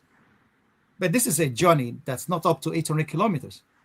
I do from Frankfurt to Switzerland in 3 hours in my car because the roads are the roads are there. We don't even have those roads in Nigeria. During Christmas period, people traveling from Lagos to the east of Nigeria, many of them sleep over on the expressway. So infrastructures and all that, these are things that open up a society. And once people move around, there is nothing like traveling to open people's minds. St. Augustine said it, the world is like a book. Those who have not traveled have only read a page. Many Nigerians don't even know what their neighboring states look like because traveling is expensive. Infrastructures are not there. The roads are not safe. So if this is the area of governance. If governments are able to provide these infrastructures, you will see a lot of these tribal cocoons will disappear because people will now come to see. My brother, the Bible said your brothers all over the world are suffering the same thing. You will come to see that poverty is the lowest common factor among Nigerians. And you will see people will intermarry. People marry people proximate to them. It doesn't necessarily mean that you must be Yoruba. There are many Yorubas that are marrying Igbos. There are many Hausas that are marrying Igbos. And so vice versa. People marry people close to them. So, but we are not close to each other. So we are far removed from each other because the infrastructure that should, facilitate our integration scarcely there. So it's equally a setback. And the NYSC program that was a worthy goal has been watered down till it has fallen to Nigerian corruption like every other Nigerian. So this is a way of coming out of or mitigating tribalism. We will never totally eliminate people being tribalistic. That's why we can never eliminate racists. We saw what happened in the soccer game between Benfica and Real Madrid, where Vinicius Jr. was totally, he got out of his house because he believed he was, racially abused. So we will never eliminate people who will choose to dwell in those gutters. That doesn't move us forward. But the majority will have a critical mass that will come out of that. And that's all we need. What you need to change every situation is 1/3 of the people living in that situation. A revolution needs 1/3 of the people living in that country. What we need, the critical mass is 1/3. That's what we need. And we will change the face of Nigeria. Let intellectuals start. What education does is to liberate you from the shackles of ignorance. And people should know that racism or tribalism is an emotional investment in ignorance. And once we realize that, we can get ourselves out of it. So let's start with the intellectuals. So that's why we should abjure, eschew any intellectual that puts up tribalism as the very first point of contact. Once we are Africans, we should know that the world is not a very clement place. The whites are sitting down and deciding about the resources of this world, and we are part of those resources. We should gather together and realize that we are to be eaten as a meal if we don't get our acts right. So that's a way to mitigate those things. On the personal level, interpersonal level, that's why I can't stand an Igbo man abusing a Yoruba man because he's Yoruba. I am Igbo. I can't stand a Yoruba man abusing an Igbo man because he's Igbo. Anybody. I can't stand human rights violations or impugning somebody's human dignity. I can't stand it. I had a fight with one man here that's online here because of that thing. He was trying to rubbish his brother, who is a Yoruba man, has an Igbo name. He should not vie for politics, the political office, because his mother is Igbo and his father is Yoruba. I can't stand such people because that is the kind of atavism that pulls us back instead of moving us forward. That's all I have to say to that. The second point, why the Knesset discussing the Biafran issue, is a distraction. It's a fundamental insult on Nigeria as a nation. These guys are taking more than required. You can discuss what is your business. Nigeria is not a colony of Israel. I am Igbo. I am not a Jew. There is no genetic evidence to show that Igbos are Jews. Anybody peddling that is just peddling a new colonial hangover. It doesn't exist. There's no link. You can link yourself with them by religion or whatever, but there's no genetic link. All those things are just people massaging their ego, trying to be what they are not. There could be human beings are the same everywhere. We have similarities. Cultures have similarities. Culture is a dynamic thing. Cultures borrow and lend to each other. Do you think the IPOP agitation had anything to do with this ideology that seems to be gaining ground? No, I don't think so. The issue about the Igbo as a people, they have a case against Nigeria after the Civil War. The defeated people have a right to feel wronged, angry, disappointed that issues that were raised during the Civil War are yet to be resolved. We can argue on that. But trying to say you are a Jew because you were defeated in a war or because Nigeria doesn't treat you right, I have come to realize that every Nigerian is a Biafran if the original agitation is what it should be. Nigerians are poor. That's our lowest common factor. That's what we should be fighting against. To break the shackles of poverty, to break the shackles of underdevelopment. Every Nigerian suffers that. And when these guys agitating for Biafra realize that every Nigerian has the same problem, they should build bridges across the whole of Nigeria, not being in their cocoon, trying to fight what they are never gonna gain. Every Nigerian is marginalized. I can tell you that. I have traveled the length and breadth of Nigeria. I have seen screaming poverty in the north of Nigeria. Not the politicians not doing anything about it. What about these Marjorie kids? They are children of people.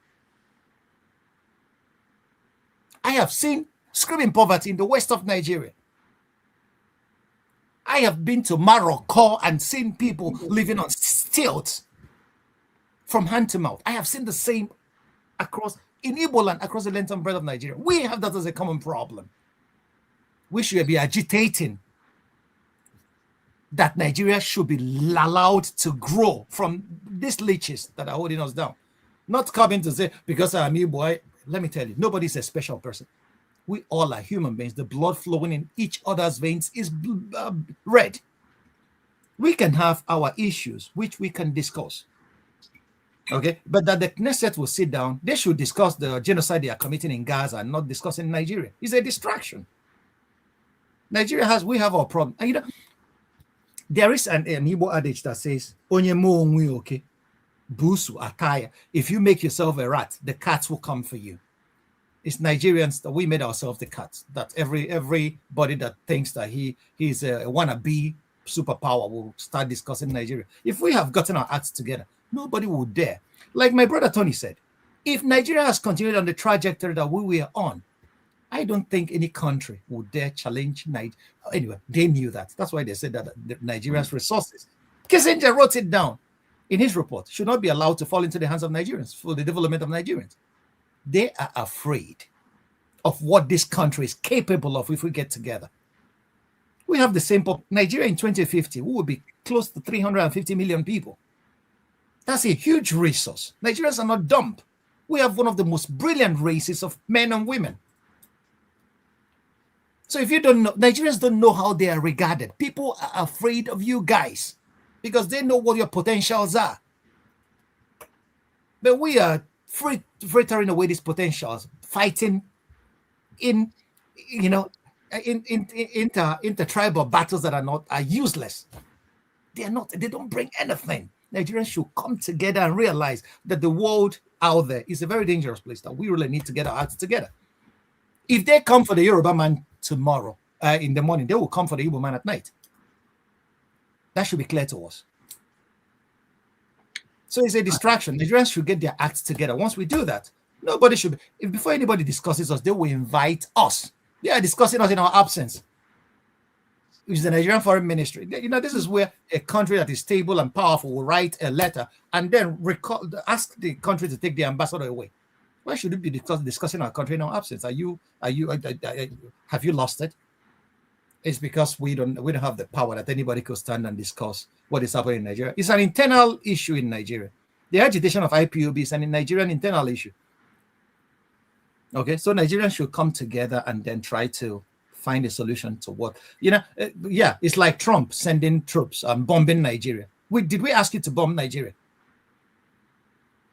Even if, something that's happening in Nigeria, we need your help. Give us the intelligence. Let the Nigerian authorities go after these criminals themselves. Coming to bomb Nigeria for us means that you are telling us you are a colonial master. And that's, Chinua Achebe said it. Colonialism is one of the greatest insults that could be imposed on any human person. And Nigerians think it's about Christian and Muslim. I was born a Christian. At a point, I stopped going to church because I realized those stories don't make any sense to me.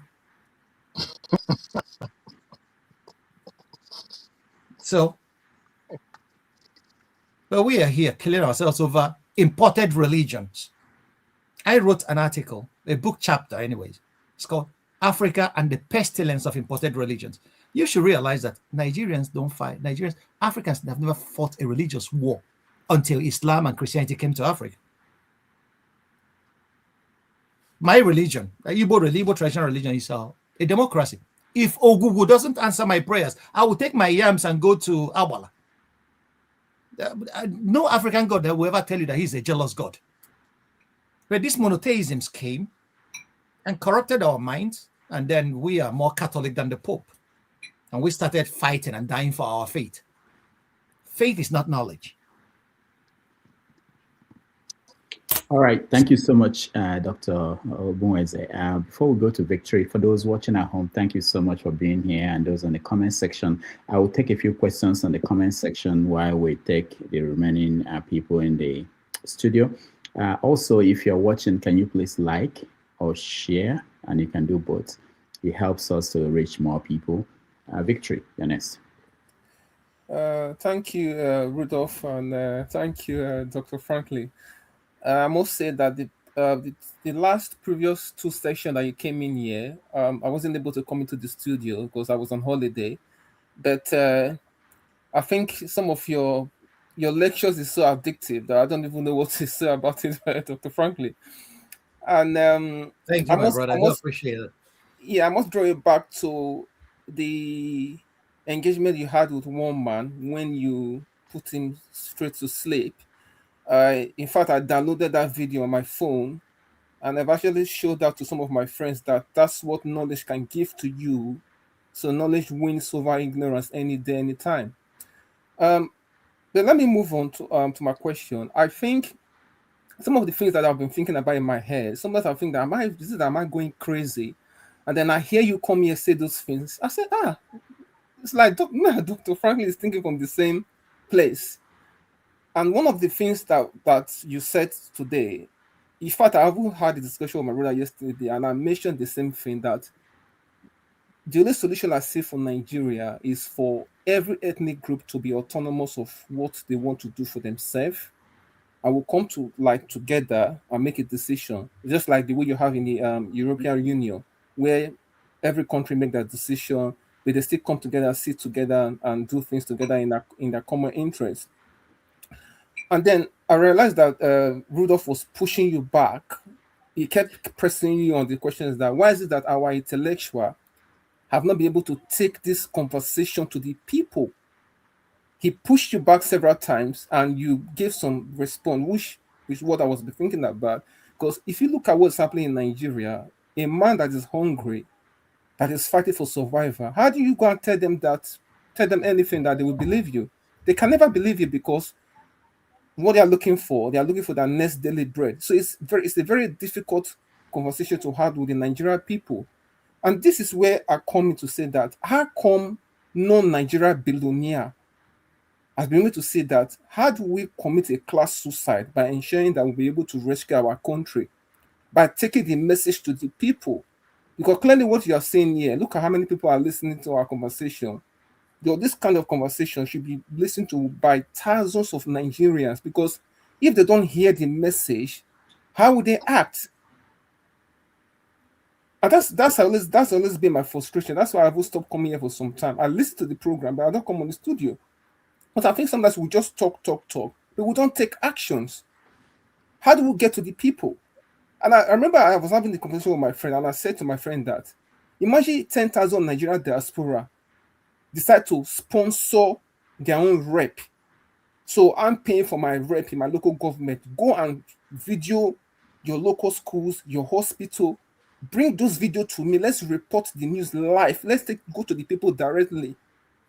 But I speak to my friends here in the UK. They are not interested. And this thing is driving me crazy. How come we are not interested in what is happening in our backyard? I don't know. Is it that the black man is daft? Are we stupid? Are we moronic? I don't know. Dr. Franklin, I'm losing my mind. Because imagine what happened if we had started this thing 3 years ago. Go to where they gather, their churches and their mosques, cook them jollof rice, gather 50 people, and tell them what is happening in Nigeria. I'm sure by now we will not be where we are now. Even this election that they're trying to hold, because the people would have been mobilized. So how come no Nigerian billionaire is able to fund this kind of project? Because you need money for this. Like I said, somebody that is suffering, you can't tell them anything. I had an experience. Some of my friends called me few months ago. Oh, they had issue with money. I sent them money. He called me. I sent them another money. And the one that told him to go and register with a particular to go and register for a particular party, he went and registered because he knows that when he comes for me for money, I will give him. So we'll have a big problem. Like that's why everything you're saying here, and I don't know how I can get your voice to the classroom where you can be giving history lessons to the people in Nigeria. But there's a lot we need to do. We just talk, but we're not acting. Why? Why do you think we don't act? All right. Thank you, Victory. Okay. Well, my brother, you have said it all. Is usually because being a change agent is one of the most difficult things ever, because the people you're fighting for, have been inured by the status quo, so they sit on the fence. Okay, trying to convince them, you have to. It must be. You have to have something extraordinary to sell. Machiavelli saw it. It's so very difficult because they are waiting for you. If you succeed, they will join you. If you fail, they will say they knew it already. So it's normal. That's human psychology. About our people in the British, in England, not saying or doing enough. You should know that human psychology is we are human beings. Many of our brothers and sisters in Europe and America welcome these politicians that steal money and show them where to hide them, and show them bonds that they should buy that the money could not be traced. They help them buy real estate here. Okay, they know quite well, many of them, that these monies, that this politician has no industry that will generate billions of dollars for him. So where does this money come from? It's Nigerian people's money. Okay, they will buy real estate at the Potomac Valley, in the Washington area, and every other place. Okay, so we sometimes some of our problems, we know what it is, but everybody, once people are isolated, they start thinking in individualistic and selfish terms.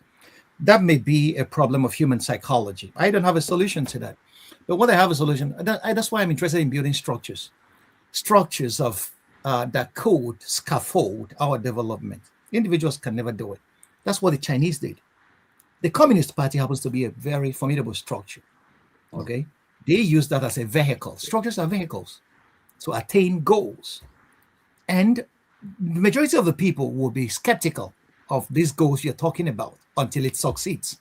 And it will be, failure is an orphan, but once you succeed, everybody becomes a part of it. So, and this is the major reason why 1/3, the elite of every society, should fight. A society is accursed when the elite are selfish individuals, and that's what Nigeria's problem is. Our elites are visionless, and they are very selfish. So they only see about today. They're not thinking about tomorrow. They're not thinking about the next 20, 30, 40, 50 years. They are not ready to plant a tree that they're not going to sit under. Okay?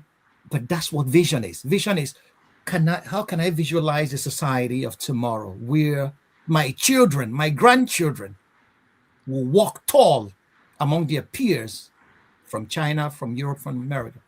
No, they're not visualizing that. They are visualizing, how can I steal as much as possible so that when I leave office, I will never have a problem, even if I embezzle the pension of workers who have invested their life savings in these pension funds. My dad worked for the government and never had a pension for one day. Many of his peers died on the pension lines waiting to collect non-existing pensions that have been embezzled by government officials. So I don't know where we were. Human psychology, but like I always say, education could redirect every population. We should start catching them young. We should start making policies, train our best in, to the best of their abilities, and bring them home when they are done, and give them places to stand and make contributions, vital contributions to our society. We don't have that policy yet, but we need it. It's so very urgent. And once we reach this critical mass, we will see the results. Because an educated populace, if you align yourself with an educated person, you will start sounding educated. It's infectious. Although it's not a sexually transmitted disease, but it's infectious. That's what I do here. Just at this point, I have to offer full praises to Rudolph. This is what public intellectuals do. He has created a platform where we meet and exchange ideas. These ideas are going to find fruitful ground someday in some people, and it will fructify, and we all will be better for it. Don't never ever think. One thing is to think we are easily defeated. Once you see that, am I alone in this? And then you despair, you are defeated. Keep on doing what you're doing. Keep on grinding at it. Someday it's going to fructify. You may not even live to see the progress that you are planting today, but it's going to come. So I will urge all of us, we should never despair. Whatever we can do to uplift, if wherever I have worked, I have one policy taught me by one of my professors, Professor Obiorige. Obiorige will always tell me in Igbo, Ana me ka Africa jetting here. I am doing this so that Africa will gain something. And I use that as a policy wherever I work. I try to be the best I can be so that when next another black man will come that way, the bridge will have already been built for him. So that's on a personal level. That's what every African should start doing. And once you are able to do that, before we reach the critical mass to move our continent forward. All right. Thank you so much. Let me go to Jagun. Jagun, you're next. Let's hear from you. We have 3 more people. Jagun. I do thank you. Give me a minute. Yeah, Give me a minute. Ovie was before me. Okay. Yes, sir. All right. Ovie was before me. That's why I'll give you thumbs up when you put him there. He was before me. I'm after him. I can't wait to speak to our brother. Yeah, it really is fascinating. All right, Ovie, you're back up. And then, so I have Jagun, Femi, Ife after Ovie. Now, if you're in the studio and I missed you, please send me a private chat. I will then remember. And then for those who are on the comment section, if you have a question, you can put it up. I can share that with our guests, just a few of them. And those watching at home, please like and share, please.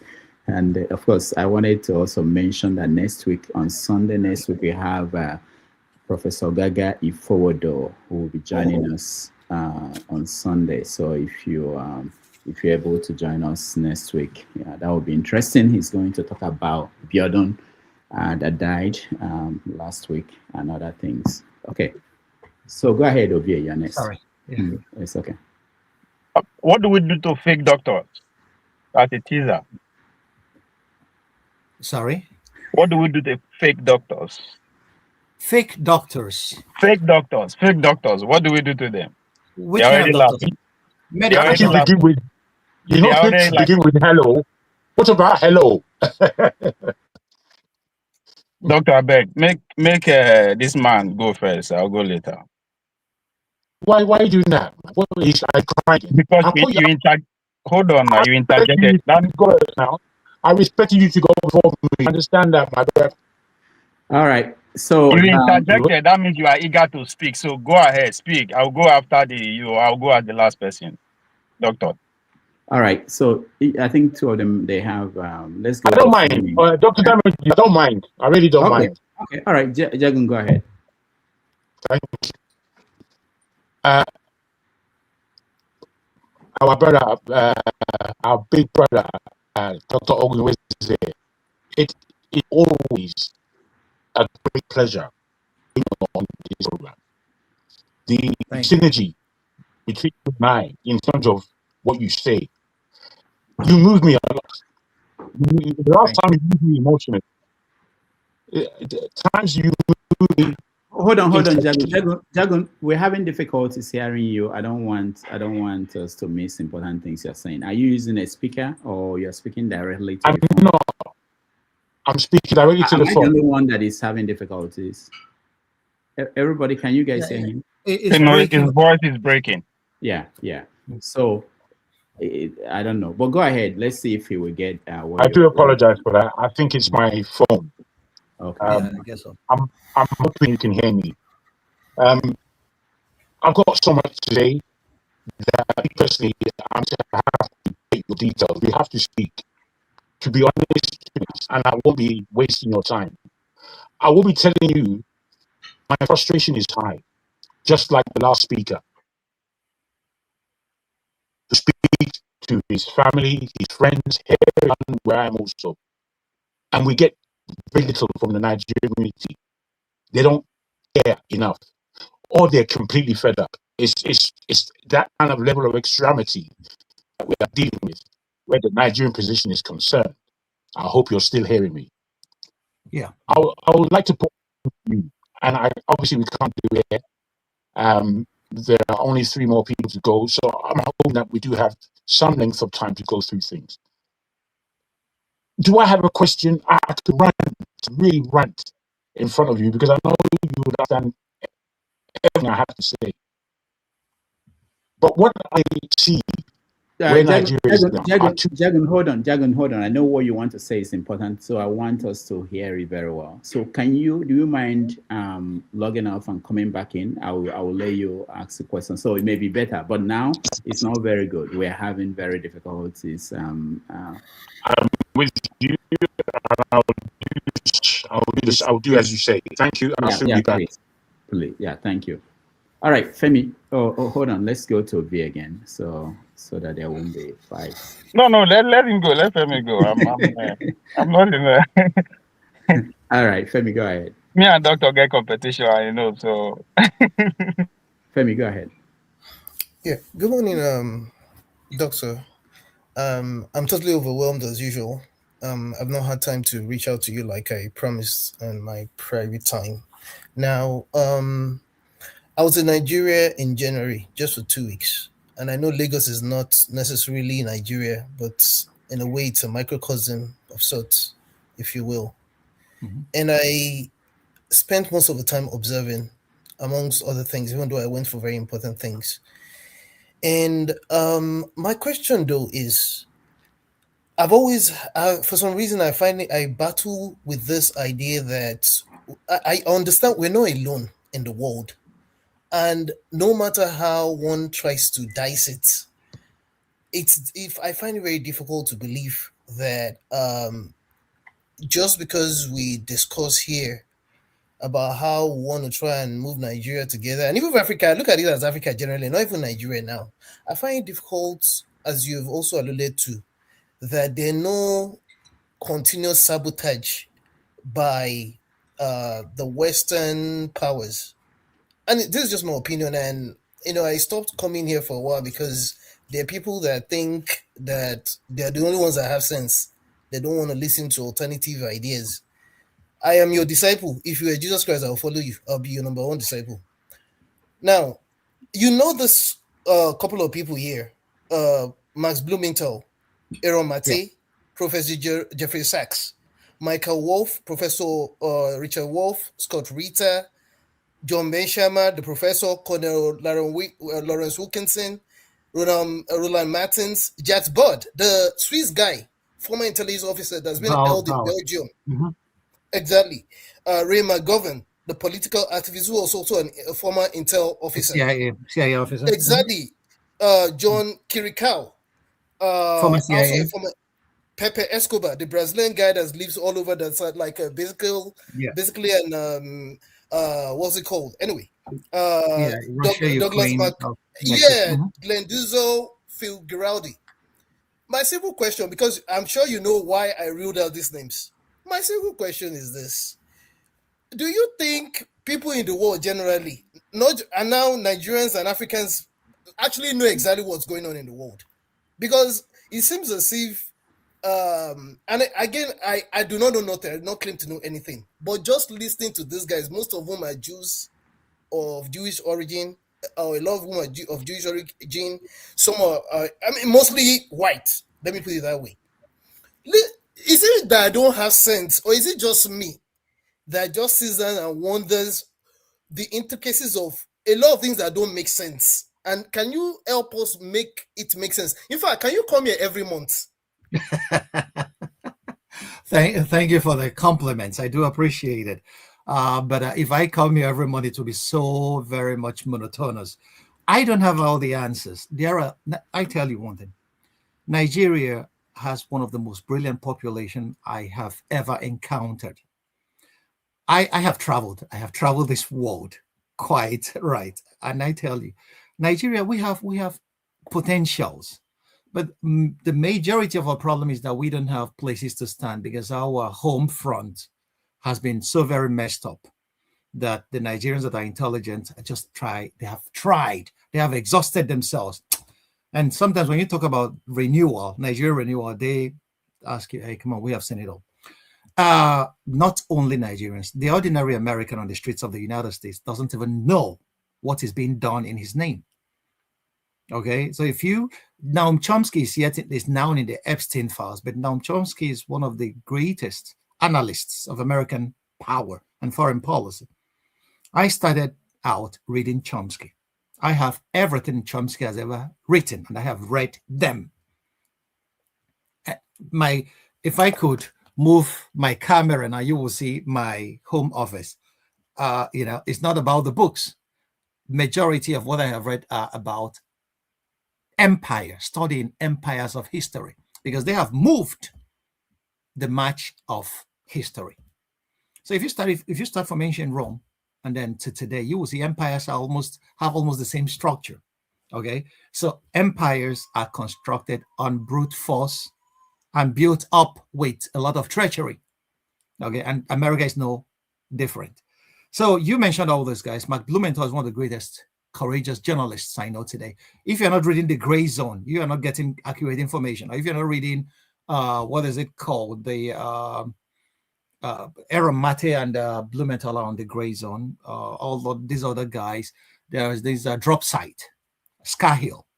These guys are actually bringing out what is happening. But first of all, before these guys, if you have been reading the books written by American intellectuals, okay, somebody like Michael Bloom, who has been a great analyst of empire, or if you have been reading somebody like Parenti that died recently, Michael Parenti, who was a very critic. If you want to know how an empire functions, go to its critics and see the accusations that the critics throw at the empire, and then try to see what the responses of the empire has been.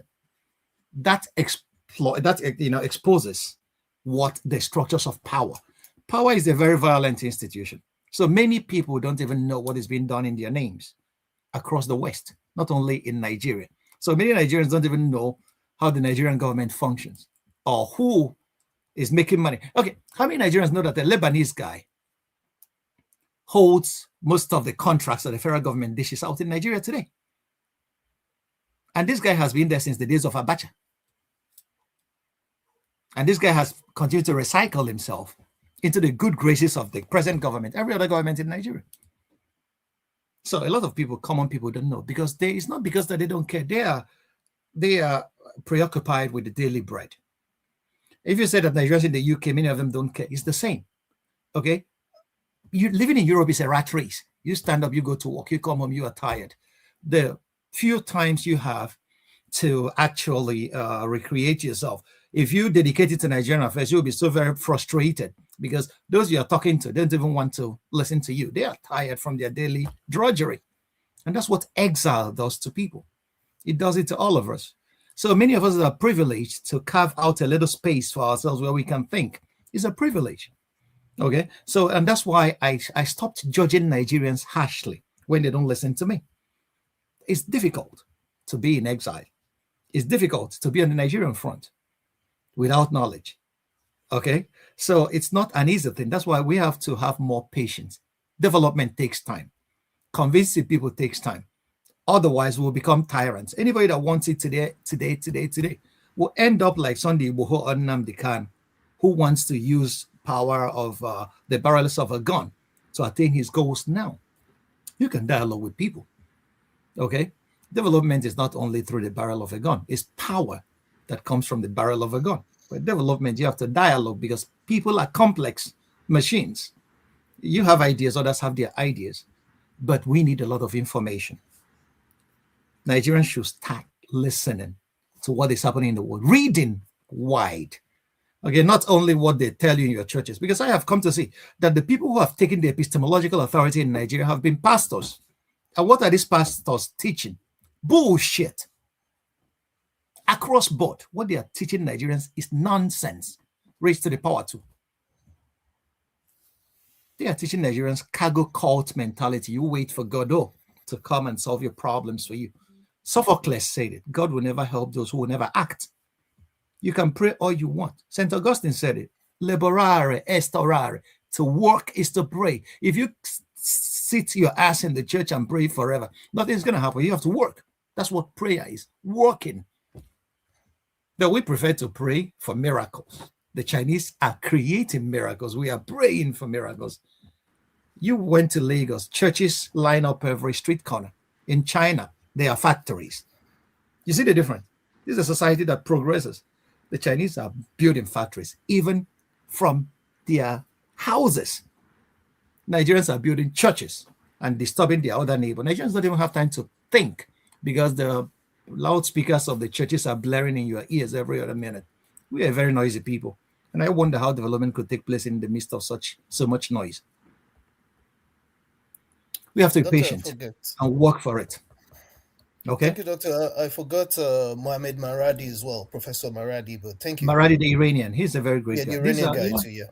These are great guys that we should, a lot of people don't know. Like, have you read Provoked by Scott Houghton?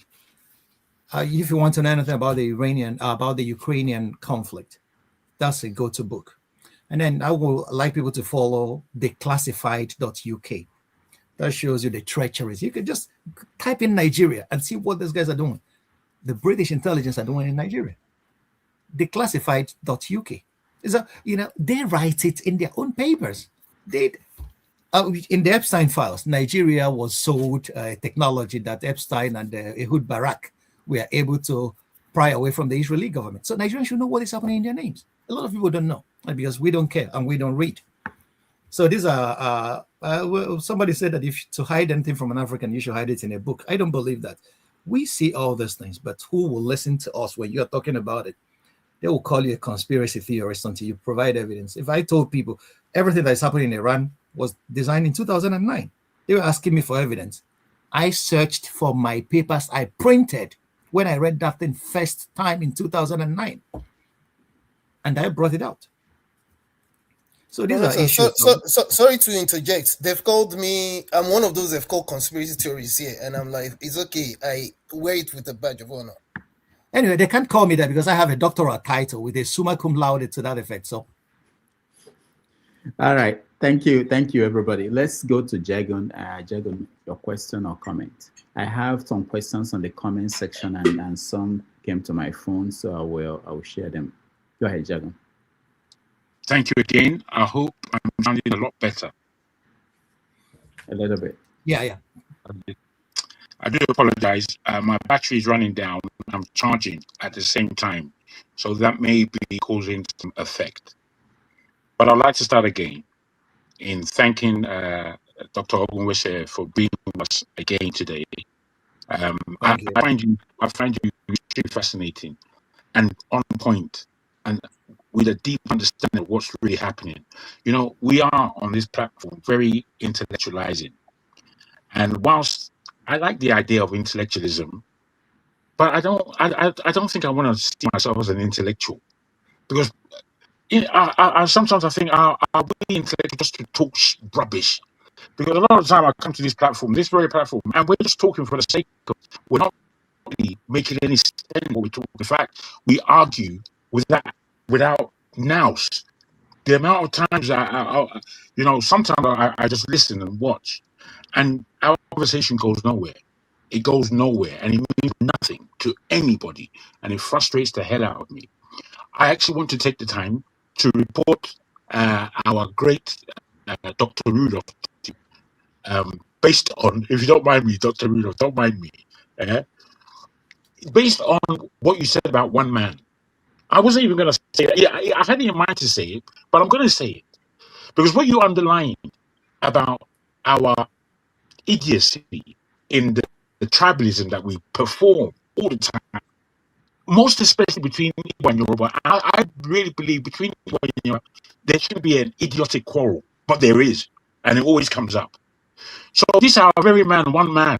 I have to report, he blasted somebody who was on here. He may have been rude or whatever, but he called a guy that Igbo person. Instead, I'm a Yoruba man myself, and just like you, I can't stand it. I have my thing to say about anyone. I don't care who you are. I'll say what I need to say to you. I don't care who you are. The guy called the guy an Igbo, and then it was unfortunately presented as a speech on the platform. I was quite incensed. I didn't like that at all, because I was thinking, you cannot allow somebody who has his own show to come on this show and start insulting people at a racial level. You can't. But he did. And I know that, you see, this is what I don't like about Nigerians. And I'm harsh with them. Because I believe that we really don't have a backbone. We don't present ourselves like we have backbone. We fall into this politeness. I'm a polite person. But if I'm getting rudeness, you're gonna get it back. You're going to get it back in droves if I got the energy. Because since I've been on the show, I do realize that my age is catching up to me. So I have to calm down. But I've said that. Now I just want to finish on this level. There are things that I think about where Nigeria and Africa is concerned. My deepest belief and my deepest thoughts are that by now, to be honest, no matter the troubles that Africa has had, West Africa, Nigeria particularly, has had, by now, the West African region, including all the Francophone countries in that region, Central and West, should be under one auspices. And that auspices should be led by Nigeria.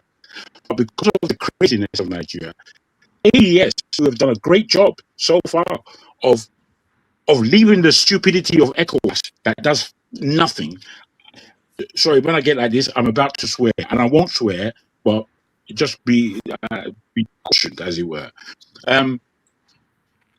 Nigeria should be ahead in leading the West African campaign for the world and have that economic region itself. As an entrepreneur, I know how to do this. For all the presidents that we've had since Obasanjo, I can do, me personally, who is a lowly individual, I do a better job than all of them. And I'm not superior in any at all. But I know I could do a better job of running a country that I love to a position that makes sense. Because I'm a worldly person. My belief, and I would like you to see how you take this, is that Nigeria should not go to any polls in 2027. We should not. We should take out we look to our politicians, we look to kind of revolutionary spirits like Shoreway. They've been totally ignored. I've come to the point where I'm fed up to the hilt. I'm fed up. And I believe that Nigerians should not run any idiotic election where they're going to receive the same bullshit come 2027. We need to step back and take our power back and speak to the so-called authorities and let them know that we have to take them out of the way. I know that this is a big order, a tall order, but I do believe that we can do it. I believe that it's the only way we'll ever come together. Otherwise, we are going to be... Today, I was on YouTube, and there was one program. I clicked on it, and it was about the Yorubas who hate Igbos. It was an Igbo-led program. So I listened to it with a high eyebrow, and it was more racist bullshit coming from these people. So I wrote, I don't know why you guys have time to waste. And I left it there. I got a reply back, you Yariba bastard. Why are you getting like, that's what was said. I said, you've got even more time to waste. I didn't want to engage in rubbish.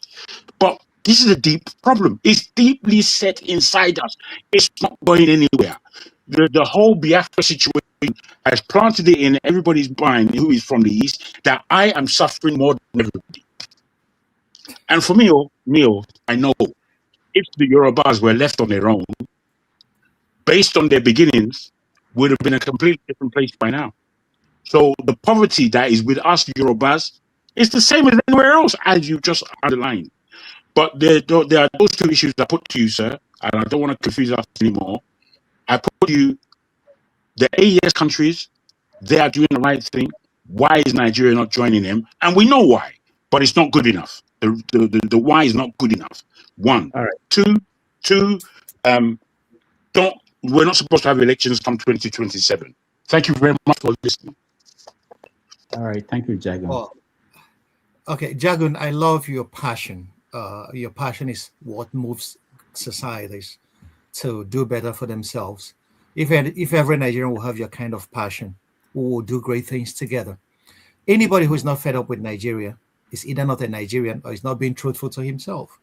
We are all fed up with the situation. It angers, it insults.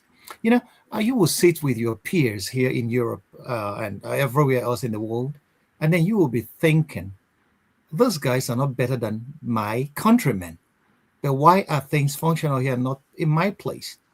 Okay. And then once you start searching for answers, you will first of all start with anger. It's a mourning process. You'll be so angry that any politician that tells you anything, you will feel like, do you have all your senses? So I appreciate your passion. This passion we must rechannel to positive outcomes. We can do it together, like I always say. Nigeria and the Sahelian countries, you have to know, ECOWAS has been actually infiltrated by the French authorities. You should know that when there was this coup in Niger Republic, the Nigerians took to the streets and forced their military to kick out the civilian guy because of his relationship with France and all other parts of it. And Americans had the largest drone base in Africa in Agadez. So they kicked all this out, and then they wanted to come in through the back door. And then their man Friday was Tinubu. And that's another thing. I can't hear. Yeah, sorry, I'll figure out what I think is. All right, go ahead. Sorry. Okay, so and their man to target the Sahelian states was Tinubu. Nigeria nearly went to war with Niger Republic at the behest of France and the United States. You know, soldiers were already giving their marching orders to Sokoto for the bombing to begin.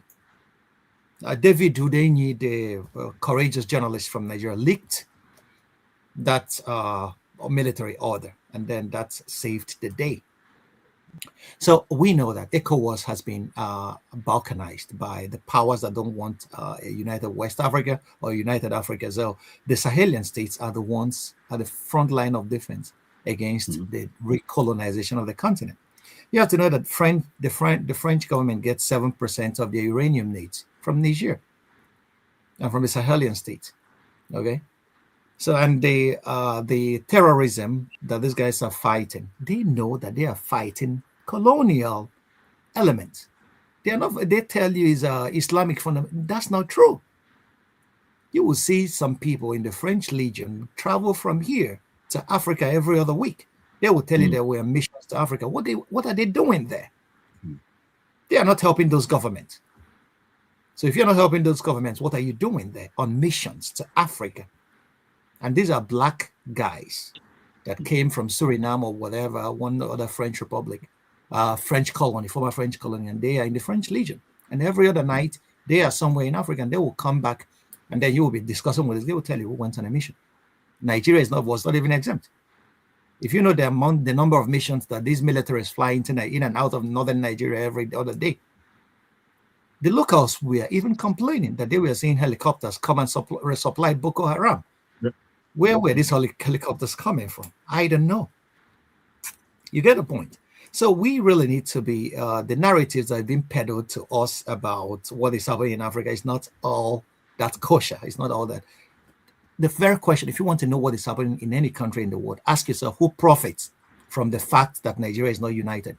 And you will know who is engineering our disunity. Our disunity is engineered. It's not the natural, it's not organic. It didn't arise because Yorubas hit Igbos or Hausas hit. No, it's engineered. Somebody finances this. Okay? When I call NGOs janitors of imperialism, I know what I'm talking about. I have worked in one. Once you start asking radical questions about why Africa is poor, then you will be shown the real teeth of the movers and shakers of this world. Okay? So we can save ourselves, and knowledge will go a long way. There are a lot of things I will not say in a public forum, but we know what is happening. Yep. And they know that we know. But because we don't have power to affect much, we can only try to inform our people. So my brother, keep that passion burning. It will save the day in times to come. I salute you. My second question, sir. 2027. Okay. Well, Okay, it's like I don't want to comment on the comment because uh, I am just only a voice. What do Nigerians want? Uh, we need a reset. Elections is not going to do it. I don't believe that elections is going to save Nigeria. Okay, A reset. because we are in the thraldom of a lot of forces coming from within and without. So, but preventing elections will not even save the day as well. Having elections will not save the day. So it's just like a chicken hen, origin story. So, but what I'm I with would you. like to say is, I would like the elections to go forward so that we will keep on making those mistakes. Nigerians will get fed up one day, and then they will take their destiny into their own hands and fight for what is rightly theirs. So, because what Nigerian politicians fail to realize is that people have a breaking point. You are gonna push Nigerians to a breaking point, and they're gonna rebel. It's like if you throw a tennis ball on a wall, what happens? It bounces back. That's what is happening. Our politicians are frustrating Nigeria, Nigerians. in Frustrating Nigeria, the Nigerians. ball will enter the wall. All right. Thank you for that. All right. Okay. Thank you, Jago. Let's go to Before you go, please have a look at your text. I sent you a text on this platform, sir. All right. Okay. Thank you. Thank you. Thank you All very right. much, Dr. Damages. Okay. Ovie, you are next. Yes, in the words of Eric Clark, I only debate my equal, the rest I teach. So I was trying to establish the original doctor and the fake doctor. Uh, I'm not equal to a doctor, but I'm not a fake doctor. So in the committee of blind people, the man with the half eye is a king. Is a So king. I was trying to establish that then before follow the protocol, but unfortunately, anyway, make I just stop there. I will go with your established order because the rules-based order is in the past, to which Dr. Damage is represent. That's why he's setting rules. But clearly, you demonstrated that the America led by Trump is right by saying that you are not here for Q&A, but a conversation. So on that ground, I'll stand. I'm not going to ask a question, but I will present my observation. Then you can correct me if I'm wrong. Of course, the fight continues. The last time we met, it was my background was represented by my adopted political godfather, Monday Paholo, the governor of Edo State, my state, who represented with the illiterate. So shout out to the illiterates out there. And clearly, you represented the intellectuals led by Soludo, to which you accorded me the victory that, yes, we are leading. So on that mandate, I stand. We are on 1-0. So now, my observation within the intellectual class, I mean, collectively now, individually, you are an example. You exemplify that every opportunity you get. But collectively, no, you guys are not example. You guys are a failure in terms of the Nigerian story, to which you agree with me too. I observed that the elephant in the room in terms of geopolitics and the world that we live in today, in fact, as the human story continues, it's not been talked about enough in our own space in terms of Nigeria, which is, as you rarely recognize, within by the year 2050, we're either going to double our population or even more. So we are not going to have boots on the ground. We are going to have physical robots on ground, drones on our airspace. But not just that, in our classrooms, in our workspaces, in our factory. And that is a fundamental change that is coming. The implication of that is going to be momentum. But the fact that the intellectual class is not even either they pretend as if there's nothing like that is coming.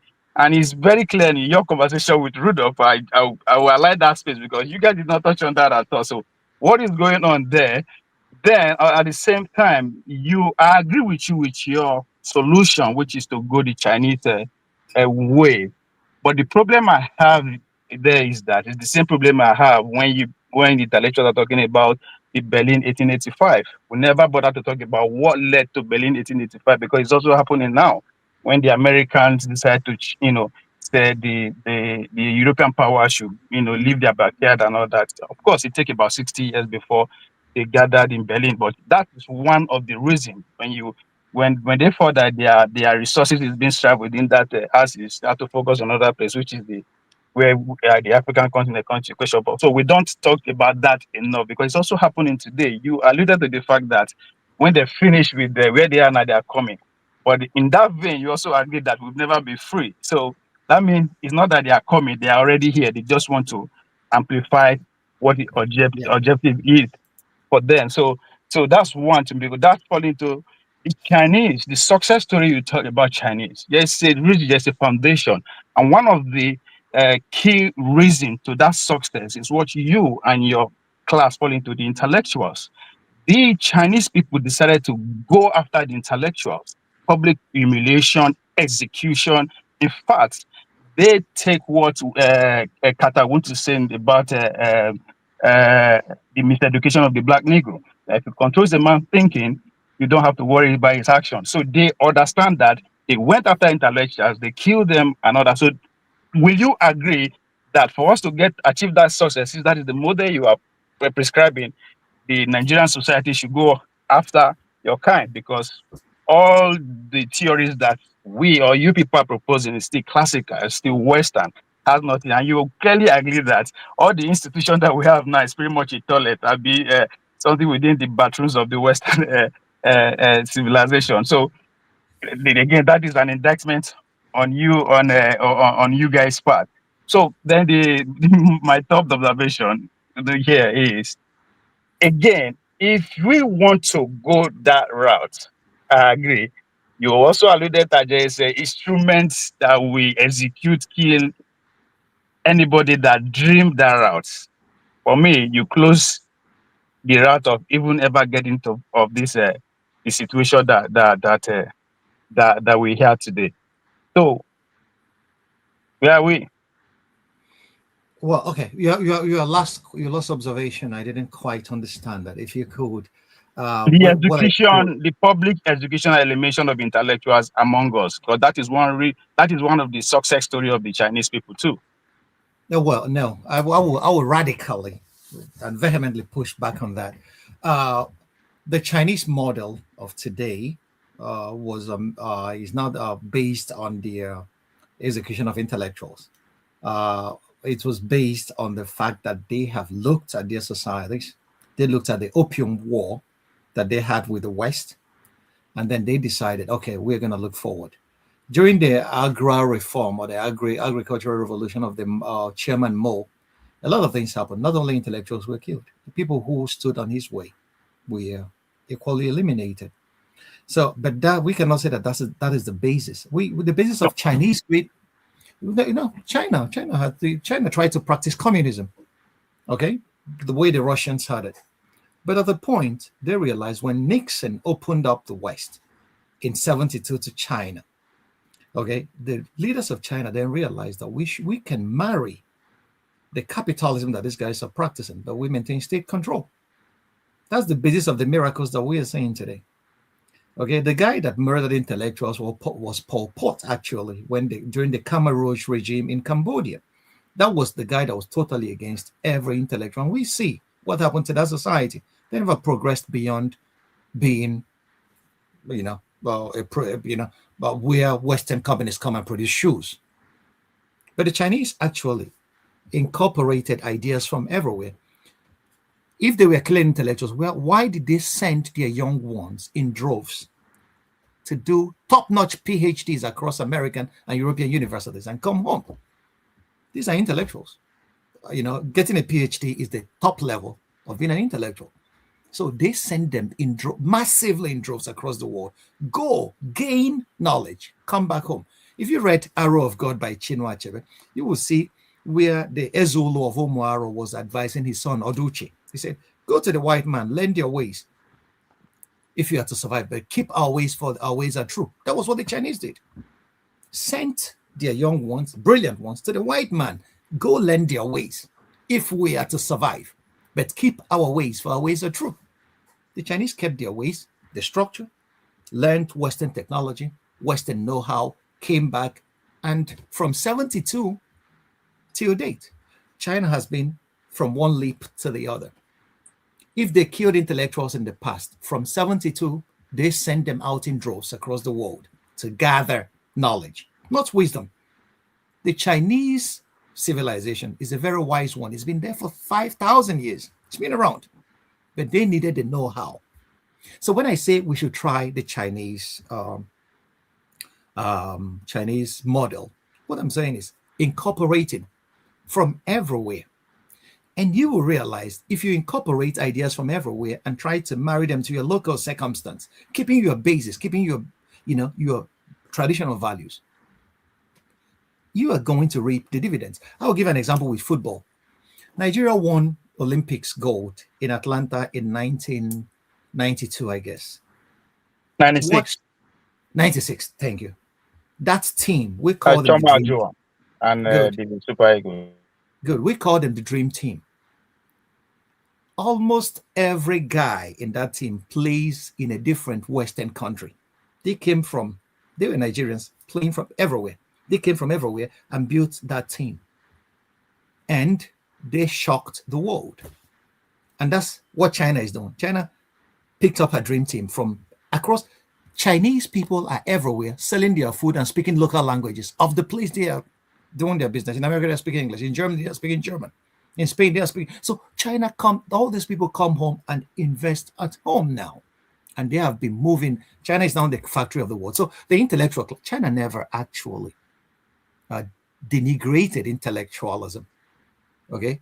What they denigrated was something that was not functional to their society at that point in time. It was a part of their evolution, quite right. So that's not a shoot at sight order for the intellectuals. So you don't eliminate the intellectual class. If you eliminate that, you don't have thinkers for your society. And a society without thinkers is only artisanal. Theory and practice are the two wings with which a society flies. If you don't have theory, practice has no basis. If you have only practice if you have only theories, you are speaking grammar like I am doing right now. So the two must come together and get married, and then the society will move forward. So that's about the intellectual class. Everybody is needed in this project to move Africa forward. We need the intellectuals. We need the artisans. We need the critics. We need the politicians. But we all have to start rowing our boat in the same direction. Direction is all that is needed, and this is what leadership provides. And that's what the Chinese Communist Party has been able to do.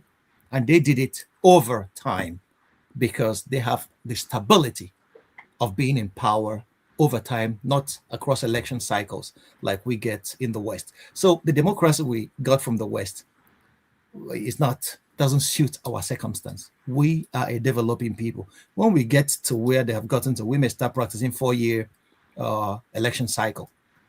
Okay, so but we can learn from the Chinese model. That's what I'm saying. It's not that we have to copy it, everything hook, line, and sinker, but we have to. China started by copying people. People were calling them Chinese made. China used to be noted for producing inferior products, but what happened? They kept refining. If I tell you something today, if BYD is allowed to sell their cars in America, Detroit will collapse. Okay? If BYD enters the German market, China produces better cars than Tesla. And their range is unlimited at this moment. Their platforms are superlative. Chinese telephones, if Chinese telephones comes into any market, go and look at Huawei XT. Huawei. Yep. Look at that telephone. Chinese internet platforms, WeChat, is everything that the West wants. My brother, we need to learn from these guys. All right. So Franklyne, let me give you updates. I have 4 more people that joined. There's no obligation to get to them, but we have to get to Ife, and we have to get to 2 people that sent their questions to me. So what I will do, I'll read the questions for you to answer, and then you take Ife's question. You then tell me what you want to do. We can take a break, come back. And these are important people. I want them to, but again, I have to respect your time. Okay, Ife, please give me 5 minutes. I will come back to all of you. Okay. Okay. So you take a break. Is that what you want? 5 minutes okay. break. Yeah. All right. So we'll take a break, and then we'll come back and get the rest of our conversation with. You know, answer my robot question. Well, the populations are good every time. Now, listen, the Americans. I read somebody saying that Roe versus Wade, that they abolish it because abortion is a sin. Yeah, he is talking from the religious perspective, but what the think tanks are saying is that the American population is going down. white population in America. So they want us, they are not producing kids anymore. So they want population to grow. And that's why they want to remove the Hispanics, because they know in 2050, the largest language that will be spoken in America will be Spanish. Okay, so this is the politics behind what they are quoting in religious terms. Robots are coming, but robots are never ever going to replace human beings. The human brain took millions of years to evolve. So robots is artificial intelligence. It's our intelligence that we imparted into robots. They are never ever going to replace human. There are still going to be things that the human beings are going to supersede a robot in. So we need our population. Okay. All right. But this is a discussion for another time, because that wasn't the framing for today's topic.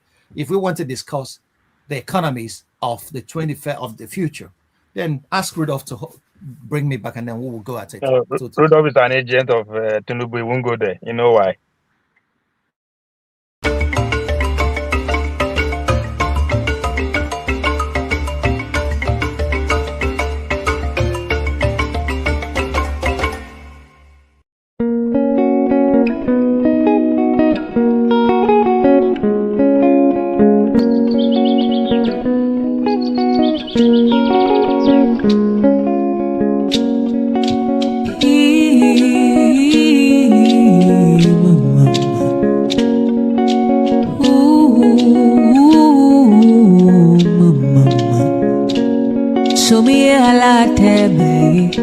So me picky go iteme, or I'm here halateme,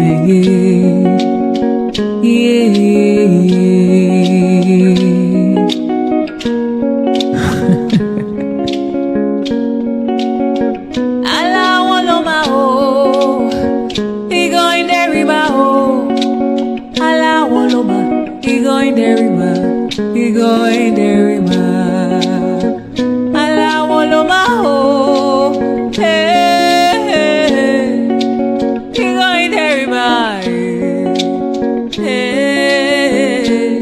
So me I like that, yeah.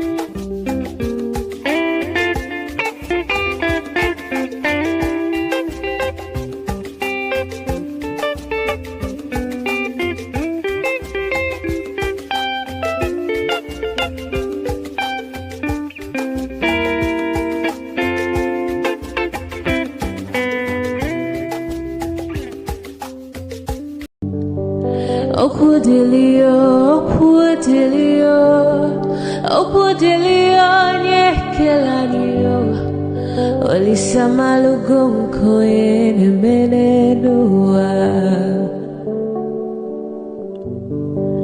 Okudilio, okudilio, okudilio, nyekelanio. Chukuna malugo yo biadio cha. Agaranya chogo kowe bili, agaranya chogo kowe rienio. Owe chuku bezie chuku. Nuche chukwa busigi fegemeo, nuche chukwa busia ifegemelo. Ni fosolo ne asi alibazie. Owe bebe agaranya muliba, owe wuru agaranya bibe solia, mano agaranya wo, owe afiozi elipakwa. Agaranya chogo kowe bili, agaranya chogo kowe rienyo. Owe chikubezio lisa. Kodili ma, kodili bemo, kodili wakema, kodili wanima. Naino kwane we beluge beluo. Kodili ma, kodili bemo, kodili kemo, kodili heyo. Ibedwe me wanem, nikadie zibohimo.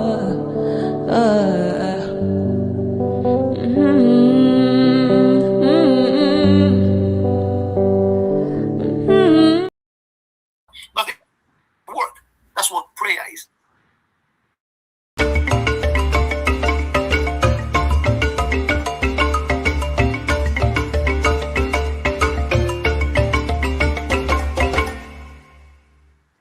They are factories. All right, welcome back, everybody. Thank you for joining us. I'm not sure who's listening to something else other than our program, but thank you, everybody, for joining us. We've been having a wonderful evening with Dr. Franklyne Ogbunwezeh. I thank all of you for staying this long. We've gone beyond our 3 hours limit, but it's deserving, being that Franklyne is one of our favorites. So, Ify, you go first, and then I will ask some questions from the comment section, and then we finish up with. I see Jide has Valiant, and where is there's somebody else I saw before. But anyway, let's go. Ify, go ahead. Okay, Dr. Frank, good evening. It's always a pleasure to see you, Stichido Dinkalo, Okendibe, deliver to me, So listening to you guys always give me hope that we can still have this country called Nigeria. But honestly speaking, every time I wake up, I see that hope and that chance is slipping away from me. Anybody who knows me on this platform will always tell you, like somebody said, are we going to be one Nigeria today, or are we going to disintegrate? I've always been a fan of this thing called, or this country called Nigeria is not working for us. That's my own idea. I believe that we are so much divided by tribe, not even by religion, but more or less by tribe. I was talking to one of my friends yesterday, and I said, you know what? No, that was 2 days ago. I said, you know what? I'm going to be moving to Burkina Faso because the young guy there is doing well. And she said, if they catch you at the airport, they're going to seize your passport. We laugh and, move on. Nigeria is so much blessed. We are so much talented.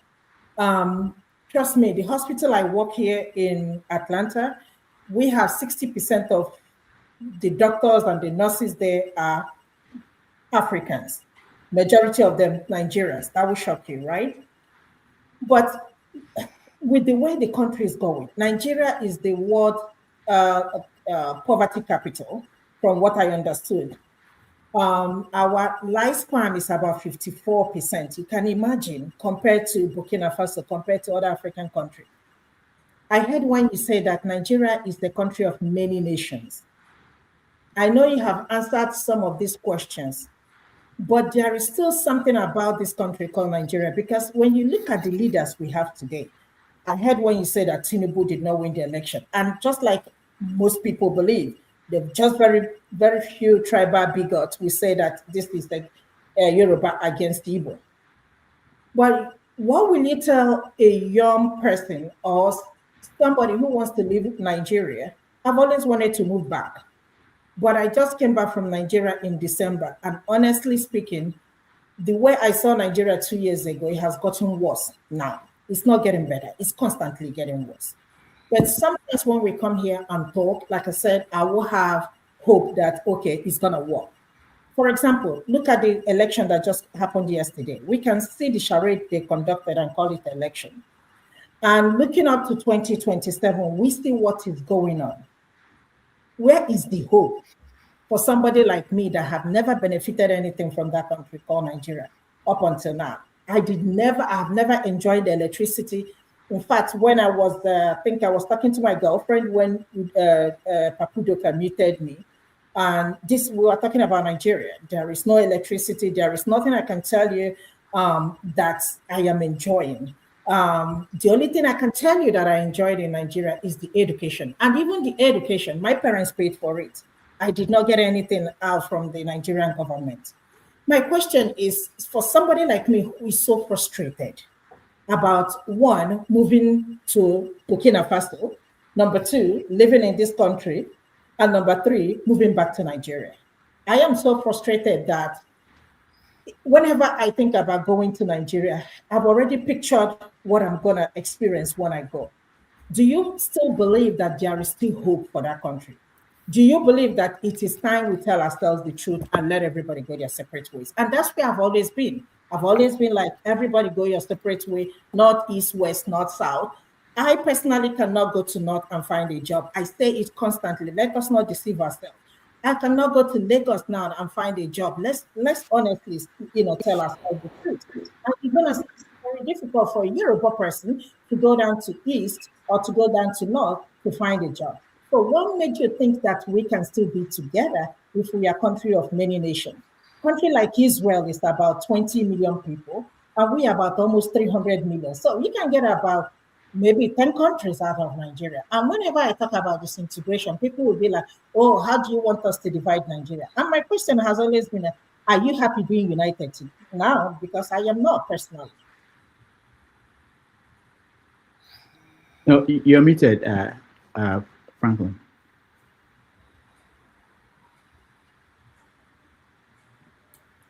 Okay, sorry. Can you hear me now? Yes. Thank you. I don't think that our problem, Nigeria's problem, is Nigeria's unity. It's not. We are united, but we are not united. We are disunited. That's our major problem. If we are united, we'll not be saying this. I have to correct an impression. You said you can't go to Lagos to get a job. I think you can. In the Lagos parastatal. Yeah, well, I think you can. No, listen.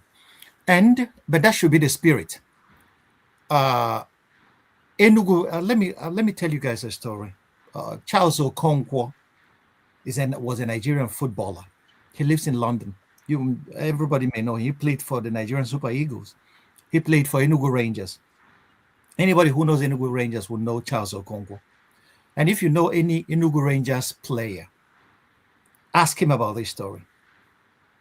One of the greatest supporters that supported Rangers International Football Club of Enugu with his life left Lagos and moved to Enugu because of Rangers was a Yoruba man named Shegu. Anybody who has followed Rangers know this guy goes to every match. He's a one-man supporters club for Enugu Rangers. He started supporting Rangers when Rangers played IICC Shooting Stars of Ibadan in Ibadan. And every other person were booing the Rangers guys. This guy stood out and said, I am supporting these guys. What was done to the Igbos during the Civil War, I am so much against it. So I'm going to support Rangers. And from that point, Shegu became a beacon of what Nigerian unity should be. That guy is my hero. He is dead now. Every Rangers international player knows the story of Shegu. You can ask Charles Okonkwo or ask anybody that has ever played for Rangers. That's the unity that we should be talking about. That you could recognize excellence wherever you come from. Like I said, our problem is not unity. We are never united, and it was engineered. I want all of you to go find the interview that the British BBC journalist conducted with Obafemi Awolowo in Lagos before independence. The question this guy was throwing at Awolowo, you could see where BBC was creating and manufacturing consent for a narrative that they want to peddle. Trying to inject into the interview, what about the rivalry between the Igbos and the Yorubas? Who told you? Who told you that Nigerians cannot live together when you guys live? So you could see colonialism was peddling a narrative that will make sure that Nigeria stays disunited even after independence, so that we will, pine for the colonial masters to come back. Nigeria was not created to survive. Nigeria was never created to be united. So it is our goal to prove our detractors right, that we can be united. Our post-independence leaders never saw it, but now, with the benefit of hindsight, with the documents that these guys themselves left, and the atrocities they committed in our land, in Nigeria, if you know the atrocities these guys, the colonial masters, committed, I want you guys to go and read about Operation Legacy. Before independence, they took shiploads of documents of their actions in the colony in Nigeria, took them to the Atlantic Ocean and dumped them in there. Why did they do that? Because they never wanted you to see what they did with you and to you.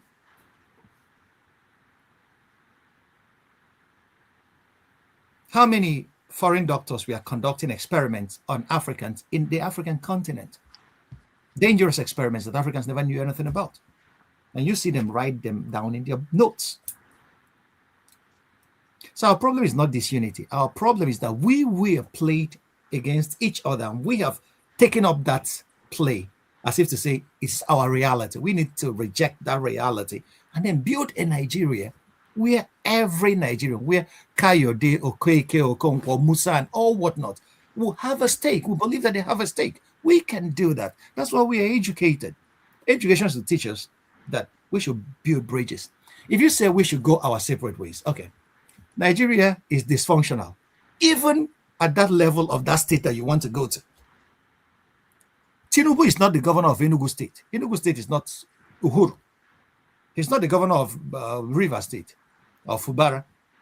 So Nigeria, all these problems, you find them in the smallest unit of Nigeria. So even if you go into that tribal cocoon, you will still have the same problems there. Let me tell you, those that are fighting for Biafra, one of my problems with them is that you will get Biafra. Those from Abia and Omoe have already, in this Biafra movement, already started saying that the Wawa people are not going to be a part of it. You will still see that kind of silly tribalistic politics in these cocoons that you guys are trying to create. So that's why I will never, one of the greatest journalists of all times is a Jewish man named I.F. Stone. Anybody who lived in New York would, in the 60s, will know this guy. I.F. Stone, he said something, and he was saying that in reference to Israel, but I can apply it to Nigeria. He said, there is a moral imbecility underlying every ethnocentric movement. You see that every movement that is based on ethnicity and tribalism, there is a moral imbecility underlying it. Those guys can kill you for nothing. And they will tell you they're doing it for a higher purpose and for their God and all whatnot. So we should be very, very careful the way we tout breaking up. Now, let me tell you, if we are united, Nigeria will be the pride of the black race. Everybody knows that. Mandela said that Nigeria disgraced Africa because Nigeria was the hope of the black man. And our detractors, who profits from the fact that we are disunited? Ask yourself that question. Because if we are united, we could do great things. Okay? Watch Atlanta 96. Nigerians from south, east, west, north, and north played together and gave us glory. Why can't we play together in the same team and give Africa the glory? So I don't like that kind of thinking. We are thinking in, that's provincialism, epistemological provincialism. It doesn't exist we have to think broadly. China, you think, those Chinese, there are people who come from various tribes in China. The United States is a cauldron of ethnicities. Even Europe here, in Germany here, the Bavarians are asking to go their way. But they are still here. They're not perfectly the same people. But they speak a common language. So we should start speaking a common language. Our common language should be, what can we do to make Africa proud that we are Nigerians? You see, wherever Nigerians come out, things start happening in Africa. We are actually influencing the continent with our music, with our lifestyle. I ate ofora in South Africa the last time I visited. So Nigerians are influencing Africans across board. We can be the pride of this continent. We have the potentials for that. Don't let people tell you that we are not united. We can be united if we are not. It takes work, it takes effort. It cannot be offered to us on a platter. We have to work for it. And that's my message to every Nigerian. Anybody that tells me that it's impossible, I don't believe that person, because it's not impossible. My best friend was a Yoruba man. And I see how we disagree on a lot of issues. But that common respect and brotherhood is there. We can find, if I can find it, if Pius Adesami could find it, all of you and every Nigerian can find it. We are much more than people are making us out to be. So I don't want to preach, but it is possible. We can do it. All right. Thank you, Ife. Thank you, Franklyne. Let me go to Has Valiant. I'm sorry, I forgot that you joined us from Nigeria, and we've been skipping you for a long time. Yes. I mean, okay, so go ahead. Thank you. Well, good evening, everyone, especially Dr. Ogbunwezeh. So I was listening to the program earlier, and I was already tired, but then it just became like I was listening to one of my best professors in school, who was a professor of philosophy and psychology. The way in which you address these matters is quite peculiar, and I appreciate that from you. This is a place where most times when we come as Nigerians, for example, it turns rowdy. We look at each other through the lens of religion, our tribes and region and all that. And most of the times we don't give each other the benefit of the doubt. It's either this one is claiming that the fight is Christianity, or this one is claiming it's Islam, or this one. So this whole distraction, it's just so overwhelming sometimes. And people are talking about revolution and all that. And I just appreciate how you can compartmentalize everything and put them in their proper spaces. And this comes from an appreciation of history and being grounded in, the philosophy, and also having a spirit that is full of optimism. I know we are in a period where, that negativity and pessimism, sells, and it's just like a virus. It can infect people all over and all that. And I would say beyond what all the things that you've been talking about regarding the reality of the world today and how it's changing, in as much as we are facing the crisis we are facing, we also have to look at the opportunities that this crisis is creating. For example, you are talking about Nigeria United. For example, the way I think about it is, we don't only need Nigeria to unite, we also need Africa to unite. Look, everybody is coalescing, whether it's by race, by civilization, but mostly by race. Let's just be truthful to ourselves. What the Munich Conference has shown us, and and all that. So I would argue that Africa should come together and create a common front, economically, militarily, at least at the bare minimum. And I think what will be the equalizer will be the AI, because as we move into the AI, space, Africa can quickly catch up if we do the right thing now. We just have to take the opportunity now. So, not to say too much, I just want to thank you for bringing such calm to such a space like this, where this is not usually the case, unfortunately. But I wish that this space is like this most of the time.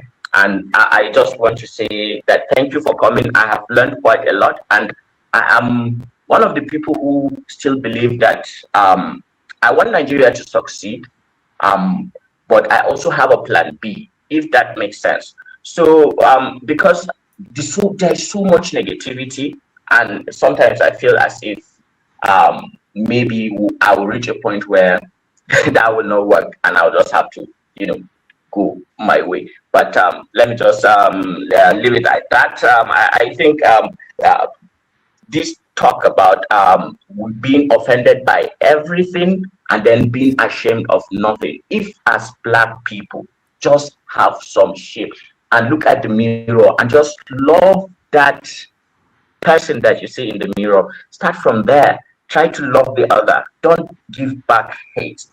And maybe we can go from there. Thank you, Dr. Ogbunwezeh. Thank you for coming here. I really appreciate you. Well, thank you, my brother. I appreciate your brilliance as well. The issues are, whenever I see Nigerians hating each other or talking down on each other, I've always asked myself, who profits from it?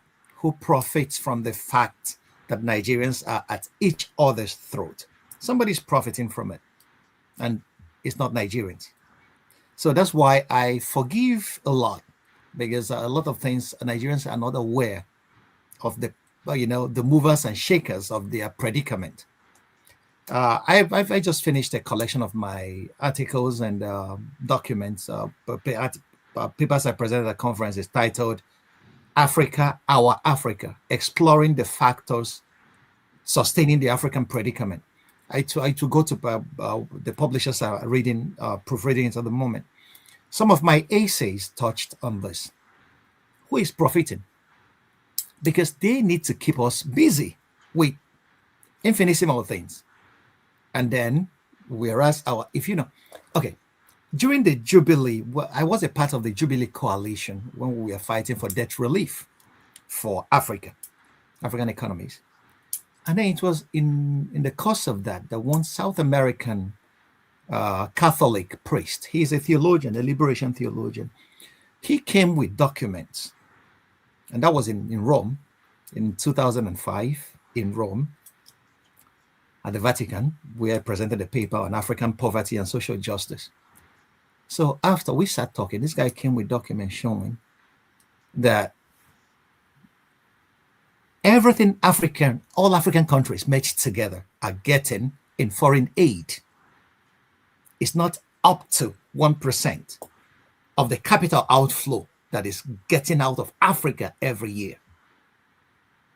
So if they give us 80 million or 80 billion, whatever, what is getting out of Africa is close to 800 billion every year.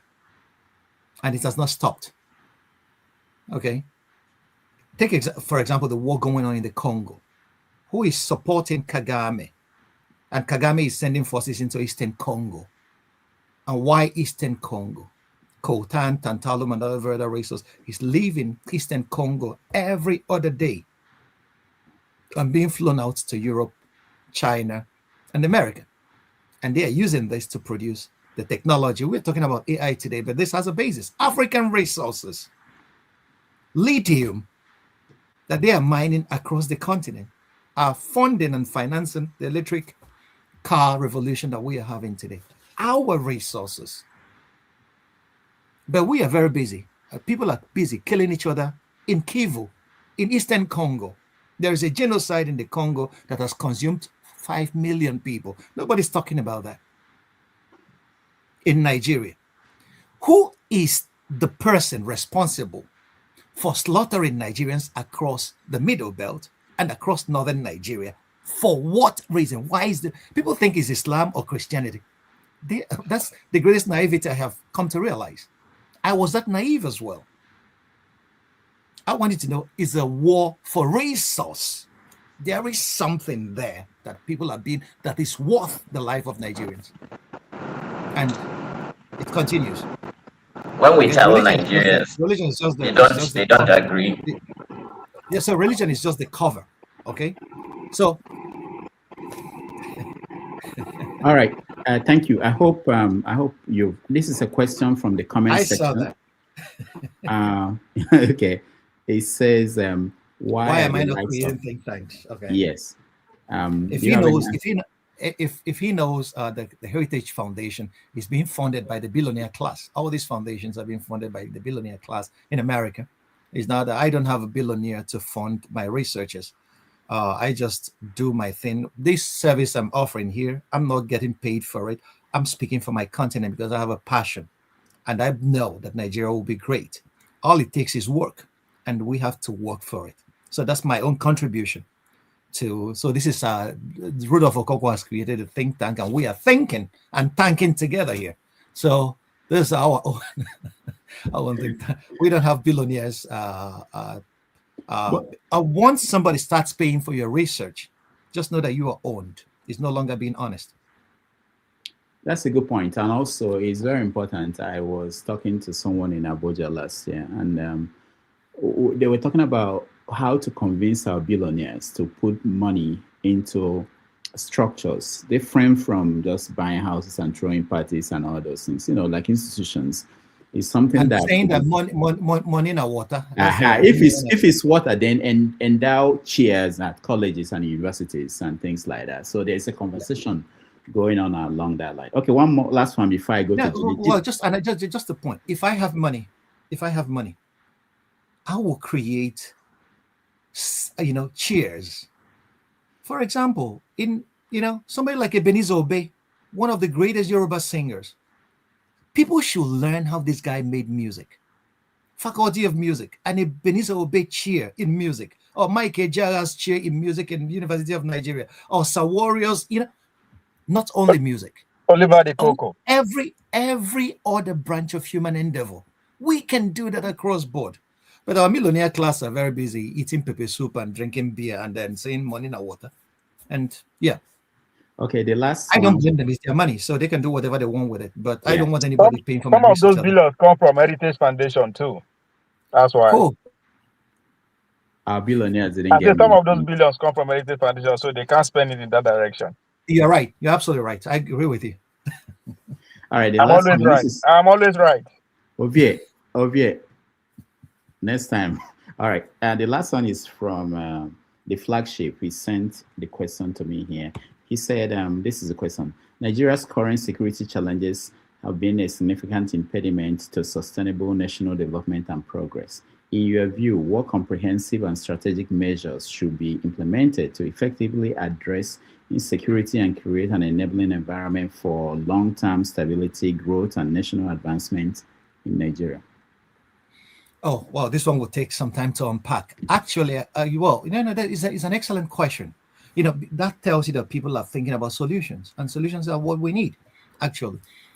When Tinubu was vying for election, he said that he's going to employ 50 million youths in the military and the army. First of all, we have to get to the root of the problem. Who are those people attacking, creating this insecurity in Nigeria? In the Southeast, we know IPOB was hijacked by a lot of thugs, and they're now, killing people and then depopulating some communities. Northern Nigeria, it is so very opaque, the characters operating in that theater and where their finances are coming from. The Nigerian security... I would say it is not. Okay. Do they know? Haviland has a point. For me, let him speak. All right. Let me just give Dr. Ogbunwezeh some facts, right? So, okay. Just look at it this way. Right now, Ethiopia is getting ready to probably invade Eritrea or Somaliland or Djibouti We don't really know, but we know who is sponsoring Ethiopia to take that action. It is the United Arab Emirates and Israel and the West. On the other side of the divide, we still have the UAE sponsoring a genocide through the RSF and killing Sudanese, and they are still active in Libya, or the original sources of where Boko Haram is getting actually their technicals, all the majority of all the serious high caliber arms that they keep this thing going. That's another thing. The same people. Now, if you go into the DRC, there are a lot of multiplicity of players. The West is doing its thing, China is doing its thing, and the UAE. The UAE has the second gold market after Switzerland in the world. Now, the UAE are behind the Fulani herdsman thing. It's all about gold. There is enormous gold reserves in Nigeria. There is gold, there is bauxite, there is uranium, and there is cobalt. Now, for us in Borno, our course is sharing a border with Niger and having also uranium deposits in very, very high quantity. It's not even what people think. So Boko Haram are just like a placeholders, right? And Fulani herdsmen are also placeholders. If you notice, Netanyahu was the one who talked on the 24th of December, before on the 25th of December, Trump now launched those tomahawks. And his same Netanyahu that is in the Knesset, was it a day before yesterday or something, talking about Biafra in the Knesset and all that. So it's all geopolitical structure. Now, it's just the way you said it. Look at the people who are benefiting, and then you know who you are up against. So we have different players. Now, it was just 2 days ago, some Chinese people, I think, went to a place near Kaduna State and asked the villagers that they want to buy the village from them, that they should all leave. And they want to do drag. And then somebody came from the city and asked them that if you know what is good for you, just give them this place. You don't need it. Just give them and just go and get somewhere and buy, because you end up losing it anyway. Now, this is somebody who is well connected. Now, so it's not so much black and white. I mean, what's the probability that just experimental probability? This is just our reality. So we can start from there if we want to tell ourselves the truth. And if we look at it, since the Americans came, things are only gotten worse. More kings are being killed. More people are being killed in the northwest, in the southeast. So things are getting worse. So this is just social engineering and psyops of typical of three-letter agencies. Nothing more, nothing less. Thank you, my brother. Well, I never wanted to get to this level because I saw all this with my own eyes. I lived them. That's why I said there are a lot of things I wasn't going to say, but I am the person that lives that in the region is now telling you. Because I've told people, this has nothing to do with religion. This is a resource issue. I said, what is it in Nigeria that all these guys want? And he has just said it. It's not only gold. There are so many other minerals that Nigerians don't even know that they have that is causing. They want to clear the people. It's about resources. So, and that's why I said a proverb in Igbo that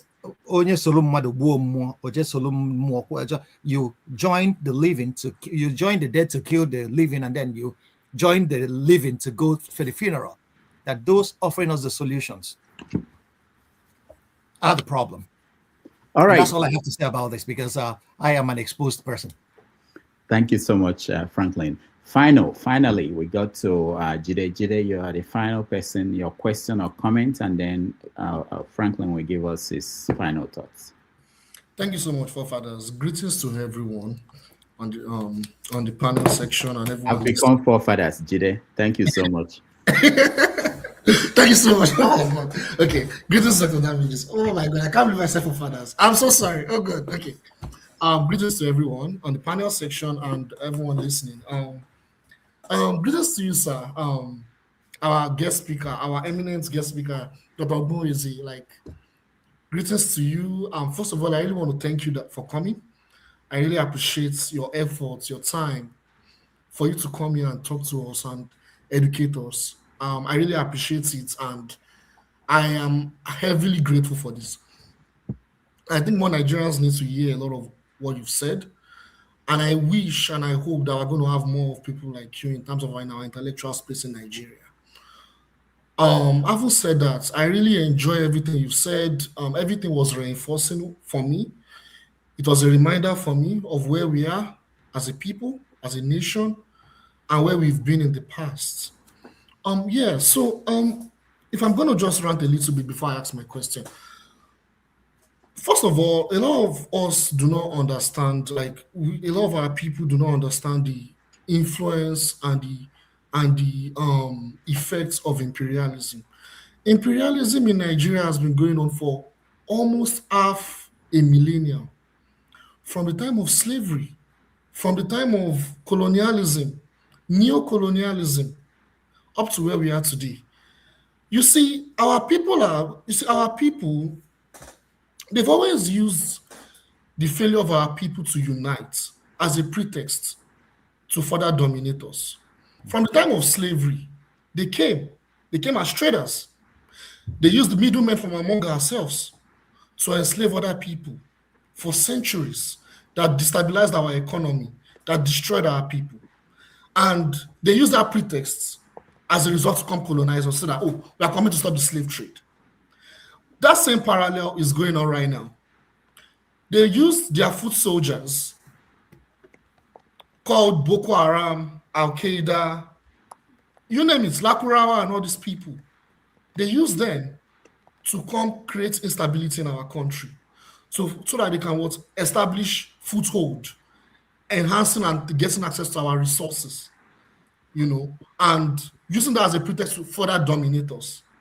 And unfortunately, even on the fact that our people have not learned from it, they are still coming to dominate us using that. Now it's now Christian genocide. It's no longer the slave trade now. Now it's now Christian genocide. And this narrative has been going on and on because a people that do not understand and know their history, I've always said it before, a people that do not understand and know or realize their history, they are destined to either perish or their survival is in doubt. Our people seem to lack history, and it's a very big problem. It's quite unfortunate. Even understanding, like we're talking about Ethiopia. Ethiopia was not colonized, yes, in the real sense of the way we were colonized in Nigeria. However, they were neo-colonized. After the war with Italy, US came and Britain, they have huge influence in Ethiopia under Haile Selassie. After Haile Selassie left power, the communist regime that came to power, as a result of that, CIA destabilized Ethiopia for years. They used Tigray and all the other groups to create instability in Ethiopia. That's why today Ethiopia is still struggling, and that's why they're using Ethiopia today as a pawn to attack those groups, to further create instability. It has been going on for years. US and Britain and all these other institutions, they've had their pawns on Ethiopia. Now, my question, because of time, I want to ask this question. You see, for Nigeria to liberate itself from Western imperialism, I think it's going to come at a cost, like we are seeing in Iran, like we are seeing in Cuba, like we've seen with China, like we've seen with Vietnam, like we've seen with Nicaragua. Now, it will come at a price. However, it doesn't seem like our people even understand or know our history, to know where our source of our problem is coming from, to be able to sacrifice themselves for that cost. So my question to you, sir, I know you've said a lot of the things that, like I said, I've been a reminder, but my question is, how can we emphasize on educating our people that we need to face that cost rather than integrating into whiteness for our liberation? Thank you. My brother, better intellects that may have done great jobs on this. Chinwizu, I always refer to his book, The West and the Rest of Us. It should be a starting point for everybody who is interested in liberating the Nigerian mind. Our minds have been colonized. We suffer from what is called conceptual colonialism. A lot of Nigerians don't even know that. Why do I speak better English and speak better German than many of my peers? And for a lot of people, it's a thing of a pride. It's not pride. It's trauma. Okay? The Germans don't speak Igbo at all. They murder my name. They can't pronounce Ogbunwezeh, but I can pronounce their names real good. Likewise, every other African. We learn their languages. Okay? It was a traumatic experience. A lot of people don't even know that. We see it as a, no. Once you realize that. So how do we? Our education is even, our educational curriculum is still colonial. I said it here at the beginning. Just not even up to a year ago, the Nigeria's Minister of Education stood up and said that vernacular in teaching should be withdrawn, that they are now going back to English. And why did he make that decision? That decision was influenced from Whitehall. We know that.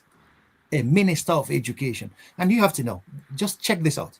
No country that is developed has a foreign language as its language of instruction. None. In Germany, if you don't learn German, sorry for you. China, Chinese. In Russia, Russian. In the United States, English. In Britain, is English. No country has a foreign language as its language of instruction and developed. But we were forced, Africans were forced to abjure our names. They baptized us. I'm answering Franklyne. What does that even mean? That's the name of a white dog.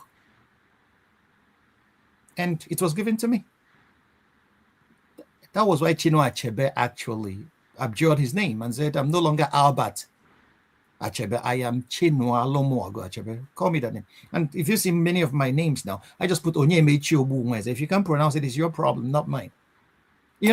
That's those little victories will always keep before your eyes that you have a mission. The mission is, if not the liberation of your people, at least to be a star that points the way that what you have is not the ultimate life that you should be living, that it is a traumatic experience. Okay, so that's what it is. We should start with our education. Okay, that's where every radical change takes place. If we educate the future, the children of today, if we educate them on our history, the history that we have to tell our stories ourselves. If you let somebody else tell you a story, history is a weapon, and they have been using it. How old were you when you realized that most of the things that you were told about yourself were lies? Full-grown adults. When I was the first time I got exposed to that is the politics point. And many of us that when I was over have not been able to teach our children a better version of our history. Okay? Slaves were brought to America. No. We were not slaves. We were stolen people and enslaved. We didn't come, we were stolen and enslaved. And watch the words. Everybody here should pick up the book Manufacturing Consent that was written by Chomsky and Edward Herman, and read and see how words are used and the meanings that they give to them in the narratives that they manufacture to make sure that you remain inferior and they remain superior. Bob Marley said it, until the philosophy that says that some men are inferior and some others are superior is permanently and totally dismantled, there will always be war. So they would never want us to come to that level. Our problem is not the white people. Our problem is white supremacy. Okay, this idea that some people that we escorted them into life and that we are here to be used and our resources are to be used for their own best interest. And that's what colonialism and colonial imperialism is all about. So we have to start with our education. Everything starts there. And I have to end on this note. Thank you. All right. Thank you so much. Dr. Franklyne, for being here again and delivering. We appreciate you, and hopefully I try to give you space. They want you here every week, but hopefully when next we call you answer us. Thank you again for being here. I appreciate that, and thank you everybody. It's been my pleasure. Thank you, guys. I do appreciate the exchange. It's been enriching for me as well.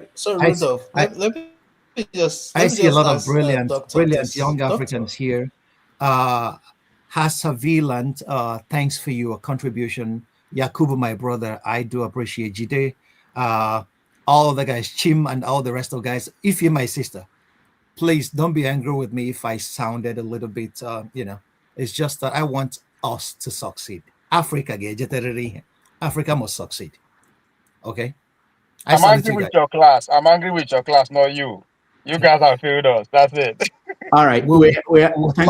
Thank you, Franklyne. And then thank you, Doctor. Thank you, everybody.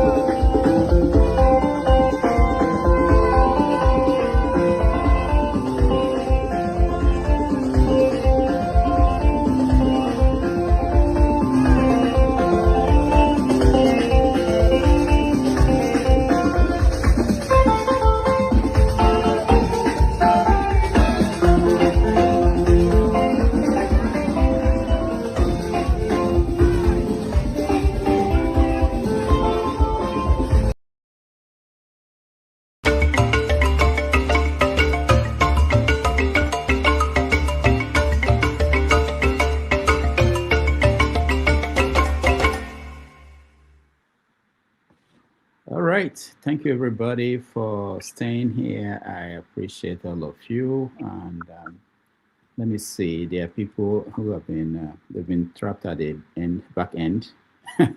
Let me bring them in. They've been there for a long time. I'm sorry, everybody.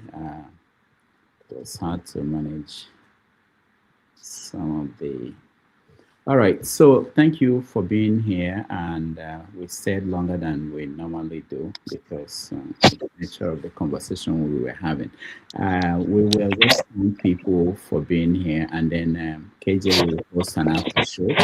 But there's somebody that I saw. I don't think they got a chance to say something, which is the voice, Wale.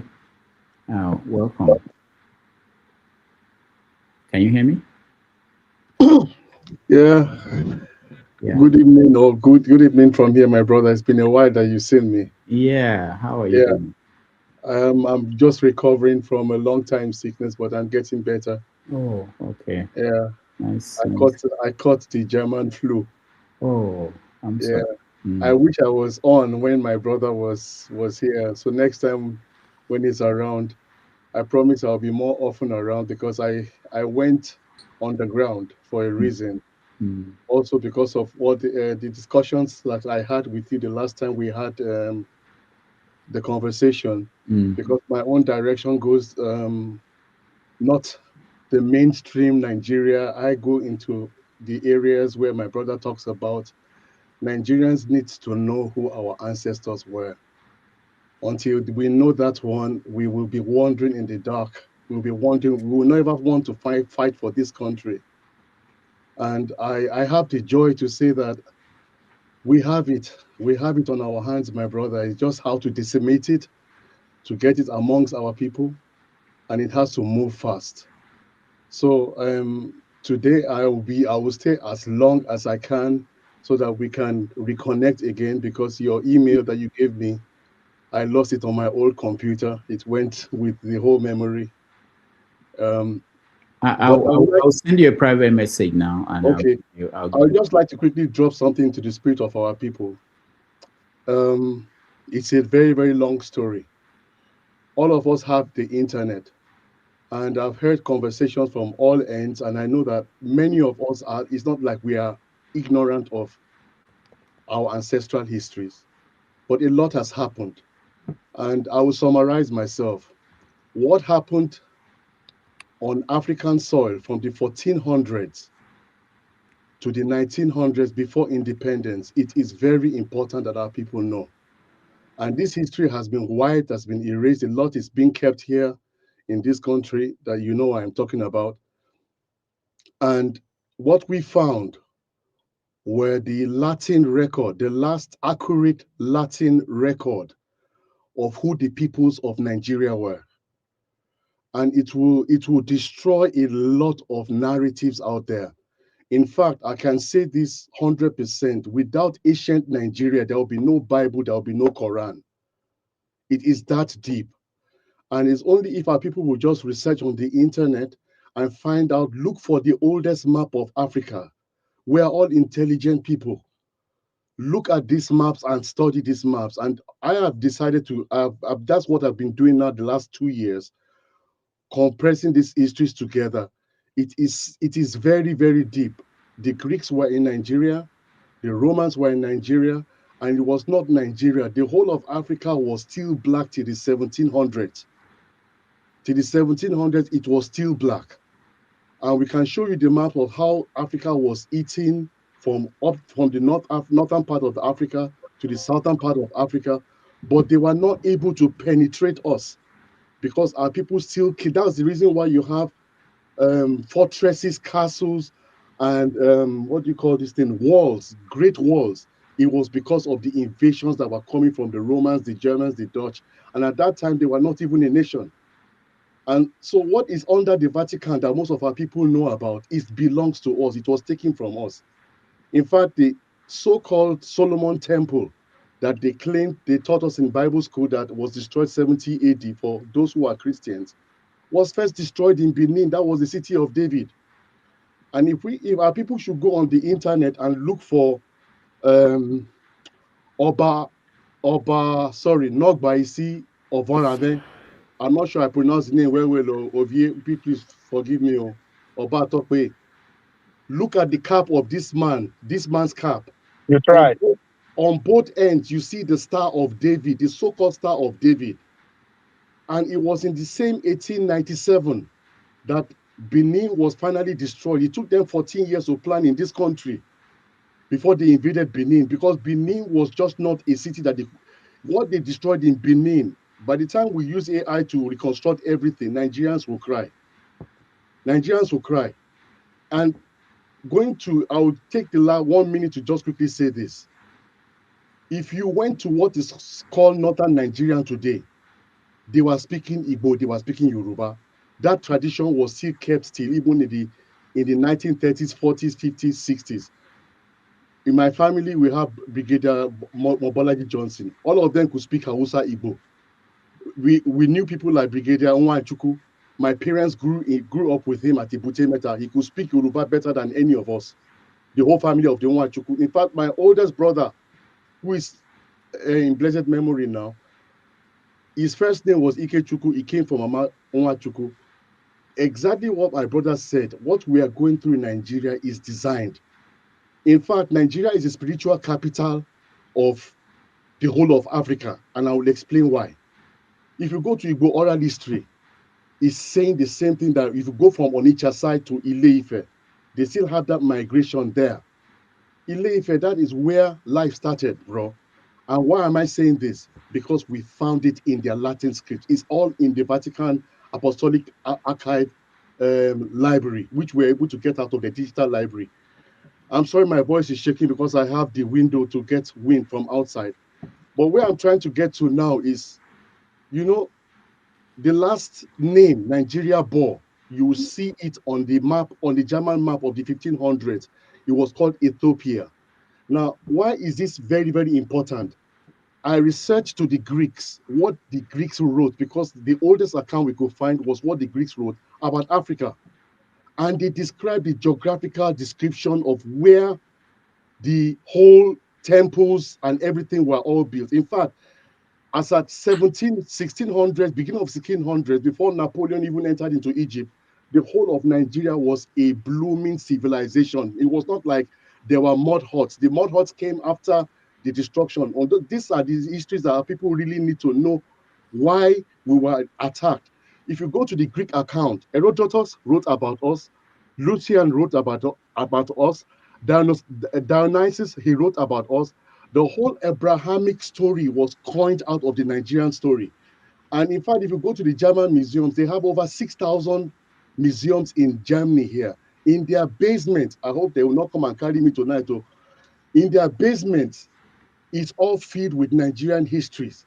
My mom was in Berlin, and she was at one of the basements of the Humboldt University, where our sister Amanda Adichie had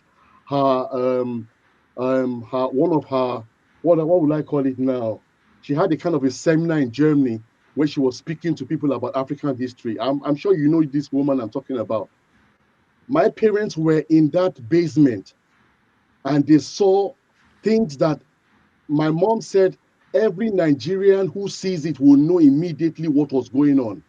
And they were part of the loot that they took out of Nigeria, because they did not only destroy us, they cleaned the whole nation to the bottom. Now, lastly, Brother Rudolph, lastly, you see, what has been discovered in Egypt is child's play to what is in Nigeria. And I'm going to let this out now. Yeah, the voice. Thank Yes, thank you so much. I sent you my number, my email. Okay. Let's move Let's this have this conversation to conversation. another day, because this has been I know. I'm sorry, my brother. So I went into the spirit. Yeah, I understand. Yeah, we'll get you here and probably give you a whole show and hear from you. And KJ is willing to host. All right. Thank you so much, KJ. We have an after show where all this we can do a recap of what happened today, and a lot happened.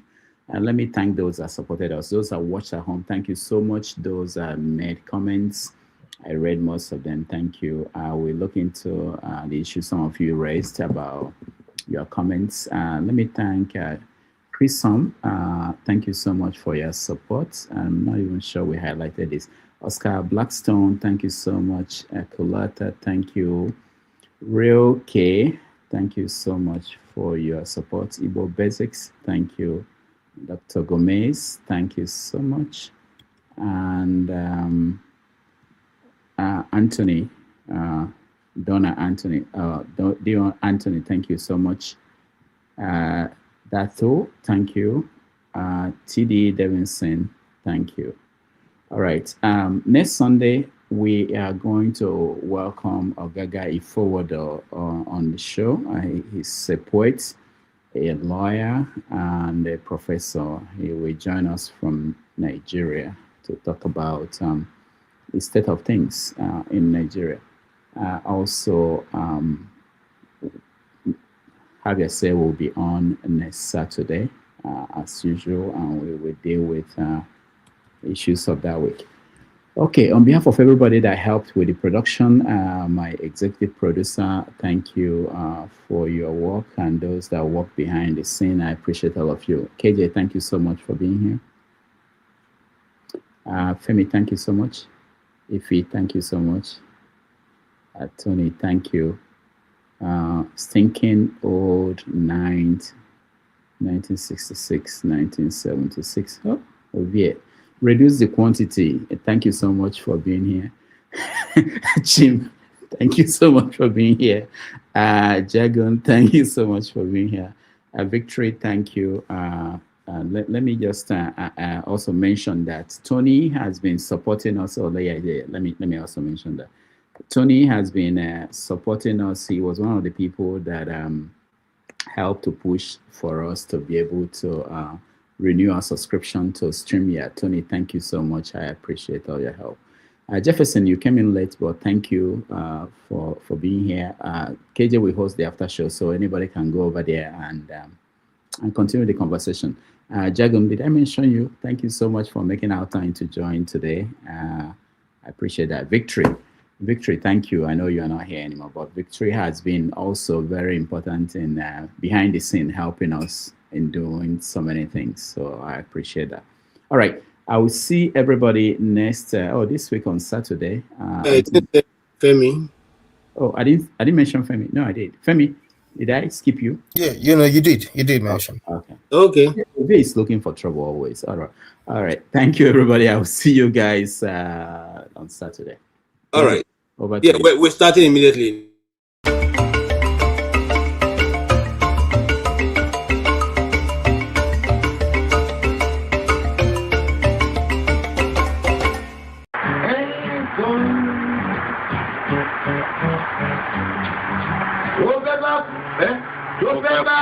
tó fẹ́ kú torí ẹ̀ o.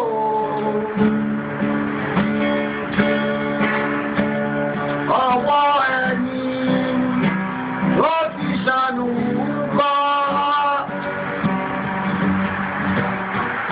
Ayé la fi sílẹ̀ sí. Lọ́nà èèyàn. Thank you so much for watching. Thank you. Have you subscribed? Yes, you. Have you subscribed? You. Yeah, before you go, click. It's free. Click. Just that's it. Have you subscribed? You're laughing. Have you subscribed? Have you subscribed? Thank you. Hey, madam. Thank you so much. I can see you. We have to get to 100,000 subscribers. By the end of the year, how are we going to do that if you don't subscribe? Yes, you're about to click off. Why? Have you subscribed? It's free. If you don't, ask your son, ask your daughter how to. Just one click. Thank you. I see you. Aha. Thank you very much. I'll see you tomorrow. Ladies and gentlemen, from Eurocopo Studios in New York City, welcome to Wetin Concern Me, your favorite news and current affairs quiz show. I am your host, Dr. Jackery Damages.